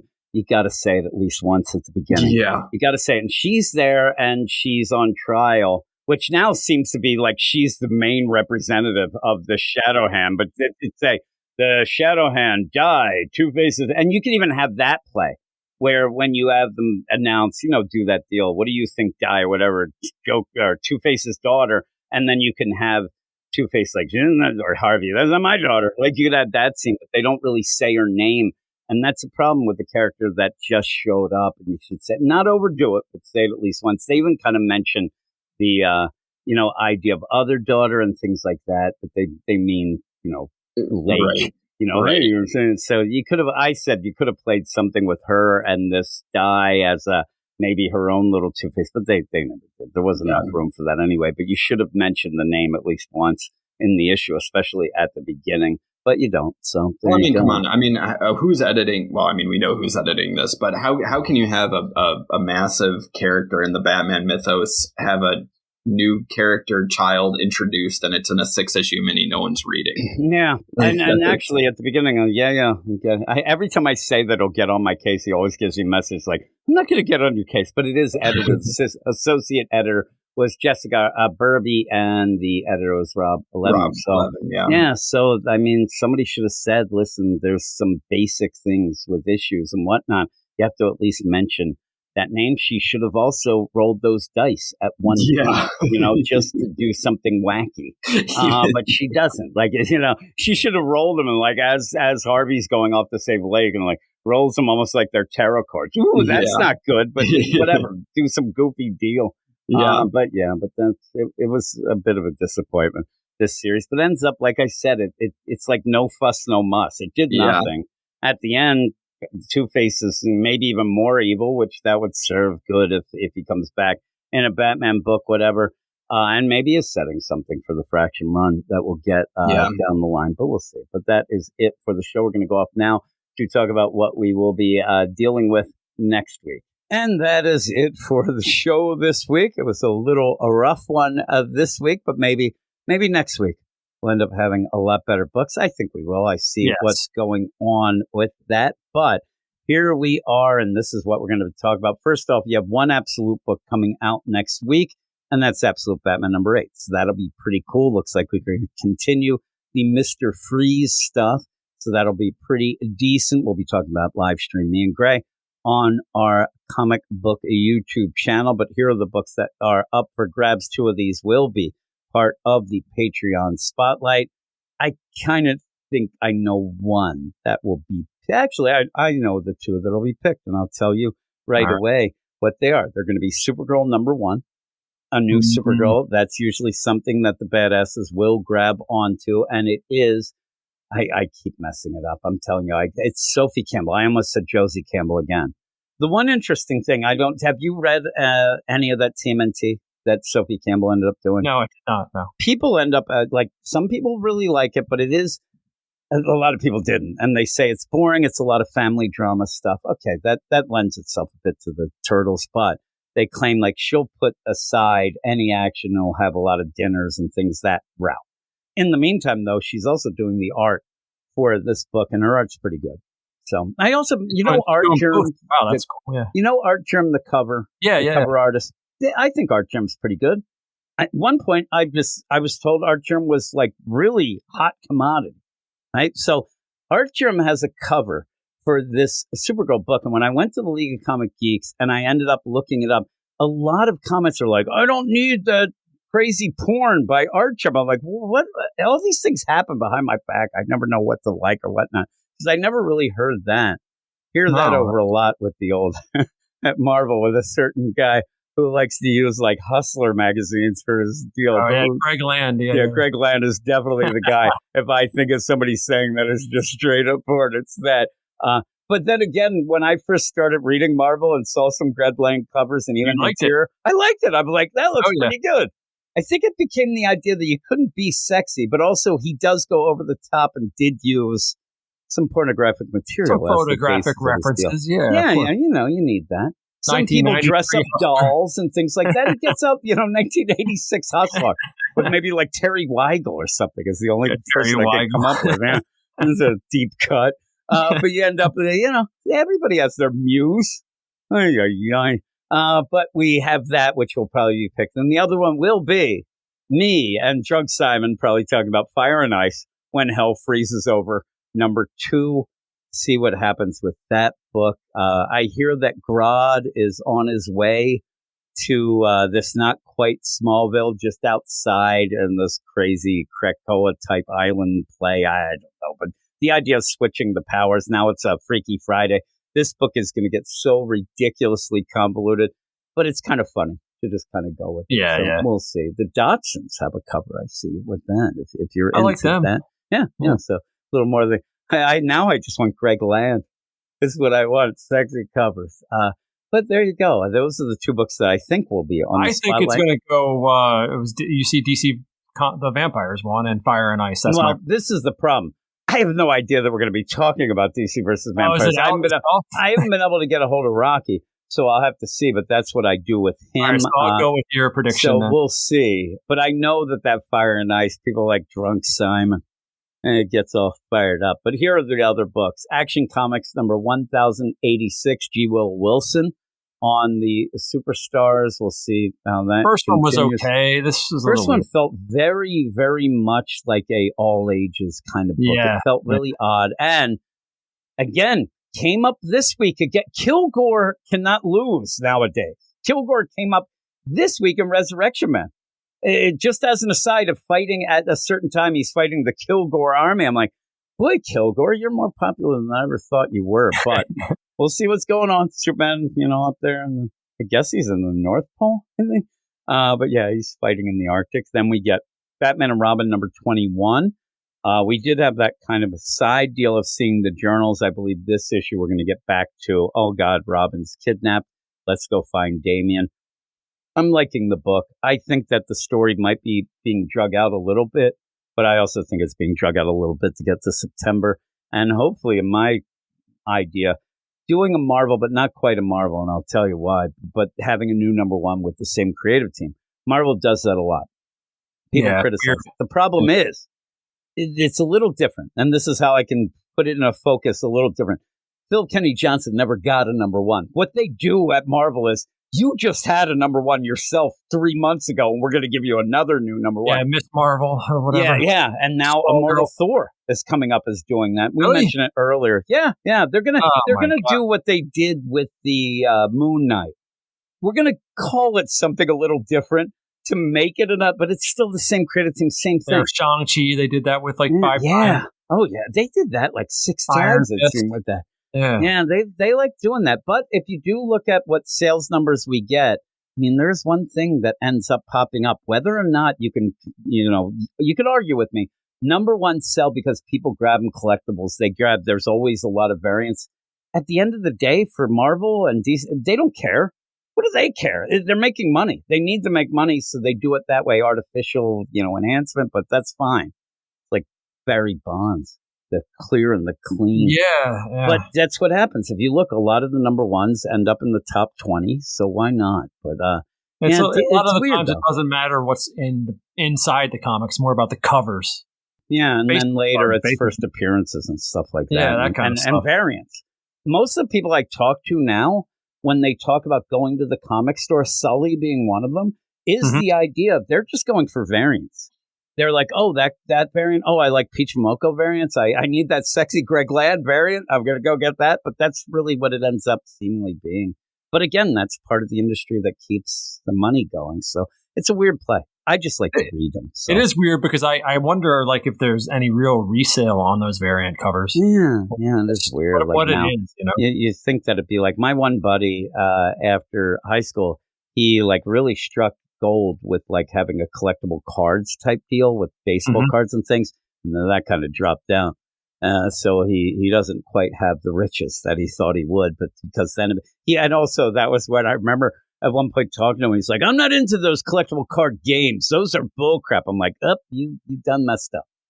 That's where you could make your money. He doesn't like the Pokemans? No, he doesn't like the Pokemans. Oh, I told you to stop playing the Pokemans. Do you ever see that video?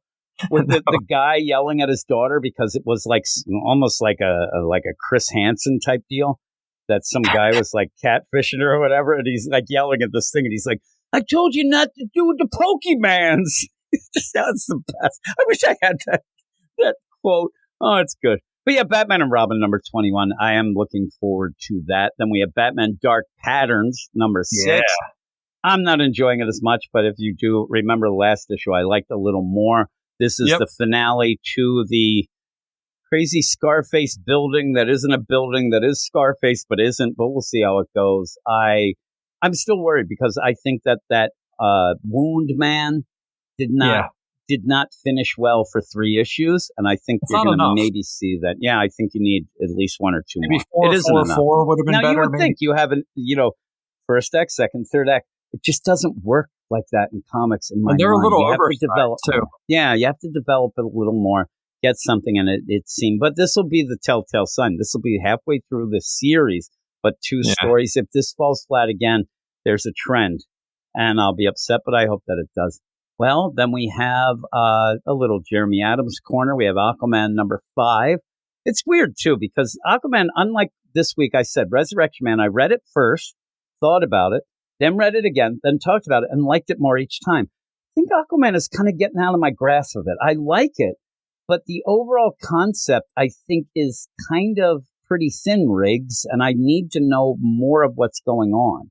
And I hope that that's the case, this issue. But while I'm reading it, I love it. It's like action-packed Pee-wee, and I'm like, yeah, this is great. It's kick-ass. But then afterwards, I start thinking like, okay, what is the big thing? You're in the blue. Okay, you're doing this. Oh, my God, you have this thing going on. You want to find out where Mara, but where are we going with it? And we have Arion and the whole play of King Arthur. It's cool.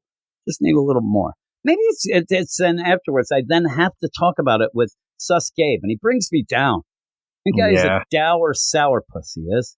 Also, I'm telling him this week, I promise everybody, I'm telling him this week, none of this nonsense shuffling through papers to figure out what your score was on the website. Oh, let me check what I wrote. Let me flip through this book. He knows he's going to do it every time. We talk about this. I think we just talked about this as well at the end of the show.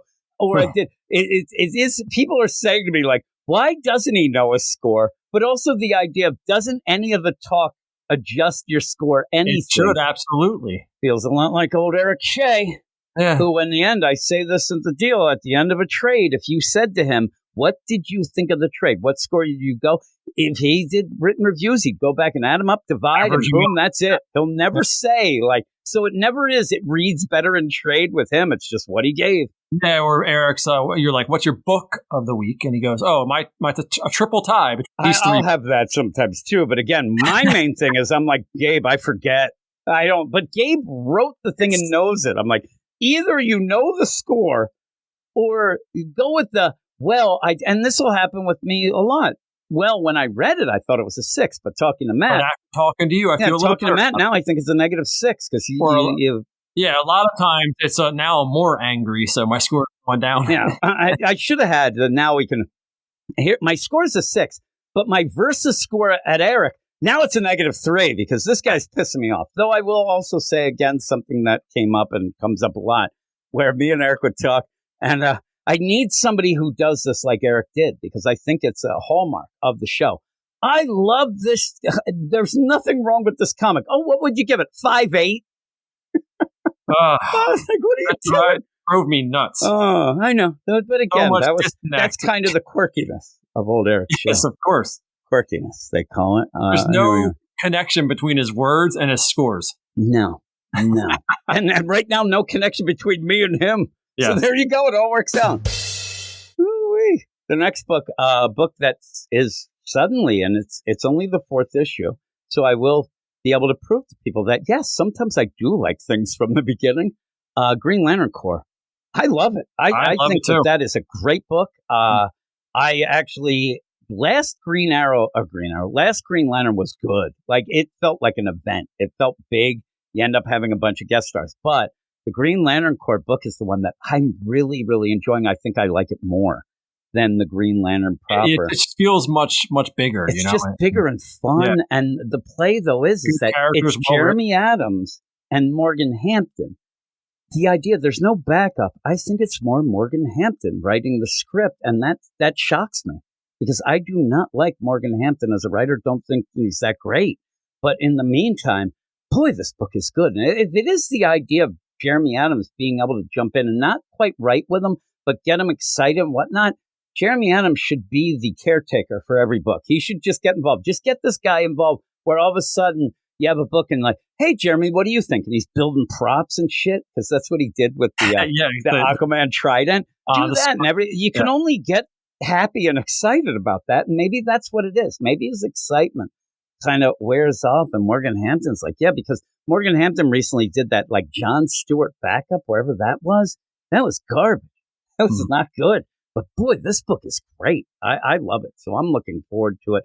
And this one has V. Ken Marion, one of the guys who is a real good friend of the show, on it. So I can't wait. I can't wait for that. I'm really fired up. So we'll see that. I say that might end up swinging that to the Patreon spotlight, but I don't think it will. And then in the meantime, we said Supergirl, we said Fire and Ice. There's also Vampires, DC versus Vampires, World War V #9, a book that I don't think that many people are reading. But if I can get a hold of Rocky and I'll talk about it, I'll certainly talk about it. We'll also have a retro review of the week. And as far as what people are saying, they seem to really like me and Jared talking about the Superman Wonder Woman. We'll see if that continues as well. But I'll have something with Jared. He's very passionate about Wonder Woman. He is very passionate. Next week of Lois Lane. I've already told him next week that we have, Wonder Woman. So we'll be doing that, with Tom King. And I think people by now realize he's not a big fan of Tom King. But what I do like, and just a shout out, and I was talking to, I think it was Tom, about Jared, because he's like, that Jared, it's always the same, that guy's passionate. I'm like, he is. But I will say, this is the thing. I love Lois Lane, right? Mm-hmm. I tell him that. He doesn't yell at me. He just laughs about it and says, oh, you're one of them or whatever. But he doesn't get mad if you like something else. And I think that that's pretty good. He's not a guy who's telling me I'm I'd be the best if he did tell me I'm bullshit. But because you like Lois Lane, one of the most beloved characters. Yeah, and he just hates her. But again, I don't yell at him about hating her. I'm like, okay, but I said I love her, and he's just, it blows his mind, but whatever. But I will say, after we're done, and we talk a little afterwards, he's pretty funny.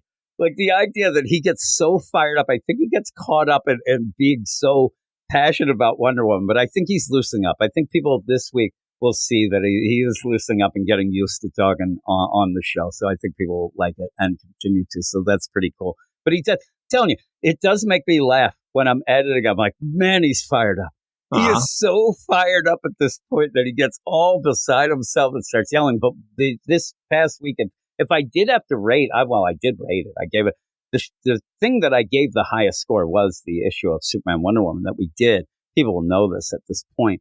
But it was one of my favorite. I went back, I gave it a 9.5 on the site originally as well. So it is a great issue. Superman walloping Apollo, the god. Pretty cool. So we'll be continuing probably with that. And then next week we'll be doing the Wonder Woman and kind of mixing some things in with him because he's excited to be on the show. So he asks me every week, hey, what are we doing? What are we doing? So I figure we'll keep with the Wonder Woman deal because that's what he likes. So with that though, that is it. Again, if you would like to support us, help us out, whatnot, but get a ton of shows, including me and Matt, who are going through the Daredevil Born Again. I think we are, but I think we're doing that. This whole thing too, I do end up telling people, the thing about recording this is there's now what used to be 2 things a week, the Spotlight show and the podcast, now is turned into 9 separate recordings. And it ends up where, obviously, I can't say, hey, you have to do this day or whatever. Sometimes the schedules get all wonky, but I do want to keep getting things going. Even this week, you're not even on the Marvel podcast, I said earlier, because you had a business trip. But that's something that's I can't. Hey, Matt, what are you going to Toronto, you asshole? We got Star Wars to record. But in the meantime, yeah. So trying to pull it together is a little more of a hassle or a job or whatever. And so you could have a career in logistics, maybe, if you want. Yeah, I'm not very good at it.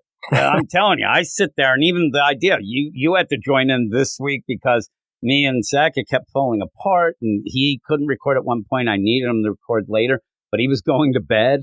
And then in the meantime, I should have. Then I decided to be on a live stream with Ray until 1:30 a.m. talking about The Price is Right. And it was pretty wacky. We were a lot of Price is Right talk. In the Bob Barker version? Or the Bob Barker. I said, I don't go with that other one. There's a couple other ones, but I don't like the Drew Carey version. I'm not down with that. I like full out Bob Barker. Oh, we were talking Barker's Beauties. The thing is, Ray is from UK/Japan then, had no idea what we were talking about. I was more talking about with people in the chat. Also talking Barker's food Beauties. and stuff. Yeah, the Barker's Beauties. Some of the ones on there now are pretty beauty too. So yeah, I'm sure they are. I said at points, I did hear stories that Bob might have gotten a little handsy at points, allegedly. So with that, we were talking a lot of that stuff. So I'll put a link for the live chat or for the live stream in the show notes, so if people want to go and check out, and it'd be great for them to check out Ray's channel. But me and Gray also earlier in the night did our Absolute show, where if you do go watch it live stream, unlike on the feed, we end up after the theme at the end, we continue on. One week I ended up going for 4.5 hours afterwards. We didn't do that last night. I at that point hadn't been in bed for like a day, 2 days almost of no sleep. Then didn't get to bed early because I was on Gray's deal. It was nonsense. So I'm a little more rested today. Well, why don't you include that on the feed, that extra bonus? Just because it's more me talking into we're answering questions there, at the right? live chat.